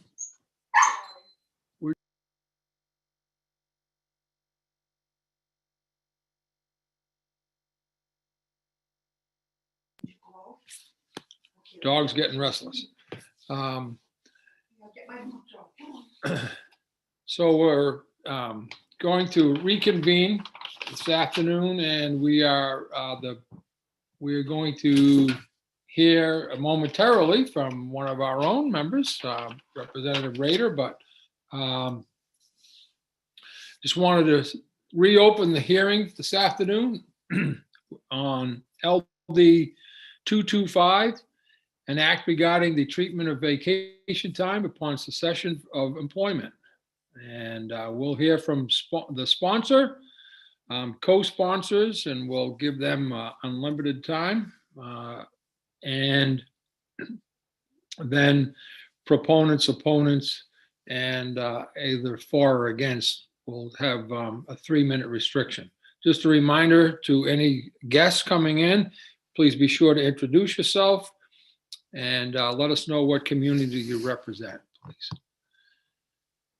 Thank you. With that said, Representative Rader. Thank you so much. Good afternoon, Senator Rafferty, Representative Sylvester, and distinguished members of the Joint Standing Committee on Labor and Housing. I understand I have an unlimited time to speak. I will not use that. You're welcome. I am here today to present LD 225, an act regarding the treatment of vacation time upon the cessation of employment. In 2008, I had the opportunity to work under my first Actors Equity Association union contract. And at the end of that contract, I received a mysterious paycheck. I had to call the union and see what it was all about. But my contract provided vacation time and sick time that I had accrued, and they had provided that I would be paid out at the cessation of my employment. At the time, it was a huge benefit because the contract ended during the holidays, and my next paycheck wasn't coming in from a different job until the end of January. So it held me over at a time when I had virtually nothing left. Now, I benefited from receiving that payment, and I want to make sure that every Maine worker has the same opportunity that my contract provided for me. Maine has made many strides in protecting workers across the state. Most recently, the 129th legislature passed a new paid leave law, Public Law 2019, Chapter 156, an act authorizing earned employee leave, which took effect last month. While this law establishes a crucial minimum standard for paid time off, it does not mandate the payment of accrued vacation upon job cessation. Under current Maine law, upon cessation of employment, if the terms of employment or established practice includes provisions for paid vacations, vacation pay has the same status as wages earned. LD 225 provides that upon cessation of employment, all previously accrued vacation is paid to the worker. Additionally, under LD 225, employers are not allowed to require workers to use all accrued vacation time before the official cessation of their employment. Just like a paycheck, vacation time is earned by the worker and should be treated as such. 24 states in the District of Columbia have laws regarding payment of accrued vacation time. However, in those states, you're only given a legal right to challenge an employee over unpaid accrued vacation time in your final paycheck if the employer has promised payment of unpaid accrued vacation time in your final paycheck. In the remaining states, there is no law that requires your employer to pay you for accrued vacation time, although your employer may do so voluntarily or may have to do so if required by a policy or contract. Maine has the opportunity to be a leader in this facet of labor law. Workers shouldn't have to rely on the capricious goodwill of their employers in matters of compensation. And make no mistake, vacation time is compensation. And I've seen some testimony that I kind of want to address informally right now. The fact that this would be too costly to employers. And my question then is, for those employers that are saying it would make it too costly for them to do business, isn't that a bit of a bait and switch? If you provide vacation time, you should be prepared to pay it to the worker, whether they take it or not. And one of the reasons that that has stuck with me is because my union does provide that. Every time I go out on a contract to work for a particular theater, they have to put up a bond ensuring that my paychecks will be paid, my health insurance will be paid, and my pension will be paid. So that's the standard that I come from, just for a little bit of background. And the inability for workers to access accrued vacation time upon cessation of employment is functionally wage theft. LD 225 offers one more way we can protect workers in Maine, which is especially dire for the workers who we relied on through the pandemic. And you will hear from those workers that we've relied on. Firefighters, grocery store workers. We have put them on a pedestal and treated them like heroes. And now we're saying, hey, that vacation time that you probably are going to need after this pandemic, we can't pay you. So thank you very much for your consideration. I'd be happy to answer any questions or provide any information you need in an upcoming work session. Thank you. Thank you, Representative. I see Representative Prescott, followed by Representative Drinkwater, please. Well, thank you. Hi, I was looking at this bill, and a lot of good stuff is in there, but I couldn't get away from if an employee just quits short notice. And I noticed what you were just saying was everything is about if you complete all your tasks, or I'll even go further if a company lets you go. What's your position on if somebody just walks off the job? Well, in terms of the way the bill is written right now, it is written to not have any conditions on the separation of the employee from the company. Of course, if there is a contract there and you are required by the contract to give 2 weeks notice and you're in violation of the contract, I mean, that's something to think about and something that we can talk about in a work session. But right now, the bill as it is doesn't make any provisions for how the separation occurs.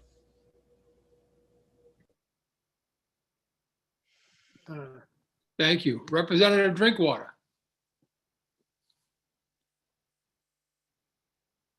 I think you're on mute, sir. There we go. I hit it once, but it didn't work. Thank you very much. This is a very intriguing bill because I know, having been an employee and an employer, that you know, vacation time is important. But here's my question. My question is, I know with the earned sick leave, my memory is that kicked in when you reach a certain level of employees. Don't you think that somewhere in your bill, it should say, you know, over this amount of employees? I'll use myself for an example. Had 5 employees. I had no problem paying them for 2 weeks. But the most I could give even my most senior person was just 2 weeks because they were too critical.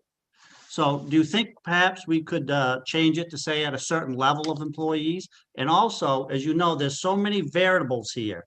You have the teachers union. Those are local contracts that have to, you know, be renegotiated, you know, things like that. So if you could just touch upon that, I'd appreciate it. Thank you. Sure. And in talking with folks about the public unions, that is something that we need to discuss a little bit separately of this. But in terms of the number of employees, one of the things that has been brought to me by the Not-for-Profit Alliance of Maine was, or Not-for-Profit Association of Maine, was the idea that of that threshold, that perhaps FMLA guidelines could apply here, that if you have over 50 employees, you have to do this, or the Maine family leave requirements, which is over 15 employees. So that is something that there are a number of people who are concerned about, and I would like to hear from them on that to see if there are thresholds that we need to institute. So are you open-minded about negotiating that part of your bill? I'm open-minded about everything, honestly. Thank you. Mm-hmm. Thank you. Any other questions? Representative Rader, thank you very much. And again, good luck moving forward. I'm looking forward to discussing this in our work sessions. Is there a co-sponsor present that would like to speak to this bill? Yes, Senator Rafferty. Thank you, sir.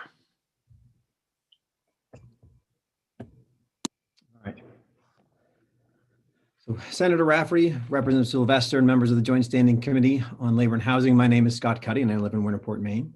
I'm here today to speak in support of LD 225, an act regarding the treatment of vacation time upon the cessation of employment. I submitted my written testimony earlier. You all have it in your email. And I really just want to step back from that for a moment and talk about just one part of it. And that is something that I'm sure we will hear about, and we already have a little bit, about the cost of the measure. And what I want to remind people of is that there is a cost currently, right now, that is being paid. You have employees who are offered a benefit or who are offered part of their compensation package as being vacation time. And if they don't use that, can't use that, for whatever reason, it doesn't get used, and then there's a cessation of employment, unless you have a contract that specifies you'll be paid that compensation vanishes for you. So there is a cost right now that is being paid. It's just being paid on the employee's side. And the businesses that are offering this form of compensation of paid vacation in some way have, I would imagine, worked that into their bottom line.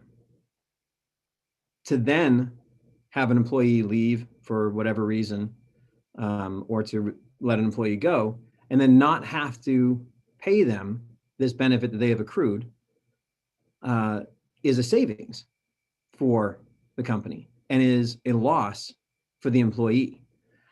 And that, to me, is a fundamental part of the difficulty with our current system.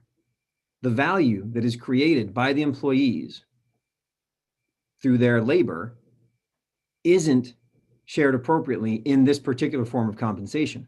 All of us, everybody would agree that if you work an hour, you deserve whatever your hourly rate is for that. We have laws that protect against that. The Department of Labor, when they find out about it, can enforce that. But to then get this different form of compensation, which is accrued, be it 1 hour per 40 or however it's built up over the year, to have that benefit disappear and go away at the cessation of employment is, I think personally, unfair, but it is clearly, this isn't an opinion, this is a loss, a financial loss for the employee. So when we hear people talking today, and we will, I'm sure, about the cost, bear in mind that there's a cost going on currently. It's just on the employee's side. And as I said, you have my written testimony. If anybody has any questions, I'm happy to answer them, but I wanted to bring that point to light so that as we are listening to testimonies today, we all have that in the back of our minds. Thank you very much.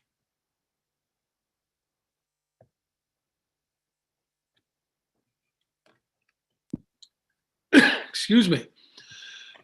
Yes, Representative Bradstreet with a question, please.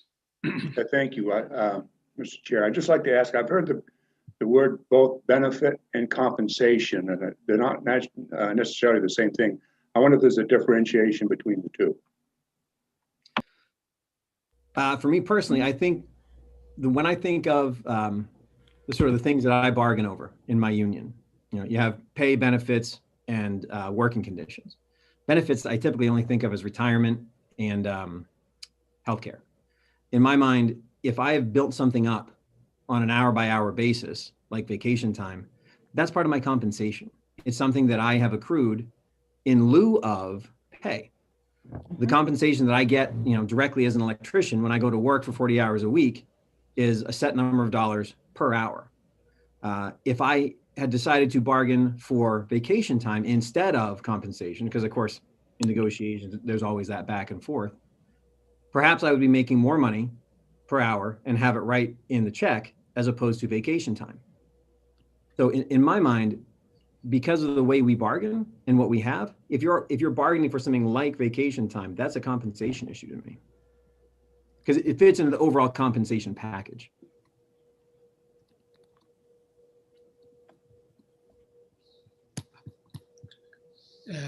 Yes, Representative Rader. I just wanted to speak to that point as well. In terms of the work that I do through my unions, the sick time is paid time off, the vacation time is paid time off. They use those two separate distinctions. And I want to be very clear that we're talking about vacation pay and not paid time off in this bill. But those are compensated in a check after I'm done with my work. The benefits, the health insurance, the pension, those are things that I pay a little bit for myself. So that's how I make that distinction. Is one an actual monetary compensation and what is a service or benefit that's being provided me, and something I put in the chat. I was not a great accounting student, but one thing I do remember from our depreciation unit in my MBA program is that the paid time off is accounted for from the time that it's issued, and companies have already accounted for that on their balance sheets, or should. Any other questions?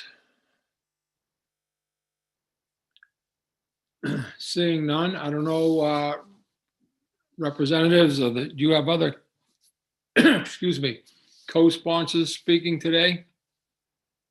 Oh.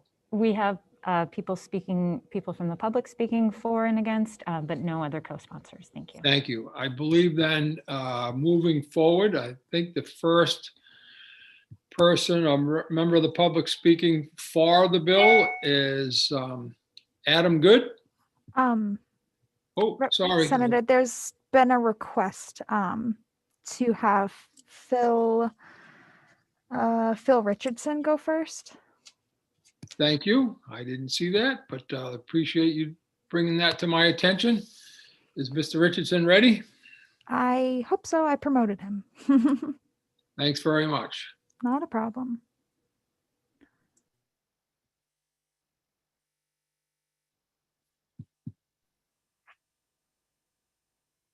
Mr. Richardson. How are you? Glad to see you. Doing great. Thanks for being here. Hope you folks are enjoying that fine Maine winter. I'm down here in Florida. It must be about 88 degrees outside today. Well, it was -5 here this morning. So. Well, I grew up in Aroostook County and I've seen it be 65 below. So 8 degrees is balmy. I've been asked to testify on behalf of LD 225 because of an incident that happened to me and my employment, I should say, some time ago. I'll try to be as brief as possible. And if you have questions, please, keep them and ask them, and I'll be more than happy to respond. In 1988, I took a job as principal of a high school in Winthrop, Maine, and kept that job until I retired in 2007. Over the course of that time, administrative contract that I signed and all my colleagues who were administrators in that district signed was a standard contract that had been in place for a number of years. Each year we negotiated individually for days work or days worked, salary, and oftentimes for how much money we put into an IRA over and above our our salary issues. Never once did we ever negotiate a number of sick days accumulated, nor a number of unused sick days that could be claimed at the end of the contract or when we left the job after a number of years. I think it was 10 or when we retired. None of us ever questioned the legality of that contract. And I'll get to that in just a second. Anyway, when I left that job and I discovered I had many unused vacation days, didn't think much about it, let it go. As a high school principal, if you've been in those positions, you're expected to be there for many events, and you don't take the summer off like teachers or other folks may do. And I just had never thought of it. Press forward a year or two, I'm now a superintendent of schools, and I'm attending a seminar on contract building negotiations for employees. And in that seminar, it was pointed out that there was a statute in the legislature, a statute in the law that was pretty clear that the contract that I had signed and my colleagues had signed was illegal. I do not remember chapter and verse. I'm sure you can find that. So anyway, excuse me. Anyway, I called my ex-colleagues who had retired, asked them if they had been aware of that particular situation. Had they had days left for them that they didn't collect? The answer was yes. So I happened to know the superintendent in Winthrop at the time, because I was still living there. And he and I discussed the situation. And I, actually I sent him a letter and a copy of the statute, and did not hear back from him to simply say, we don't believe this. He was then let go for whatever reasons. And I decided at that point in time that because the contract appeared to be illegal and was told by 2 attorneys that it was, that I would bring lawsuit on behalf of myself, not for the money, but rather because of the legality of the contract that had been in place for a number of years. Mr. Richardson? We were adjudicated again. Yes. Mr. Richardson? Unfortunately, yes. Time is up. I wonder if you could close, just sum up your testimony, and we'll have questions. Just for you that, just that I found that the contract to be illegal. I brought a lawsuit against it and was adjudicated against. That's basically it. And again, I think an attorney who is probably speaking later could refer you to that particular statute. Thank you, sir. Any questions, please, of, yes, Representative Cuddy. Thank you very much. And thank you, sir, for taking your time out from your 88-degree day to. Well, I was going to play golf, but kind of went by that. So. That's pouring some salt right in the wound. But I did want to ask, sir, we heard your story, but could you just tell me a little bit about the difference that it would have made to you had you been able to receive, the back pay for this vacation? You mean you didn't use fiscally? How much I would have collected? Well, how much and how much of a difference would it made? How much of a difference would it have made to you at that time? It wouldn't have made any difference in my retirement, all right, because it was, not part of my salary. Okay, but I really don't want to get into. I think it was about 179 days that they owed me, and probably at the time I was making $450 a day. But that's, we're talking 11, 12 years ago now. So I may be off by $100 on that daily pay. That's all right. Thank you, sir. That's good information. Thank you. Thank you. Representative Drinkwater, please. Thank you, Mr. Chair. I find your testimony very interesting. My sister is a retired educator. She had cancer, so there was a tremendous amount of donations to her through the sick bank. Were you able to donate any of your time that you accrued over to the sick bank? No, I was an administrator. We're not unionized, and therefore our sick leave is just sick leave. We don't have a sick bank. All right, thank you, sir.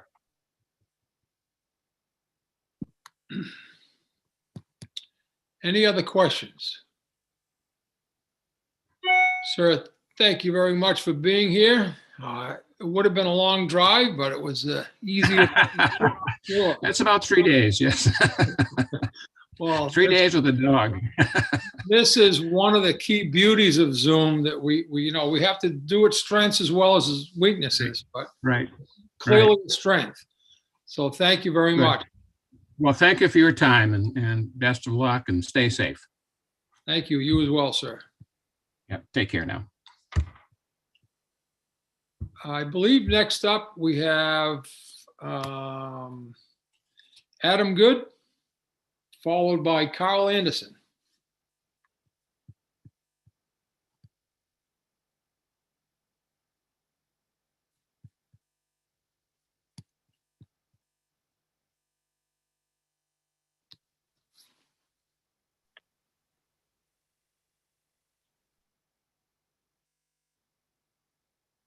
Good afternoon.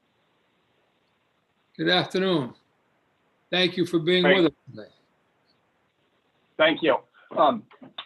Senator Rafferty, Representative Sylvester, members of the committee, my name is Adam Good, serve as the Legislative and Political Director of the Maine AFL-CIO. We are strongly in support of LD 225. Fundamentally, we believe working people should have the peace of mind to know that the wages they have earned through their labor will not be withheld at the end of their work. Unfortunately, as you've heard already, Maine grants employers full discretion based on their employer policy and practice over what happens to a worker's unused earned vacation pay when they leave or are terminated from a job. Our contention is simple. Vacation pay is pay that workers earn before ending employment. When someone ends employment, they have already earned their vacation pay. It belongs to them, should not be withheld based on the employer's past practice or policy. I'm going to jump around a little bit on my testimony. To explain this problem, we have submitted as an attachment to our testimony a memo from Ben Grant, our legal counsel, describing the law court decision that Mr. Richardson was a part of. This is an important decision in 2009. At the time, the court held that the payout of vacation pay upon the cessation of employment is governed by the terms of employment. So for Mr. Richardson, as you heard, he had 178 accrued days and got paid out for 30 of them. To just touch on, I think, Representative Prescott's question, when somebody leaves their employment, they get paid the wages that they're owed. And we believe that this bill is the proper change to make clear that when somebody ends their employment, the same way that we expect all employers to pay people the wages that they're owed, that the vacation pay that somebody has accrued should have the same status as wages earned. 9 other states have laws requiring the payout of unused vacation pay. They include New England neighbors. They also include Louisiana and North Dakota. And I think, if I were to make something very, very clear, the COVID pandemic has made it obvious that there's an arbitrary harshness of this policy. Companies laid off a lot of workers last spring. We received numerous complaints of laid off workers that had been denied earned vacation pay that they worked very hard to build up. We're in the process of working with academics to produce a report based on survey responses of laid off workers during the pandemic. We included a question of respondents to that survey about unused vacation time. Of the more than 330 respondents, 61% said it did not apply to them. 16.3% said that they were allowed to use unused vacation pay. 22% said they were not allowed to use their unused vacation pay. So to be very clear, of people that were owed vacation pay, we think that close to half did not get vacation pay they were owed when the pandemic set in. And that means that if your coworker took their vacation in February to go ice fishing, and you were planning to take your vacation in June, you didn't get your pay, you didn't get your time, you didn't get any of that. And of course, we expect people to get the wages that they're earned. We think this applies as well. Couple other important points. I believe that Representative Rader is working on a sponsor's amendment to make a slight change to the bill referenced in bullet number 4 of Mr. Grant's memo. I think you will also hear from businesses regarding definitions of vacation pay and earned time off. It's our intention that this specifically apply just to vacation pay. We think that should be very clear. And we don't really want to go down the road of earned paid time off and benefit time and whatnot.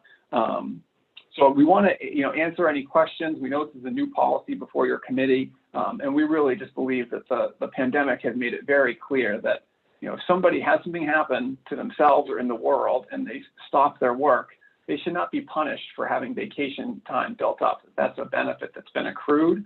And we appreciate it if you get a chance to look at Mr. Grant's memo that I've also submitted.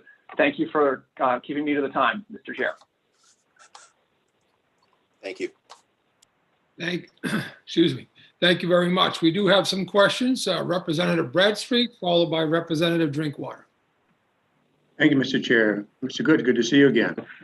No pun intended. Good to see you. I just want some clarification. I figure you'd be the person to know this. Would this bill apply to all employers, nonprofit, public, and private employers? Yeah, I mean, we have very clear standards in law around wage theft that, if you work for somebody, they're required to pay you the wages that you're owed. I appreciate Representative Prescott's question. I think other states we have ideal states out there of the 9 or so that do this. There's some other states that do it that do have some more strict rules around whether you've worked there for a year or the notice and whatnot. But we really believe that the bullet that we've submitted, bullet number 4 in the memo, makes clear that vacation pay has the same status as wages earned.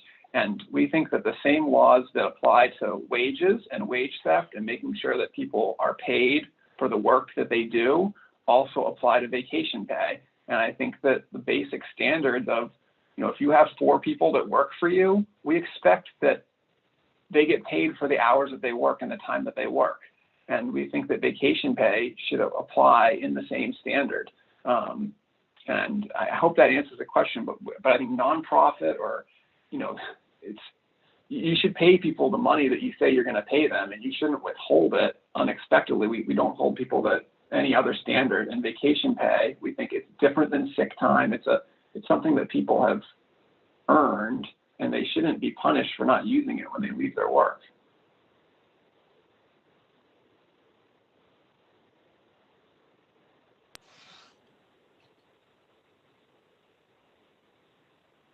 Representative Drinkwater, followed by Representative Cuddy, please. Thank you, Mr. Chair. Thank you, Mr. Good. First of all, 2 quick points. Have you heard about people that were forced to take time but the company received PPP money and they were forced to burn their vacation time at the same time their company was being reimbursed? We'll save that for later. I am reading your paper here, and it says under current law, under Section 3, that it's to be treated, and the employer has to make, the employee has to make a demand first and then go down through the process of trying to get reimbursed. So what I'm trying to understand here is there seems to be a difference between an employer that has a contract and an employee at will, where there's nothing in writing. So I think the problem I'm seeing is things need to be in writing to be enforced. Is that true? Yeah, I can definitely answer your second question. The current law is that the rules that govern whether somebody is paid out vacation pay is up to the employer's policy, up to their policy manual, up to their past practice. That's different than a collective bargaining agreement or a contract. We do not think that that is the right way we should be doing this, that whether or not somebody's paid their wages is not up to the employer's policy manual. It's state law that you have to pay people their wages. And we think that vacation pay should be the same way. There's lots of employers that maybe don't even have an employer policy manual. I'm sure that's rare, but we do not think that the standard by which whether or not people get paid their vacation pay should be up to the employer manual. We think it should be the law that they have to do that. Your first question, well, hopefully I bought you some time to rephrase your first question so I can understand it better. I would love to take a stab at it. Very good cover. Thank you. I've had people say to me that they were forced to burn vacation time while their employer was getting PPP money. Yeah, I can't speak to that necessarily. We will bring you a report later this session regarding people who applied for unemployment and navigated the unemployment system in March and in the spring last year throughout now. And what we found is that with over 330 people responded, of course, it's not like 100% scientific, but we think it's a very good representative survey of people that were using the unemployment system, many small business owners, many PUA applicants, and about 60% of them didn't have vacation pay that applied to their situation. 22% of the respondents had vacation pay that they had saved up that they had lost. And of the people that had vacation pay that were eligible to potentially receive it in February of 2020, once all this COVID stuff hit, more than half of those people just lost their vacation pay entirely. So yeah, maybe there were employers that said, you need to go on vacation now because of the pandemic, and I can't really speak to that as much, but I think that we feel just very confident that there are lots of employees who lost vacation pay through this change. Obviously, 12 years ago, Mr. Richardson had a problem with this, and I don't think that there's any employees out there who had to stop going to work on March 13th of 2020 and the employer said, oh, we're not going to pay you your wages for the first 2 weeks of March, because that's illegal. They couldn't just say, we're not going to pay you the wages for the 12 days before the pandemic. So we don't think that they should be able to withhold the vacation pay that people had earned before the pandemic.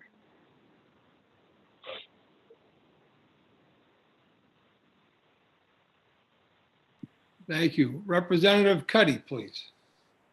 Thank you, Senator Rafferty. I don't actually have a question for Mr. Good. I wanted to apologize to the committee because I asked a question, Mr. Sheridan, and I'm a co-sponsor of the bill, and I did testify on the bill, and our committee rules are pretty clear that I should not have done that, and it slipped my mind, but I just want to let people know that I am aware of that, and I won't be doing it again.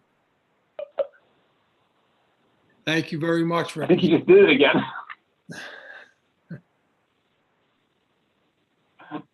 I do have a woodshed. Any other questions? Mr. Good, thank you very much. Oh, I'm sorry, Representative Prescott. Hey, Mr. Good. No, thank you. Can you send me somebody what the other states are doing? I'd like to just take a breeze through those and see what's going on, what they have in place. I think I did this correctly. It is cited in my testimony, bullet number 1. The only thing I cited in my testimony should lead you to a matrix of those states. I think, you know, California, Massachusetts tend to be my favorites of them. And I think that North Dakota, Colorado, Louisiana are states that have laws like this that maybe have some guardrails that hint at the question you asked about earlier, Representative Prescott. So. Thank you. Representative Sylvester, please. Thank you, Mr. Chair. Steve, if we could just, I just wanted to ask Steve if we could have that for the work session, make sure that everybody gets a copy of what the other states are doing and any other data you think is applicable to other states. Thank you. Thank you, Representative. Any other questions of Mr. Good, please? Sir, thank you for your time this afternoon. We appreciate it. And good luck moving forward. Next up, I believe we have Carl Anderson.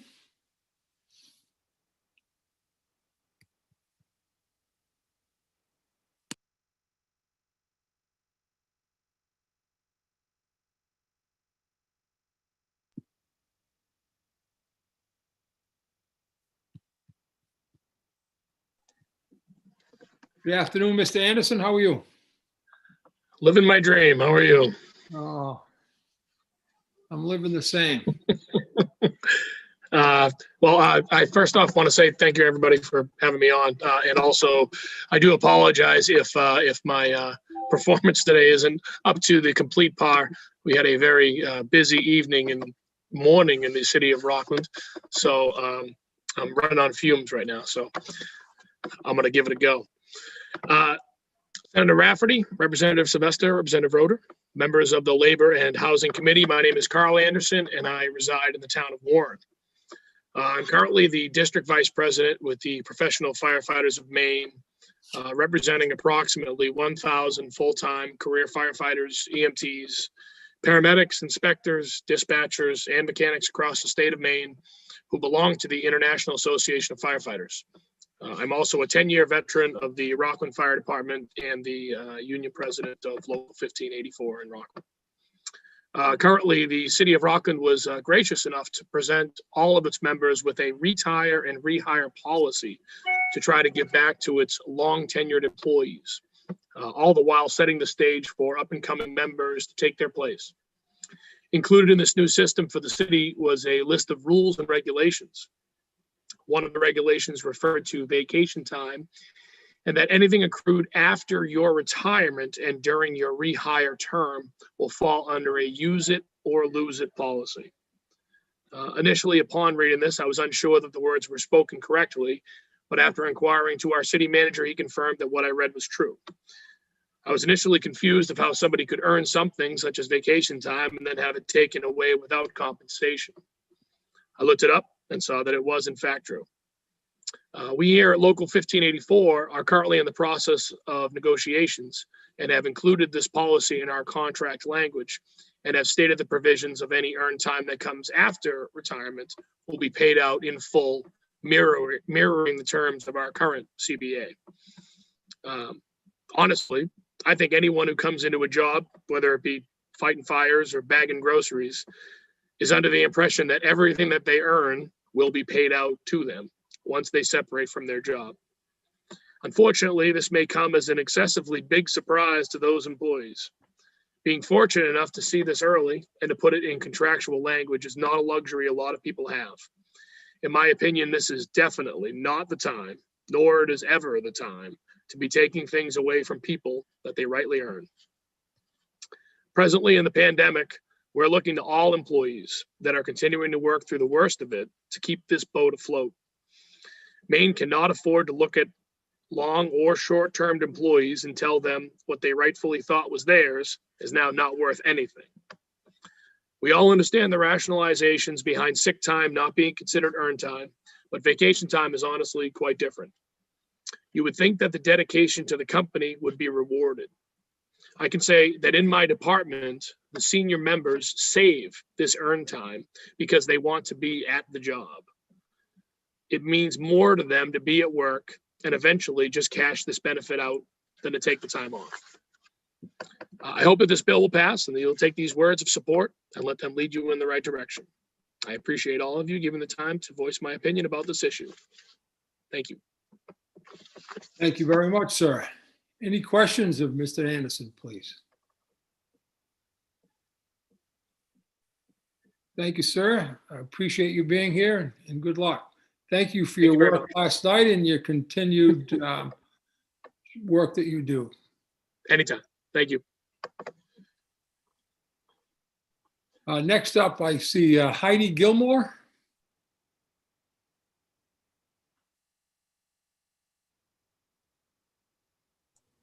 It looks like maybe Heidi is no longer in the call. Okay. Are there any other folks out there far that you see, Alyssa? Yeah, on my list we have Jeffrey Young and Matt Farrell. So Jeffrey, I'm going to promote, and then Matt, you're on deck.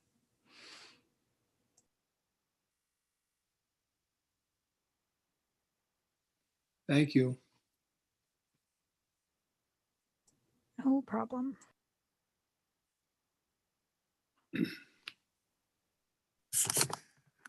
All set. Good afternoon, Senator Rafferty, Representative Sylvester, members of the committee. My name is Jeffrey Neal Young. I'm the Vice President of the Maine Employment Lawyers Association, which consists of about 75 civil rights lawyers here in Maine. I also am the attorney who represented Mr. Richardson. Without trying to avoid repetition, I do want to emphasize that we regard vacation time as compensation that's been earned by an employee by virtue of their service and hard work. What we're talking about here is unused accrued vacation time, and it should not be forfeited merely because the employee is separated from employment. Oftentimes, employees are encouraged to bank their vacation time to use it in the event of future sickness. And the current laws that stands right now, if an employer can simply deny paying vacation pay at the end, really works against that purpose. As Representative Good, or as Adam Good, used to be representative, testified, and there's a link in my paper as well. I haven't seen this paper, but it's probably maybe the same link. There are currently 9 states that require the payment of unused accrued vacation pay upon the end of employment. Rhode Island does have a guardrail in response to one of the questions here that says you have to have been employed at least a year. But our New England neighbors, Massachusetts, Rhode Island, and Connecticut all provide for or require that vacation pay be paid out on the cessation of employment. I think the problem right now is if you look at the language of section 626, it's ambiguous to a certain extent. Section 626 says whenever the terms of employment include provisions for paid vacations, vacation pay on cessation of employment has the same status as wages earned. So most employers are providing for paid vacations. And as we say, vacations are like wages, but the law court has invested the language terms of employment to mean something different. And it is found that if an employer has a policy that says we don't pay out when you leave, then you don't get your vacation pay. I would say in response to one of the questions that many employers do not have written policies. Employees don't really know what that policy is. And so they are shocked to find out at the end of their employment that they're not going to be paid for their vacation time. Thank you, and I'd be happy to answer any questions. Thank you, sir. Do we have any questions of Mr. Young?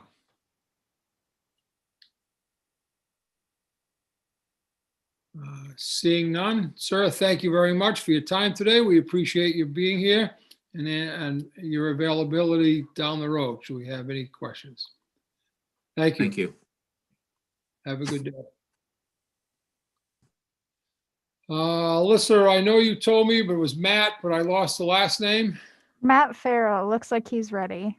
Okay, Matt, thank you very much for being here today. Thank you for having me. Good afternoon, everybody. Senator Rafferty, Representative Sylvester, and the members of the committee. I did submit written testimony, but I'm just going to kind of go through this as quickly as possible. After 20 years of being employed at Hannaford Brothers, I received a new job opportunity back in June, unexpectedly, and had to put in my formal 2-week notice. The contract between Hannaford and the UFCW Local 1445 has language around how vacations are paid out and earned based around retirement, date of hire, things like that. When I left the company, I had quite a bit left in my bucket, so to speak, and was expecting about 88 hours of vacation time to be paid to me. But because of the contract language, there was a discrepancy as to how this quote unquote proration would be calculated. Upon separating from the company, I actually received a check for 22 hours, which was a quarter of what I was expecting. Ended up filing a grievance through my union. And long story short, after 7 months and several minuscule little payments from the company, I finally received what I wanted as far as what I believed I was entitled to. So with that being said, I speak in favor of LD 225 today because nobody should have to fight for the time that they've earned, working for a company. And I speak, personally, for 20 years with this company and expected them to do the right thing right off the bat. And unfortunately, I had to go through the legal process to get what I believe was due to me. Thank you, sir. I appreciate your comments. We have some questions, if you don't mind, starting with Representative Sylvester, please. Thank you. Welcome, Mr. Farrell. You just kind of went through the long process it took to get the money that you felt you were owed for your vacation time that you had accrued over the time you'd worked there. But you had a formal resolution, dispute resolution process through the grievance procedure in your contract to go through that process. What do you think somebody who just was working in a non-union shop who was just told this is the way it is, what is that person supposed to do? I mean, you had a union steward and a contract and and you've been there a while. You probably knew your way around the ropes. So, what do you think somebody who didn't have all those advantages would do to get back their money? Yeah, I mean, anybody who works for a non-union shop is basically left to the good graces of their employer. as far as, you know, the current standing, they have no ramifications as to how they can be paid what they were earning for paid time off. The paid time off, like somebody else had stated earlier, you know, that's part of your compensation. That's something that no matter when you leave that employer, expected or not, you know, retiring or in my case, it was a new job opportunity.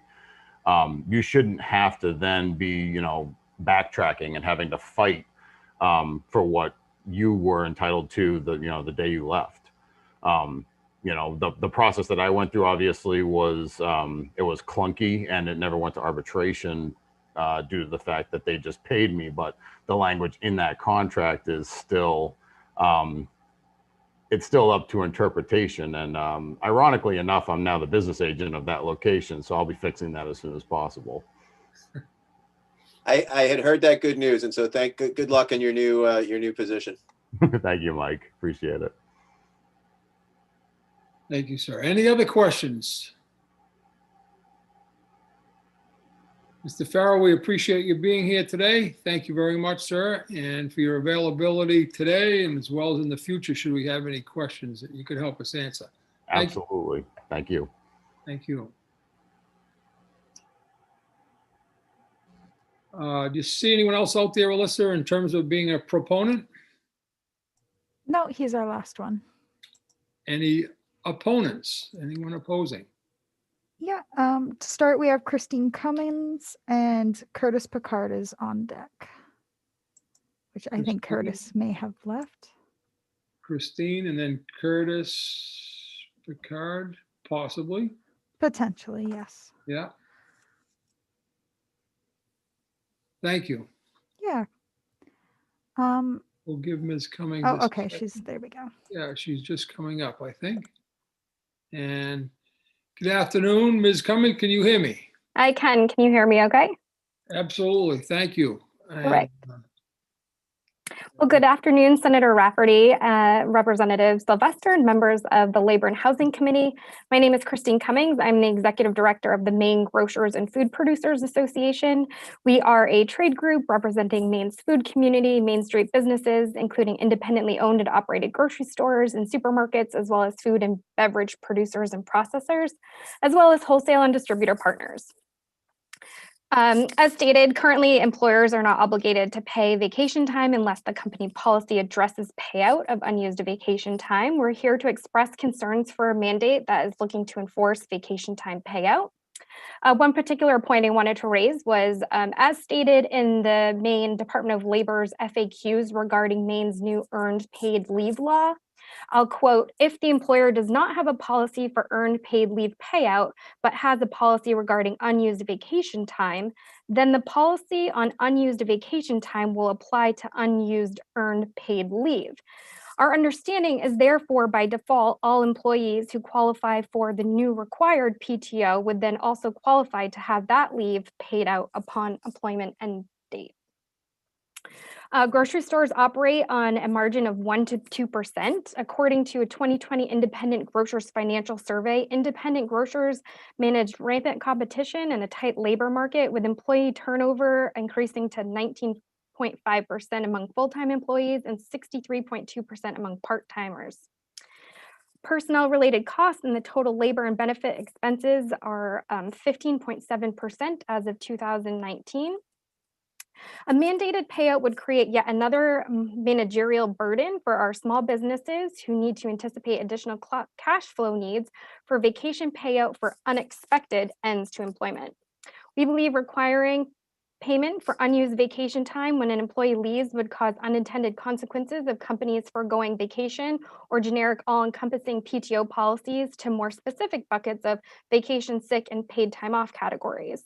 NGFPA opposes efforts that seek to add further restrictions on our business community and advocates that we let individual businesses decide what is financially and culturally the best for them to stay economically viable. And I appreciate the opportunity to make those points today and happy to answer any questions. Thank you, Ms. Cummings. You have 31 seconds in the bank. We'll put that in the mail. We hope the post office delivers it to you. As one of the folks who comes in front of us fairly regularly, we've been giving people a chance to just sort of tell a little bit about themselves and their membership, if you'd like to take advantage of that. Sure. I grew up here in Augusta, where our office is located, and I grew up working at my father's convenience store, and so I'm familiar with a lot of the issues firsthand now with the members with whom we represent, which include some of the larger grocery store supermarkets to some smaller independently owned storefronts, and then to some of our convenience stores and mom and pop shops. And in addition, we wear two hats, both representing a food producer community as well. So that's smaller value add folks to some larger agricultural companies here in the state. Thank you very much. Appreciate it. Thank you. Thank you, Christine. I have a question for you. Is there a cutoff point when you say you represent larger grocers and then also the local, the so-called small mom and pop stores? Is there somewhere in between a cutoff point where this might be manageable? Or is it just flat out, from your point of view, not manageable? I think what I'd like to do, if I'm able to do so, is reach out to some of the businesses with whom we work with and get an idea of whether or not, based on the size of the company, if there are certain policies that seem to be in place for certain business sizes. I know for the earned time policy that went into effect, that 10 employee threshold was still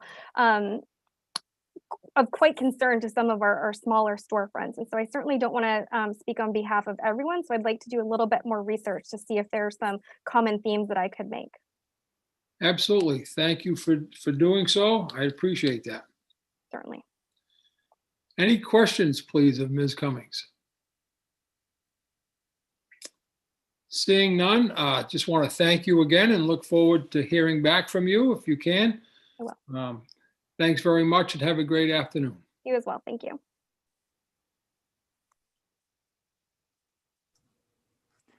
So Alyssa, did Curtis ever reappear? nope. So next we have Greg Dugal and then Peter Gore. Thank you. Yep.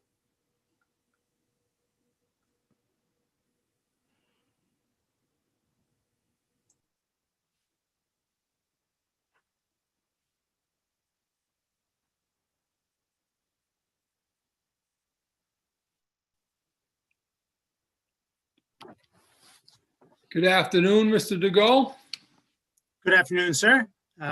It has been a long afternoon for you especially. So I was a little drowsy there getting on. I apologize. Senator Rafferty, Representative Sylvester, and distinguished members of the Labor and Housing Committee. My name is Greg Dugal, and I'm here today representing Hospitality Maine and our over 1,000 restaurant and lodging members to speak in opposition to LD 225.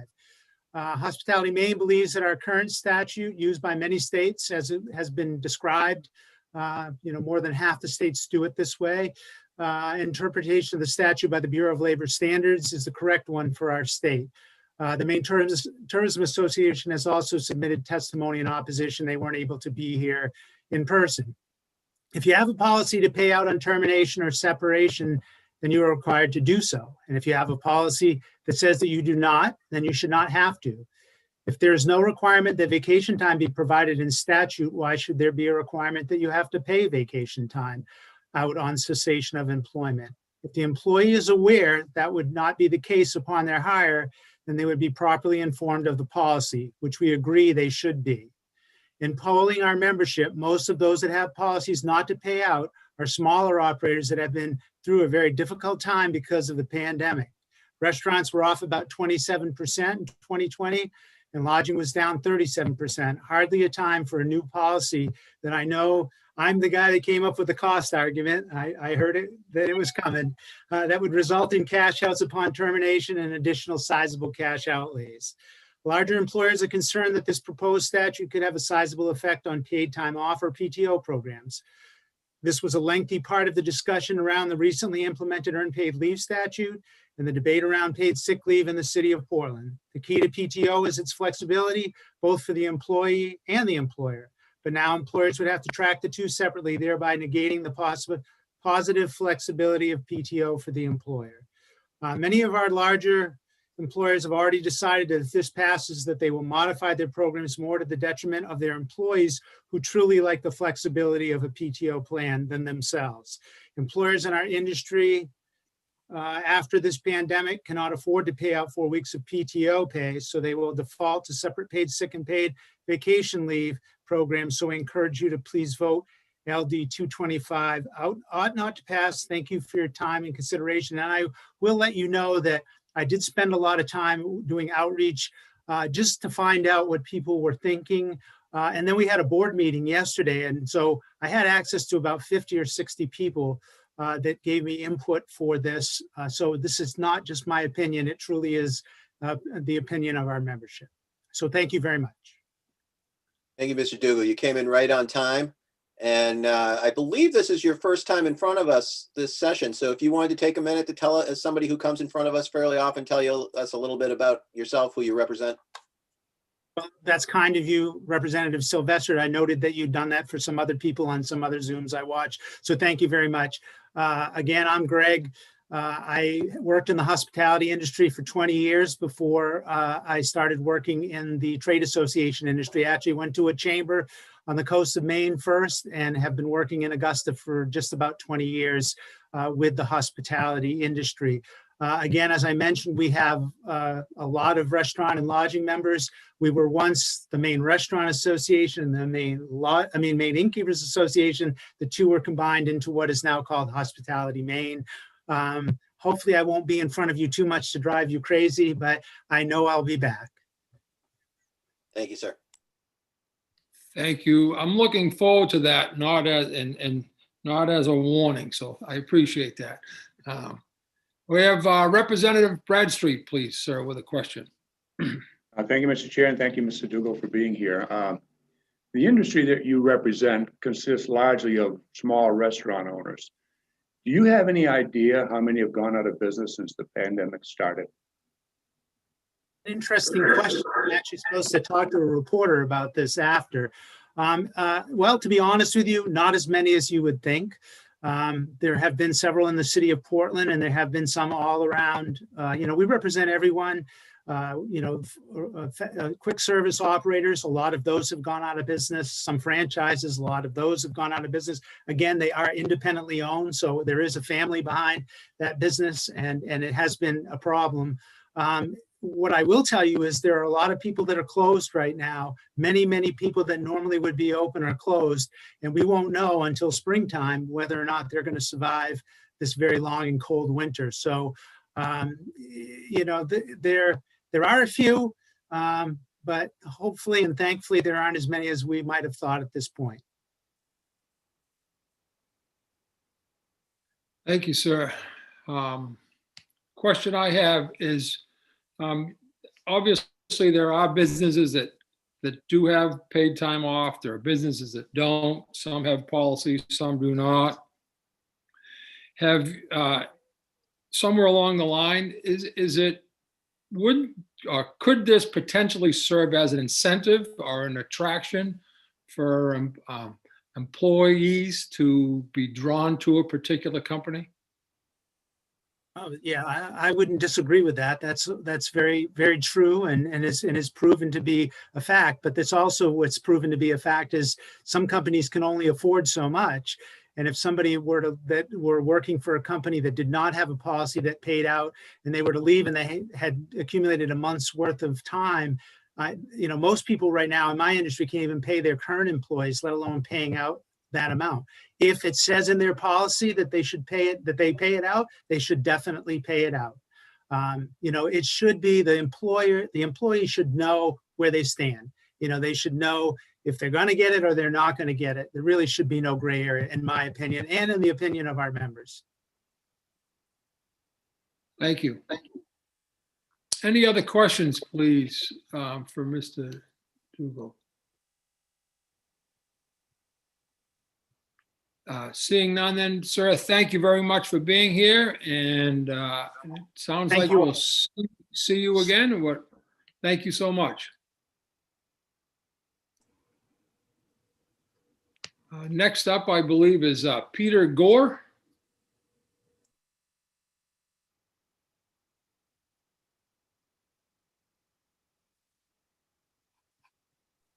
Sorry, I was just trying to get my screen sized here so I could see everybody. Good afternoon.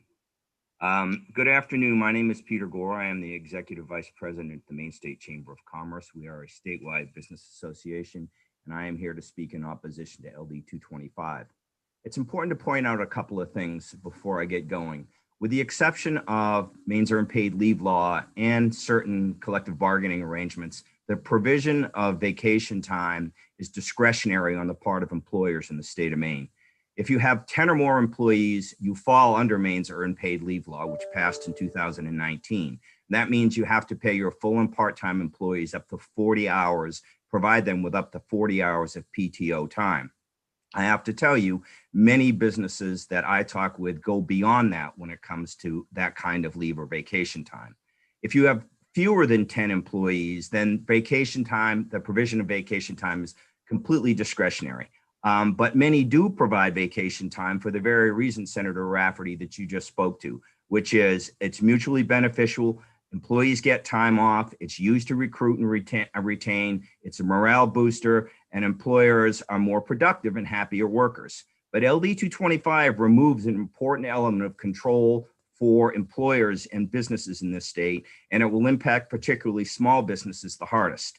The result will be harm to both the employers in the terms of higher cost and the likelihood that employees will certainly will lose discretionary benefits.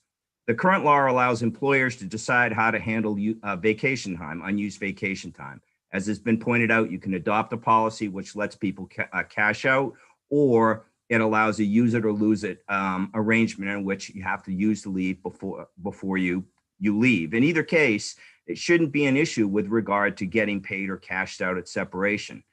LD 225 turns vacation pay into more of a separation bonus, and we don't think this is the appropriate use of this type of leave, and we are opposed to the change therefore. It will increase costs for those who have a use it or lose it policy today, whether you're a large or a small business, and acts as a disincentive to provide extra vacation time if you're above the earned paid leave threshold. And it acts as a disincentive to prove any type of vacation benefits if you are not covered by earned paid leave. It also does create a conflict between the existing earned paid leave rules and this law. So from our perspective, LD 225 is a solution in search of a problem. In the workplace today, employees with vacation time have the options of using their time as it's intended to be used, or receiving it in the form of remuneration if the employer has such a workplace policy instead. Altering the purpose of vacation pay and Maine's long-standing law, and it is more than 30 years old, of its use will only hurt employers through higher costs and employees through less benefits. Thank you for the opportunity to provide you with my testimony. I'll answer any questions you have. Thank you very much, sir. Any questions of Mr. Gore, please? Representative Sylvester. Thank you, Mr. Chair. Thank you, Mr. Gore, for your testimony. I was curious, you said it was discretionary to offer more than the paid time off leave, but we have a minimum wage law. It's discretionary to pay more than the minimum wage law, but we require that people pay out the wages that they've offered. So if you're making $25 an hour, and you leave and you're owed money, you need to pay what the rate of pay was. And so I'm wondering, why it would be that if this is the vacation pay that an employer has put out to its employees that it's going to pay out, why it would be in their interest to lower that pay, that discretionary over benefit, just because they have to pay. I mean, I'm assuming most of those companies that have, and it's been a long day, so it's taken me a minute to get my question out here. Most of those companies that pay over what the law is are larger companies that probably have policies. And so are you saying that they wouldn't now want to offer the package that they offer now because they would have to pay what they said that employees earned?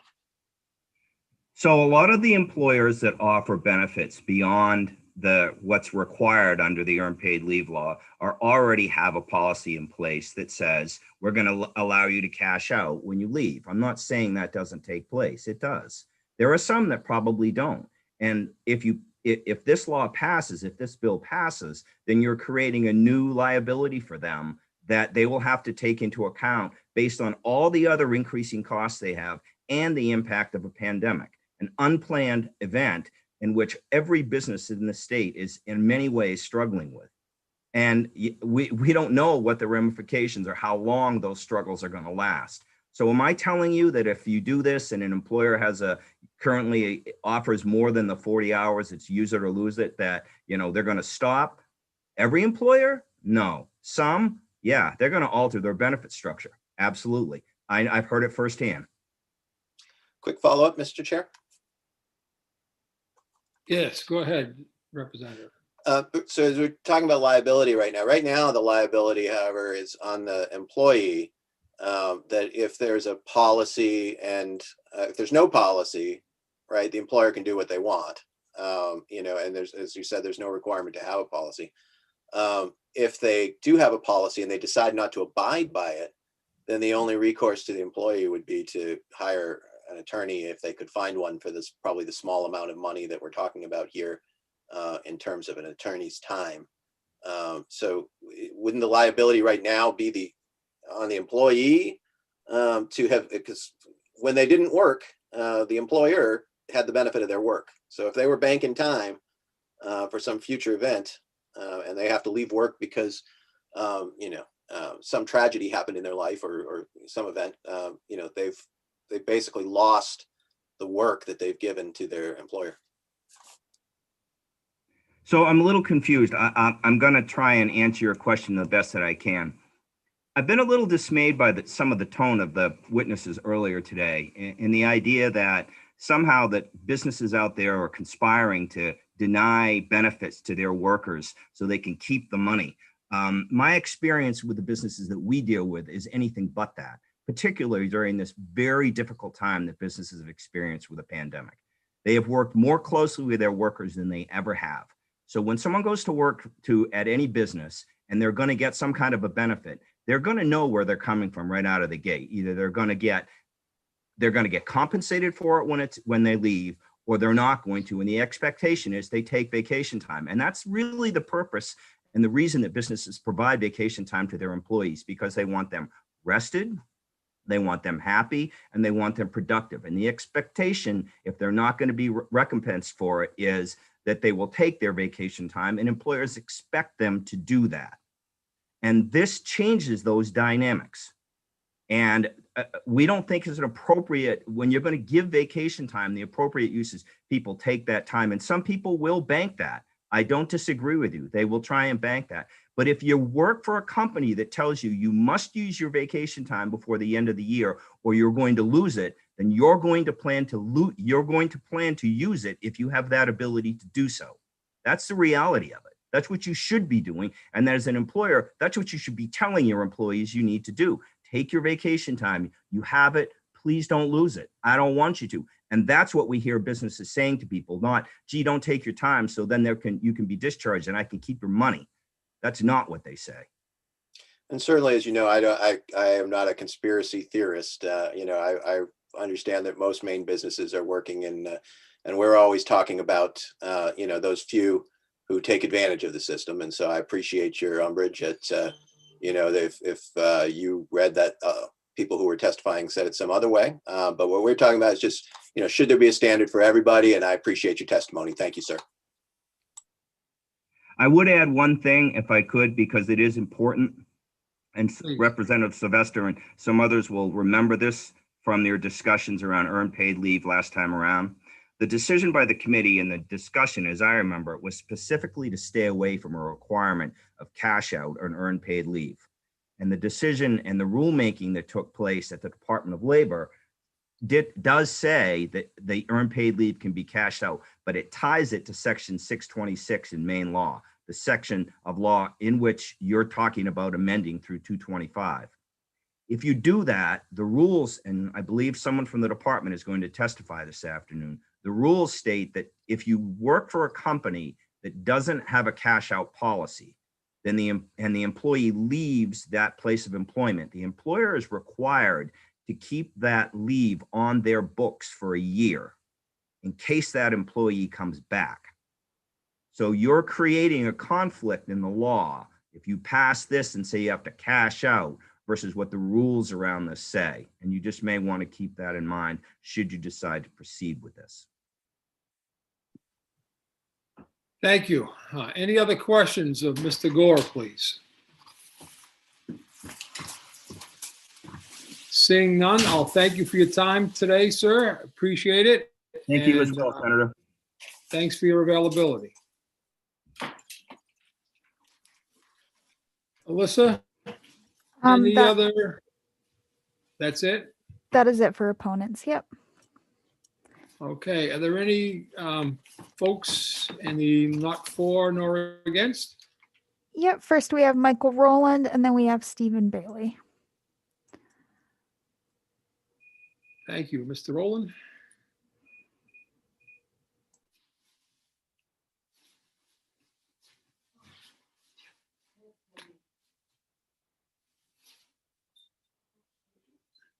Good afternoon, Mr. Rowland. Okay, and start the video. Did I hit the right buttons? You did, sir. Good afternoon. Good to see you. Thanks for allowing me to speak. Senator Rafferty, Representative Sylvester, and members of the Joint Standing Committee on Labor and Housing. I'm Mike Rowland. I'm the director of the Bureau of Labor Standards at the Department of Labor. I'm here today to speak on behalf of the department, neither for nor against LD 225, an act regarding treatment of vacation time upon cessation of employment. If passed, this measure will require all employers to pay out all accrued vacation time at separation, clarifying the statute in that regard. Currently, the requirement to pay out vacation time is dependent, as has been mentioned, on the policy or practice of the employer. This requirement has been in Maine statute in some form since 1975, with passage of Public Law 1975, Chapter 113. The laws relating to vacation pay upon cessation of employment have been amended several times since then. This particular section of employment law is a subject of frequent inquiries and considerable uncertainty among employers and workers alike, and clarification of its intent is likely to be helpful in the long run. The department has had 297 inquiries since last January, so about 300 over the past year, excluding inquiries about the new earned paid leave statute. Vacation time being paid at the end of employment helps provide a cushion to workers when they may find themselves between employment. The bill would, in essence, require the payout of earned and unused paid vacation pay. However, the department observes a potential problem with the bill as written. If the sponsor's intent is to include in the payout requirement only paid leave designated by the employer as vacation pay, then there is no problem. Such leave, however, may be variously designated as paid time off, earned leave, personal time, benefit time, and so on, none of which would be covered by the statute as written. If the sponsor's intent is to include such leave in the payout requirement, then alternative language and a clear definition of what is intended to be covered would be necessary. Thanks for your time and attention. I'd be happy to answer questions now or at a future work session. Thank you very much. I think that's good food for thought for us. Any questions, please, of Mr. Rowland? Seeing none, sir, I'll thank you for your time today, your patience in the wait room, and your promise of availability in the future. Thank you very much. Thank you.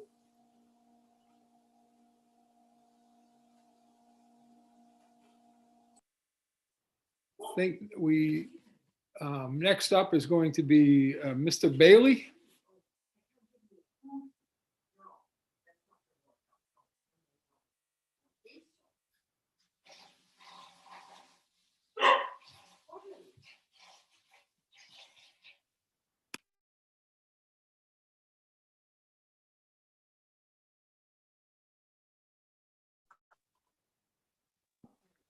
Good afternoon, Mr. Bailey. Can you hear me? I can hear you, and I'm trying to get my video up, and we'll be right with you. No problem. Thank you.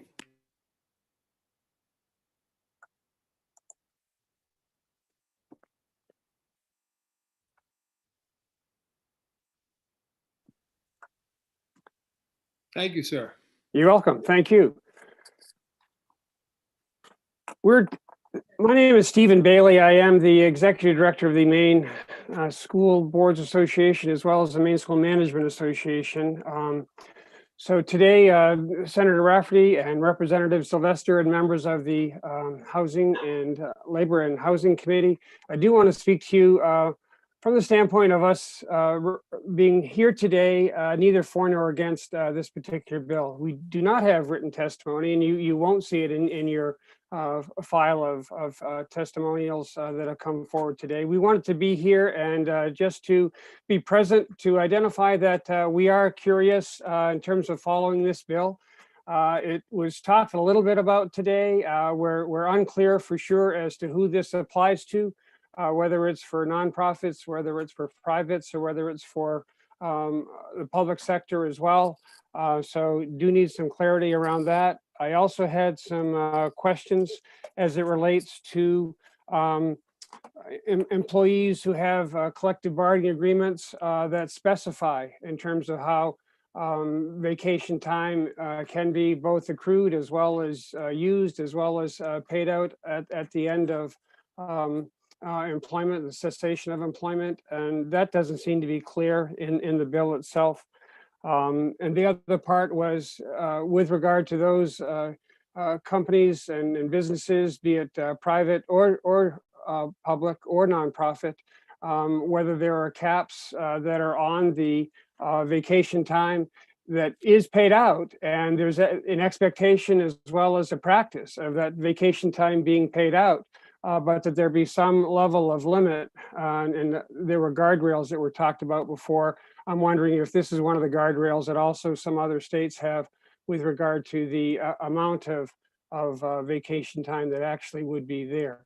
I would agree with some of the other prior folks who testified that vacation time is an important entity. It is a benefit, and it is an expectation also that, and a hope that it be used and be used to the benefit of the employee that would also then benefit the business to be able to have it be used during the time that it was awarded. So we will continue to follow. We may anticipate some written testimony if we follow this. Would want to be available to be present also at the work session to see if and how this particular bill gets amended, if there's anything that changes between now and when the work session actually begins. So I did want to have the opportunity to be in front of you today. I do want to make sure that we're present. As again, I say, I'm here on behalf of the Maine School Boards Association as well as the Maine School Superintendents Association, and appreciate the time to be in front of you. Thank you, sir. Questions, Representative Bradstreet, sir. Yes, thank you, Mr. Chair. Thank you, Mr. Bailey. I would look forward to any type of written testimony or concerns you may be able to give us, even those that you have now, and certainly if those you discover later on as the bill progresses. I would appreciate that. Okay, will do. Thank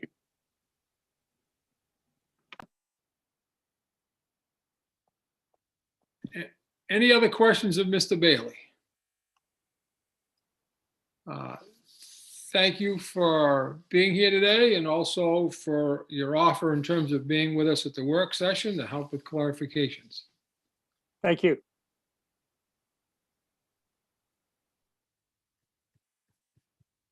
Alyssa, do we have any other one on board? I believe he is our last one. Okay, well,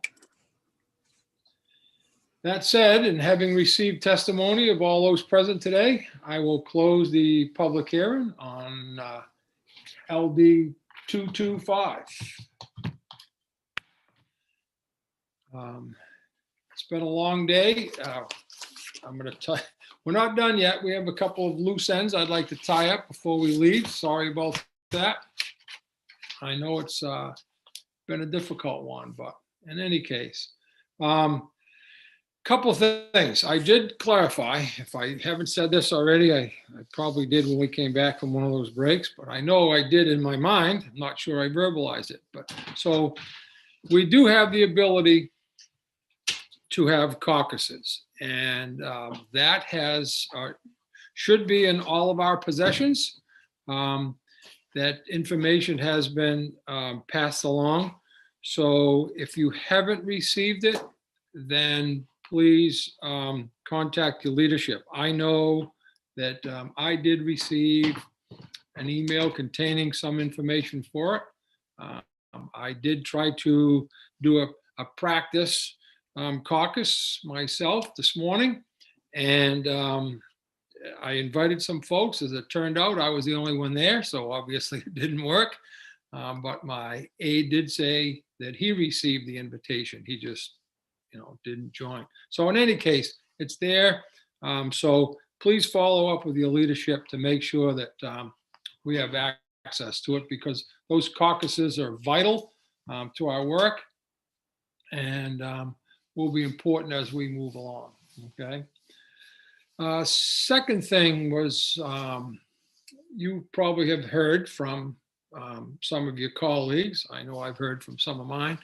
On Monday, we erred in tabling one of the bills that was supposed to be up for public hearing. So once a bill's and notice has been sent out, we're not allowed to table that. Public hearing must proceed as scheduled. So I have to kind of bite the bullet on that one. We will ask for a new hearing on that particular bill. I think it was LD 182, but essentially what we did was suspend the rules, and we don't have the ability to do so. But we did, and that's okay. My feeling has always been that's why they make erasers on the end of a pencil. So in any case, we'll get that fixed. But thank you. Also, we had a discussion real briefly. I'm sorry, I see a hand up, Representative Bradstreet. Yes, thank you, Mr. Chair. I'm just wondering, maybe it's just a matter of semantics or terminology, but can a meeting be continued rather than tabled? I believe the intention of the public hearing is to hear it that day. I don't want to push people off. And that's the intention of the hearing, to give those folks the opportunity to be there. What we need to do a better job of, I think, is part of that centered around the content only.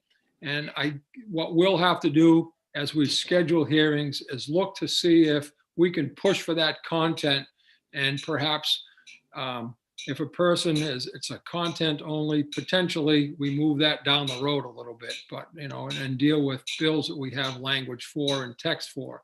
But essentially what it comes down to is, if there's a hearing, if a bill comes to hearing, we need to run that hearing, and we're not allowed to postpone it, delay it, or use any other tactic. We need to be allow those folks the opportunity that they have been scheduled for. Right, and I have no problem with that. I think that's the way it should be. But the reason I'm asking if it could be continued is so that people in the future at a later date could come up, pick up the public hearing in process, basically, and present their testimony the same way the people who've already gone before, rather than having them wait until a work session. And then I think at that point in time, it's a little bit cumbersome to get people to offer their entire testimony. That's why I'm asking if it could be continued rather than tabled. I will look into that. In the meantime, I see another question by Representative Sylvester. Thank you, Mr. Chair. My understanding is that it is the intent to complete the hearing on the day that you're that it's offered. But again, we'll check to see if such a thing is possible. But I understand that when the folks who are there to testify during the time of the hearing have testified, that that's the close of the public hearing. Thank you. And kudos from our analyst, Steve. I appreciate the fact you kind of hinted at us continuing, but we overlooked that. But in any case, we'll work through it. Thank you, folks. Last thing on my agenda today is we had a brief conversation relative to LD 52. And essentially what we were looking to do is have LD 52 moved from our committee, Labor and Housing, to that of the Education and Cultural Affairs Committee. And seeing that the chairs, essentially the chairs and the leads did not agree, what's going to happen, we need to call for a vote of the full committee must take place in order to make that happen. So I will ask for a motion by Representative Sylvester. Thank you, Mr. Chair. I would make a motion that we would re-refer LD 52 to the Education Committee, and I'd like to speak to my motion after the second. Thank you. I'll second that motion. Thank you, Senator Miramont. Representative Sylvester. Thank you, Mr. Chair. LD 52 is a bill that is sort of a companion bill to a bill that we heard in the first session of the 129th. The bill we heard in the first session was to enact collective bargaining rights in order to bargain at the table, that teachers would be able to bargain over a varied number of things, one of which was paid prep time. And so to be able to bargain in their contract the right to have paid prep time. It wasn't a mandatory subject. It wasn't right. It was something that they were able to bargain for, which right now, based on interpretation of arbitrations, they are not able to bargain for. LD 52 is a different bill. LD 52 doesn't confer the right to bargain over prep time. It only allows the ability to meet and confer over prep time. So this is something else that is that currently right now, unionized teachers cannot meet and confer over this unless the employer grants that. And so, so it's really what's called maintenance of contract rather than collective bargaining. And issues that have been maintenance of contract have generally ended up in education more than they have ended up in labor. And so those who were on this committee last time know that I fought very hard to have the collective bargaining bill be in labor, because I feel that any law that has to do with the ability to bargain specifically in a labor contract needs to be in our committee. But contract maintenance is often put out into the committee of specialization, as often at least as it ends up in our committee. And so since this bill had been referred through the proper process to education in the 129th, I believe that it makes sense for it to go back there. And so that's why I will be supporting and made this motion today. Thank you, Mr. Chair. Thank you. So we have a motion to move the LD 52 from labor and housing to education. Is there any other discussion? I'm sorry, question, Representative Bradstreet. Yes, thank you, Mr. Chair. I still believe that this is a matter of contract negotiation. I don't think it's just a matter of maintenance. I think it is properly within the purview of this particular committee. And I just want to state that. And I also want to ask, we have a couple of our members of our caucus missing right now. So they won't be able to vote here. Will they be able to cast their votes at some later time to register their opposition? I believe they will to the motion. I'm going to have Steve, can I ask you to answer that for me, please? Yeah, I don't know the answer off the top of my head. If you want to wait like just a couple minutes, I could get the answer pretty quickly, I believe. What we'll do is if we can move along with the discussion and Steve can get that answer for us, if that's okay. Mr. Representative Bradstreet, would that be appropriate? Yeah, I think it's a good time for discussion. I don't want to belabor anything. I think perhaps we've all have our minds made up on this. And as I stated before, I believe it is a matter of contract negotiation and collective bargaining. So I don't see anything there about maintenance of an existing contract. I know education had a similar bill last session as well. I think I guess it died somewhere. And ours, I think, died upon adjournment. So, and I think what this bill seeks to do might even have been offered as an amendment to our bill last session. I don't remember the particulars on it, but I think it's pretty close to that. Thank you. So we'll continue with discussion. Representative Sylvester. You're muted, sir.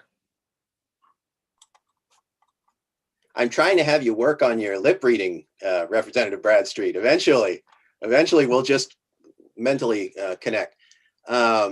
The bill that was put in the first session of the 129th was my bill. It was passed out of committee, ought to pass.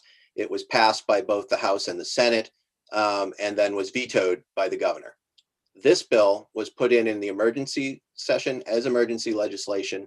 It was referred to the Education Committee. We never heard this bill. It was sent to the floor. It was passed through the House and the Senate, and it died between enactment. And is my understanding of the history of this bill in the 129th. So I believe it was waiting for even the second enactment, but didn't get all the way through. So this is a separate bill. It wouldn't have been able, if they wouldn't have been able to put in the exact same bill in the emergency session as something that was vetoed in the first session. So this bill in its present state doesn't have any history in our committee. And the difference, I think, as you know, it often, like when I put in these bills, I often spend a lot of time talking about the lingo. The difference between when I say maintenance of contract, it means that it's not something that's directly bargained during the time that a contract is open between management and a union, right, and represented workers. And so anything that happens during that time, or anything that so sometimes there are committees that can create rules that come into the contract and those sorts of things. This is meet and confer is to my understanding none of those things. What meet and confer is this would grant the ability to be able to meet with the principal, which right now the principal or the superintendent or whatever can just say, no, we don't need to bargain over these things. We don't wish to discuss them. We would hope that wouldn't happen. Certainly they can also agree to bargain over these things, as they did in the city of Portland. They've already bargained over prep time, and that is in their contract, right? But what this is discussing is something that most contracts have a list of things that they can meet and confer over, right? And this is particular to education. I've never seen these in other contracts, but this would just allow them to add that to the list of things that they can meet and confer. There's no agreement that is prescribed that they must reach some agreement or anything like that. But it allows them the opportunity to talk about it. And so those sorts of things, which allow you to, even the grievance procedure, for example, is considered a maintenance of contract, because it's the dispute resolutions that are set up within the contract when the sides disagree. And that's why it's different, from a vocabulary standpoint. That is the difference between maintenance of contract, a dispute resolution within the contract, and collective bargaining, which is the process of actually sitting down and coming to a formal agreement and vote and all of those things over the terms of the contract. And I see that Steve is back. So I'll cede the rest of my time. Yeah, so I was able to clarify. So if somebody is not here, since this is obviously an official committee vote, you would have until noon on the second business day, which is Friday. Thanks for that clarification, Steve. We appreciate it. I have Representative Cuddy followed by Representative Warren with questions, please. Comments. Thank you very much, Senator. Yeah, I was going to just comment, in my experience bargaining as the lone school board member, when I conducted negotiations with staff at RSU 22, when we got to a meet and confer article, it was just, they would just say, yeah, that's meet and confer, and we go on. We wouldn't bargain it because that was something they did during the application of the contract. The contract's applied on a daily basis, and if there's a meet and confer thing, then they meet and confer about whatever the issue is during that time. And I would love to have all of this coming to the Labor and Housing Committee, because all of it is bargainable. I'd like to take ed policy out of the equation. I don't understand how ed policy functions differently than working conditions. It's the working conditions of teachers. But they've left it in the school board's power as ed policy. And it didn't make any sense to me when I was a school board member and I was talking about, negotiation strategy and what are we going to bargain about, this, that, and the other thing. And I was told, no, we're not bargaining over those things. We can't. They're educational policy. So I'd prefer that this bill, we're gonna come to Labor and Housing because all of these things weren't educational policy anymore, but they are. So this, in my mind, this is an education bill. Thank you. Representative Warren. Thank you. I am curious. I apologize. I may be missing something really big here, or very basic here. Who are we arguing between? Like, how did this bill get here to be something that we're currently? Was it recommended to the Education Committee, and then someone who made the decision for it to come here, that we would even be having this issue, if that's okay to ask here? It did come directly to us, but I'm going to let Representative Sylvester address that question. He has his hand up. So Representative Warren, so normally the way the process works is a bill will get a suggested reference, and that will come out to the main body. And so it would be sent, they would say, oh, this shows up on the schedule to be sent to education. And normally the chairs of the committee would discuss that about whether that was proper and that sort of thing. And then it would come in front of the body, both the House of Representatives and the Senate, to be voted on, that yes, this is the proper committee that it should be sent to. Because of COVID and the process that we're in right now, rules were created so that the clerk of the House and the clerk of the Senate could make recommendations directly without conferring with committees, or without, bringing it formally in front of the bodies. And so that's where we end up with a conflict like this, where had we had that discussion out on the floor, we might have decided that it should go to this one or should go to that one. But because it was done directly, it ended up in our committee. It was probably just about a coin flip in which ways it gets sent, and they make their best decisions as well as they can. I know that there's one or two bills that I have questions on that are in other committees that I think are probably more suitable to our committee. And this is one of the ones that Education had questions about whether or not it belonged in our committee or in their committee. And so after kind of walking through the analysis I just did, I decided it probably made more sense to be in their committee since they had already heard this bill. Does that answer your question, Ms. Representative Warren? Yes, it does. And then I guess if it's okay to follow up with that, was it not? So it seems like in part it was a different person or a different group of people who decided last session what committee this similar bill went to. So it was a different method. So it is quite possible that we're going to see bills that we haven't seen yet. We may see some bills come to us that we haven't seen yet. But I'll let Steve address this as well. Mr. Langland, sir. Yeah, the only thing I wanted to point out is, so if procedurally, if you vote this out of committee and a majority agrees that it should go to education, the next step is that it does go back to the chamber for a full vote. So whenever the two chambers meet again, it goes through the normal process. So it doesn't instantly transfer it necessarily to the education committee, but the committee basically makes a recommendation and then the whole body deliberates and then decides if that was the appropriate course of action. And can I just ask, this is again, like we can, I don't mean to, it's not relevant, but why didn't every bill go to the same committee that it was sent to last time? Because wouldn't that be like the safer thing to do, so we save people's kind of time or resources? Or is that actually, am I saying something very ridiculous and kind of controversial in some way? I don't think anything's ridiculous nor controversial. So, you know, you're trying to seek information, which I think is great. And so I know what Steve is saying. It's possible we could say, let's move it to education. Then it comes up to vote and the vote says it's coming back to labor. So, but I'll let, I saw, Steve, do you have a comment as to the second part of that? I don't know. I just forgot to put my hand down. That's okay. Anyone? And I'm Representative Sylvester, please. I'll just say that everything is kind of clunky right now. And I may be at fault for this because I fight pretty hard to make sure the collective bargaining bills come to us.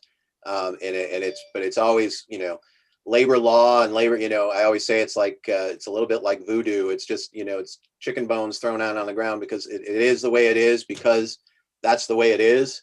And sometimes there's not a lot of logic. So to look at it from the outside, probably they should have looked at precedent of where this bill came. But if they looked and saw my title, as Representative Bradstreet had pointed out, they would have thought, oh, that went to labor first, right? And in the process of all of the bills that we're making, you know, or having them have the opportunity to refer for us, you know, I think it's just, it's sort of natural that some will get misplaced, where if there was that earlier step of communication between the committees, I think we would have been fixed. And hopefully we'll get back to that. And I'm glad, thank you, Steve, for pointing out the process that I dropped, which is that it will go to the bodies to be properly conferred as it would have been normally. Thank you. Senator Murmont. Thank you, Mr. Chair. The other part, since you're new and wondering, a couple of things that are not written down, but that are happening always, is that there's some real benefits to being in leadership, to being in the majority. And leadership, even in the minority, you have an opinion. But remember that if you're the president or the speaker and you want something to go to a certain direction, you can have the clerks working it out, but the secretary and the clerk working it out. But if you want something to pass or not pass, and it goes to the committee that you will think that has the best chance of whichever outcome you want when you're in charge of where it goes, that's where it's going to go. This year, it's just easy for them to send it there. In the past, we would get together and talk, as Representative Sylvester was talking about. This year, they've just removed that. And then the other part is, remember that whole scenario when it comes to the budget and why you're sitting around for a day or two. Right now it'd be at home, which won't be as hard, but when you sit there for maybe 2-3 days until 2 in the morning and then you adjourn till the next day, it's because somebody in leadership's not getting what they want and they're just going to keep us there till they do. So those are 2 things to add on to the whole wonderful fair process. Thank you very much, both of you. I really appreciate that.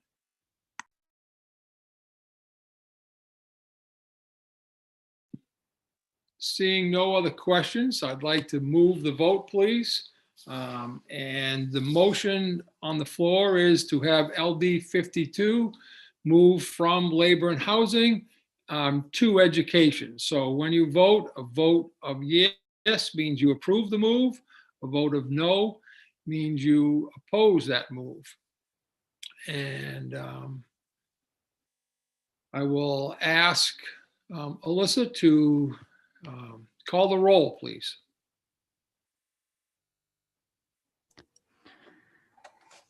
Senator Rafferty. Yes. Rafferty, yes. Senator Guerin is absent. Senator Miramont. Yes. Miramont, yes. Representative Sylvester. Yes. Sylvester, yes. Representative Bradstreet. No. Bradstreet, no. Representative Cuddy. Yes.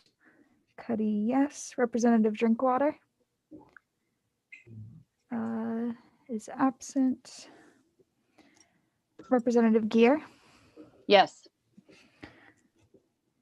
Gear, yes. Representative Morris. Do we need No. to see people as well as hear them? Representative Gear has her audio on one and then her camera on the other. Thank you. Yep. Morris, no. Yep. Representative Pebworth. Yes. Pebworth, yes. Representative Prescott. No. Prescott, no. Representative Rader. Yes. Rader, yes. And Representative Warren. Yes. Warren, yes. Okay, so that is 2, 3, 4, 5, 6, 7, 8 yeses, 3 nos, and 2 absent.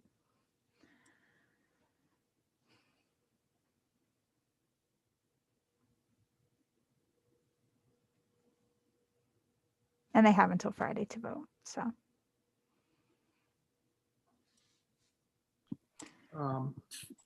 Friday at the end of the day, or was that at noontime, Steve, did you say? Yep. Noon. It's noon on the second business day, so it's Friday by noon. Thank you. And who is required to notify those folks? Is that me, or does it fall on their responsibility? I'm not clear on that. I think Alyssa can probably offer more insight than me. I think in past years, so usually like I see you all much more often. So like if I would like run into them, but like I wouldn't like call them and be like, oh, you got to come vote, because they would usually be around anyway. I can send an email to the couple people that were absent, but my understanding is they have to vote through the presiding officers.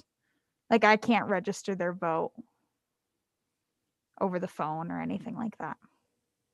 Okay. Senator Miramont. Thank you, Mr. Chair. Just when it's operating normally, we have a responsibility as committee members to check if we're absent during any part of our meeting and see if we missed a vote or anything else for information that we should be following up on, whether it's in person or by phone call. It's wonderful that Alyssa's willing to do that because it is special circumstances. But when we go back in, hopefully soon, just remember that, folks who are new, to make sure you stop by your committee room and check often.